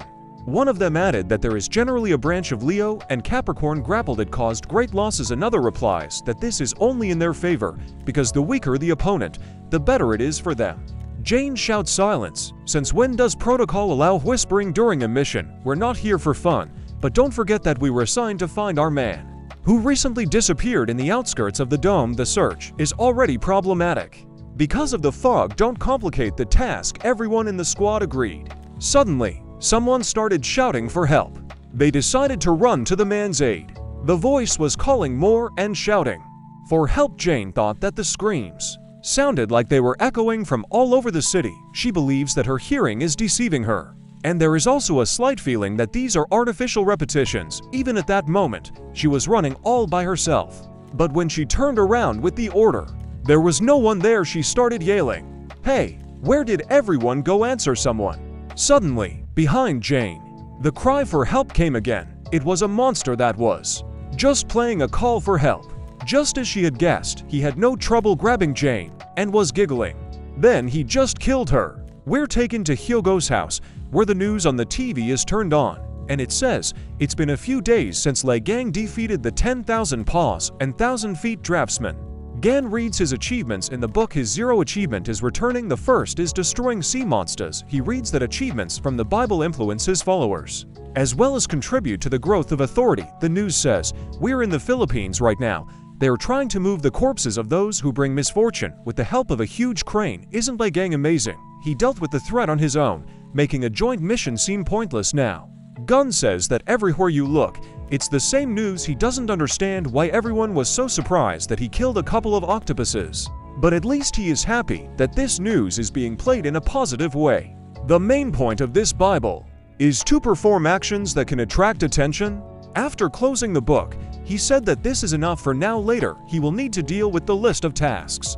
Gan received a new notification and decided to check the test notification first. It says that the test will start the moment he reaches the 10th level of the Divine Throne, and then he will have to complete 3 tests. The reward will be a unique Ophiuchus avatar, a significant increase in physical abilities, a unique skill, and a sacred Ophiuchus relic. The time to clear the Taze.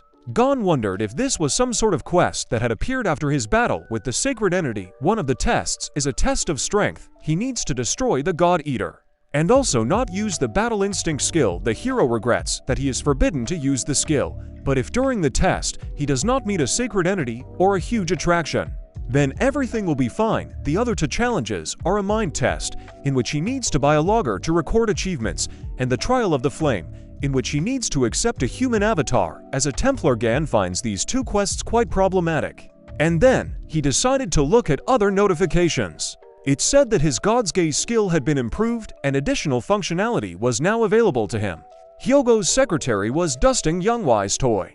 Gan decided to test his God's Eye on them, and the new functionality allowed him to see what a person's level of loyalty was. Aaron was 85% Sagittarius and 81% Ophiuchus. Yang Y had 90% to Aries. To Gan, the notification gave the hint: if your new Templar's loyalty is not equal to 100%, then the power of branching will weaken. The hero realized that the hint told him to be very careful when choosing a new Templar. Immediately, he thought of Sun and Nuna, as well as Hugo. Gun is genuinely happy and confident that they will definitely become his followers, and so he needs to get on with it right now. Gun asked Aaron where they were all now, and she said that they had already left in the morning. The hero is upset that he will have to try again later. His phone immediately rang. It was Jin Man. We are transported to Xiaong's dream, where there are cries for help everywhere, and a lot of injured people who were caught in the rubble. And we see a girl who says, Xiangyi, listen carefully, you have to hide and wait in the car until your father comes, okay? Just imagine that we are playing hide and seek hide very well so that you won't be found as soon as my father gets here. He can easily deal with the monster. Until then, promise your mother that you will be obedient and brave." At this moment, Song started to scream, and fear could be seen in his eyes. Then he wakes up in the car, shivering. Nuna reassured him. Hugo asked if he was all right. Song replied that he was probably overexcited because this is his first meeting with his mother in a long time. Nuna suggested that it might be the side effects of the holy punishment, so he should pay more attention to himself. The dream said that everything is fine, just overworked. Nuna remembered and said, "I almost forgot. Since you're awake, take this. This is your birthday present. I got the thing you asked for. I remember that you needed a relic to store the twins. Magic power. Right, I got it from my dad. But are you sure that's enough?" Song looked very happy and said that with this, he would definitely be able to fill in the contribution points. Nuna was glad he liked it. Song thanked her for keeping an eye on him.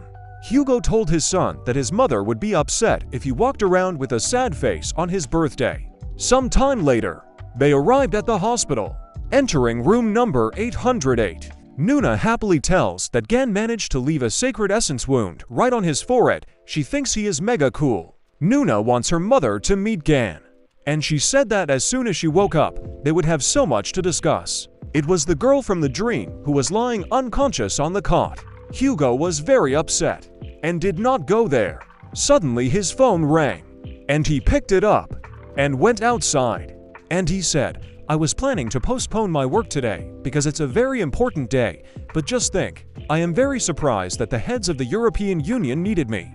And this is just a problem with the Enticer. Isn't the Virgo branch headquarters located near the dome?" He was told that they called not because of an ordinary case with the Enticer, but because the Virgo branch declared that they could not deal with the monster. After which they said, "In addition, you have already encountered that monster before.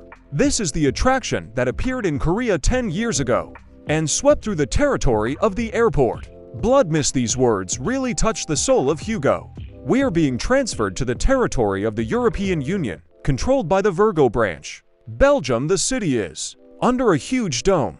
Gun is sitting in one of the buildings and says that the rain is not at the right time because for the first time in a long time, he made an appointment himself and then it started to rain. Gun took out his phone where he texted Soong, asking if he would like to become his Templar. Soong thanked him for the offer, but said it would be problematic. The hero was sure that he would agree to this offer, and he doesn't know a lot about Sonia. Remembering how he asked Yeren if it was his birthday, she said that he doesn't really like this day. Gun realizes that Song deliberately didn't tell him about this, but Yeren doesn't say anything, and it seems to him that something happened to him on his birthday. Jin comes up to him and asks him what he's thinking about. Jin Man is happy to meet you, and then he says that he should have notified Gan because he had to come all this way, but Gun said that he still had things to do here, and it was not difficult for him to get there. He just teleported away with Lily's help, and he asked, "By the way, I understand that this territory is under the influence of the Virgo branch, but why are your logos literally everywhere?" Jin Man began the story. Throughout history, religion has been an integral part of the life of many European countries. After the emergence of the sacred entities, when branchings flooded the entire world, Europe turned from a simple part of the continent into one huge religious nation. But what's more important, you just can't help but believe when you see the dome protecting you every day. Gan said that despite how much pride there is in his voice, it seems that his faith has been greatly weakened. He used his skill, his faith was constantly declining, but his faith in Ophiuchus was increased to 99%. Gun understands that the person with the fanatic trait was losing faith. It seems that something serious happened to him, and he said, "I think what you want to talk about is related to your branching." Jin replied that he didn't think he should hide anything from Gan. And then he used a rented skill from Aquarius that prevents any sounds from leaving the designated area with water magic after making a soundproofing dome. He decided to move on to the main point and took out the blade that was stuck in Gan's back 20 years ago. All information about him was erased by the forces. He was only able to partially see the history of this blade. And after analyzing them, he realized that the one who attacked him in the demonic tower was the Holy Son of the Virgin, of which he is a member of the branch. This shook his faith. We're transported to Hyogo's house. Gun tells Lily Quinn Soon Yu turned down an offer to become my Templar. He decided to remain a part of the Gemini branch. Even after what he went through, there is some serious reason behind this. Here's her assignment: find out why Sung-yi joined the Gemini branch, as well as learn all about his past. Oh, and I also need any information about the registrar's position. Lily said that she would do everything. After Gan left, she lay down on the sofa to play a game console and thought about asking Yang why or Haji about the receptionist position, but she should write to Sung first. But then the dream itself came to her with a request. She was glad that he had arrived just in time. She asked him what question he had come up with. Dream said that he needed to get into the secret archive of the Gemini branch magic library.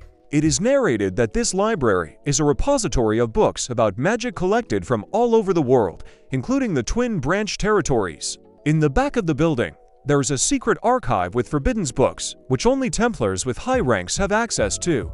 Song said that he threw away his badge, so he won't even be able to enter the library, not to mention that ranked Templars don't have access to the cache. He begged Lily to take him there. She opened the portal to that hiding place in an instant. The notification said that you need to log in to log in. She said it wasn't too hard to send him there. But the secret archive was full of secret, dangerous, and forbidden magic. Before letting him in, she asked him why he needed it. Song replied that he wanted to find a skill in the library that could be used to summon a creature from another world, the Call of the Soul. Gun sits at the train station and thinks about what Jin told him.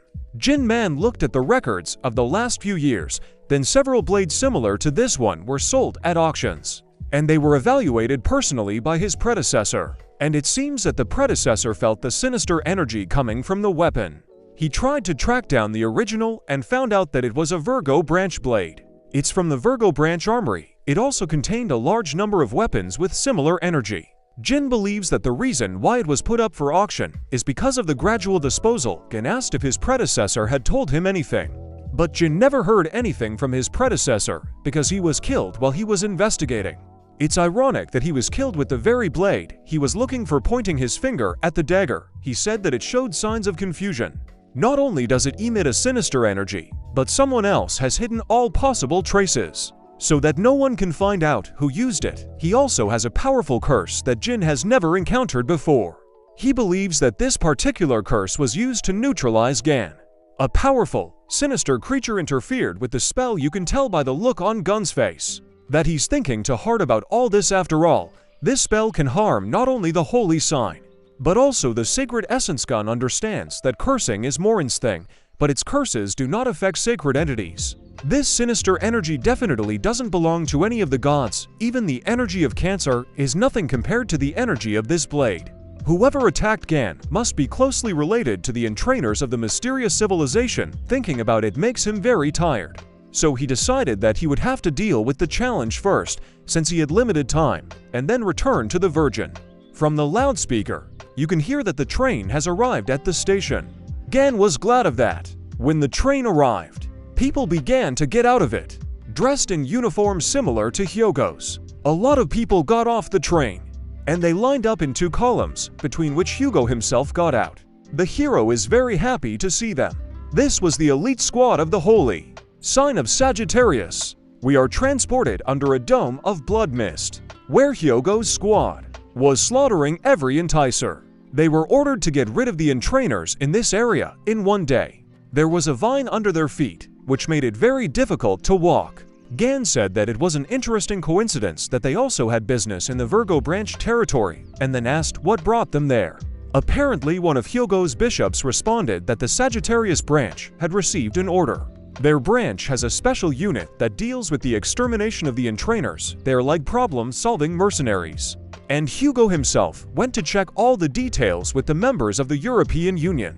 Gan asked why they had taken the job, without really knowing anything about it. He was told that the head would still accept the order, because the purpose of this task is to attract misfortune, with which he has some history. The bishop asked Gan if he had ever heard of the monster that seeks the power of the gods, Blood Mist. We are being transferred to the EU Parliament, headquarters for the extermination of those who bring misfortune. The man says, as you probably know, Blood Mist is a monster that releases red mist. That's why it's named that way. It drains the soul and life force of nearby creatures. According to the report, we can assume that the enticer appeared on the territory of the European Union about 10 days ago. Hugo asked him why he hadn't just gathered an army from the other branches and dealt with the blood mist, and why he was reacting so strongly to such a dangerous monster. The man explained that blood mist was officially considered defeated, and it shouldn't pop up again. Hugo started to get suspicious and asked if they didn't care that he had already killed about 5,000 people, that the Saints have long been all the same on the loss. Hugo asked what about Virgo branching, why had Kevin Azar isn't doing anything about it. He was told that the Virgo branch had already tried. They had repeatedly sent teams consisting of high-ranked Templars there, but all of them failed due to the fact that this enticer releases a red mist that causes a powerful status effect. It is most dangerous for people of the Virgo branch who specialize in close combat. In addition, the Holy Sign of the Virgin has gone on an expedition to the North Sea to deal with an enticer of the same class as the blood mist. It's not a situation that he would be able to return to anytime soon. That is why they decided to break the customs and turn to another branch. After studying all the branches, they decided on Sagittarius, since it is a branch of mercenaries, relatively free from power struggles between others. Especially since he's working with Liang. The man added that he was quite impressed when he saw his actions in the Philippines. He said that they would really appreciate it if Hugo could track down the blood mist. Hugo knows that this is a complete lie because Kevin, the holy sign of the Virgo branch, is too proud to let anyone deal with the attraction in his territory for such reasons. He realizes that the Virgo branchworms want to get rid of the weapons and Sagittarians with the blood mist. He sees through their plan. The man is wary because he remembers the situation with Kevin, where he asks, will it be okay if we use Sagittarius and Lemon? Don't they know the ins and outs of your behavior, sir? And Kevin said that everything would be fine. All he had to do was say that the blood mist was back. Hugo just couldn't say no. The Templar squad member goes on to say that Hugo lost his mistress to the blood mist. Gun understands that only one person could have been introduced as mistress. It was Mrs. Jinja Wu, wife of Hugo and mother of Song Yi and Nuna. Hugo and her had met after Liang entered the demonic tower, so they hardly ever crossed paths. The lady was trying to protect Song Yi from the blood mist when the monster defeated the first Templar and the Bishop of Sagittarius branch. Gun seems to know him and calls out his name, which is Li Yiwan, and then he says that he knew him because he was carrying his stuff with Tixu. Gun is touched by this story, and now he understands why Hugo avoided talking about his family and past, and he feels sad because he has been through so much. So I asked him what the fog was like, and he added that Hugo is no longer the same as he was before. He knows the degree of its preparation like no one else because he taught it himself, and when Hugo was in his prime, Gan trusted him with his rear. Just him. Gan can't believe that he couldn't take down an enticer he hasn't heard of. In the past, Hugo was one of the strongest among the Saints. So Gan asks me to explain what happened to him. One of the squad members says that it's a pretty hard story, but if Liang asks for it. This horrifying story took place 10 years ago, on Song Yi's 7th birthday. We're transported to a story where Sung Yi is sitting sleepy and his mom is on the phone saying, "Yes, honey, I landed. Almost 2 years have passed since my last visit. I need to start prototyping weapons against the giant enticers soon, all thanks to Liang's information and the weapons you got for me. Thank you very much. And you know what? Sung Yi came and met me at the airport so early. I was so touched. I almost cried. How did Sung Yi get to the airport?" Jazz said it was Yi1, who has been working since morning. Sam Yi1 smiles happily and says that Sung Yi wanted to see her. Sung Yi says he's very hungry. So mom asked if he wanted a burger. Yi1 said he was going to buy it right now. Little Dream heard the conversation of two apparently bandits who were fighting with each other. One yells at the other about what he's done because he was told to keep it with him. The other replies that he did not know that such a thing could happen. So they decided to run away together, otherwise they would die. And mom happily said that Ji1 would buy burgers so they would wait for him. Suddenly, the entire sky was covered with red clouds. They were shocked. The people inside were in a panic because the lights were turned off and everything on the street was red. Sun asked in fright why the lights were turned off everywhere. Yi1 was also surprised by this. Suddenly, he saw something that really scared him.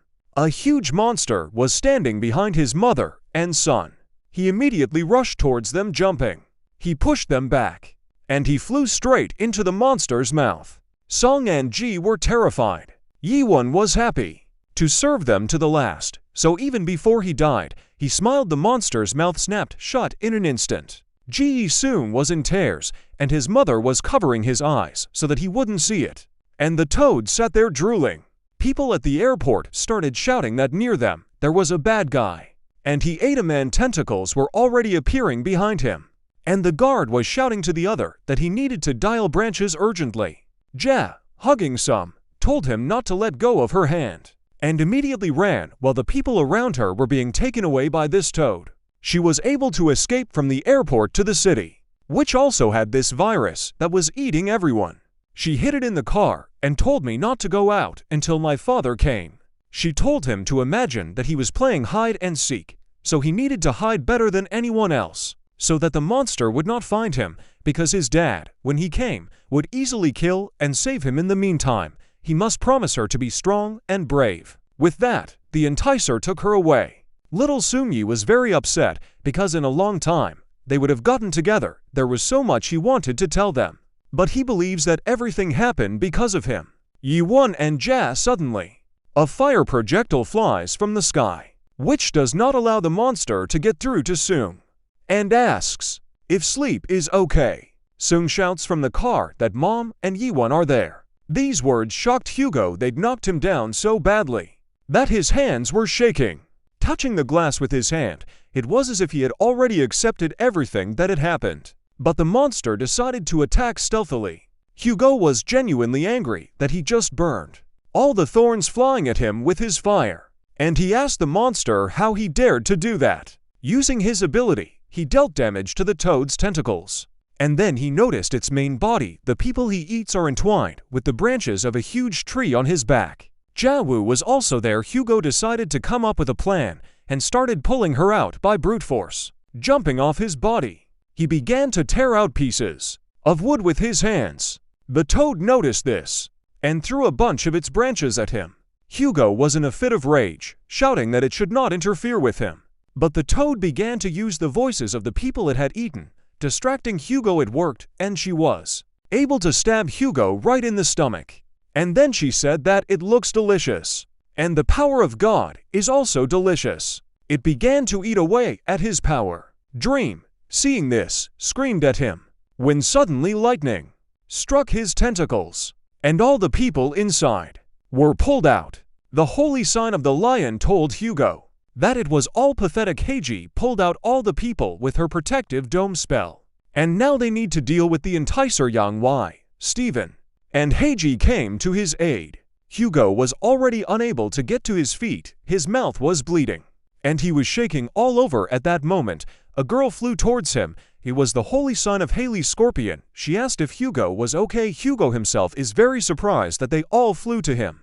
Haley said that she called everyone she could. As soon as she heard about the strong attraction, they all agreed to help, because no one wants such a monster to show up on their territory as well. She picked up Hugo and draped his arm over her shoulder. Steven, Yang Wei, and Heiji decided to take their time and finish off the monster in one hit. They all started using their abilities. Steven shouted that he liked the plan and said that they should show their full strength. Hence, at the same time, countless swords, black shards, and also black lightning bolts flew at the toad. The toad opened its mouth and just started absorbing all the blows. Hugo and Haley were very surprised. The toad snapped its mouth shut. The saints were shocked, because this toad just devoured their strength, so it also heals its wounds. The toad looked very intimidating considering its abilities. Steven yells at Heiji to put up her barrier. She, in turn, shouts that she already knows. Using the magic curtain skill, she began to restrain the toad's attacks.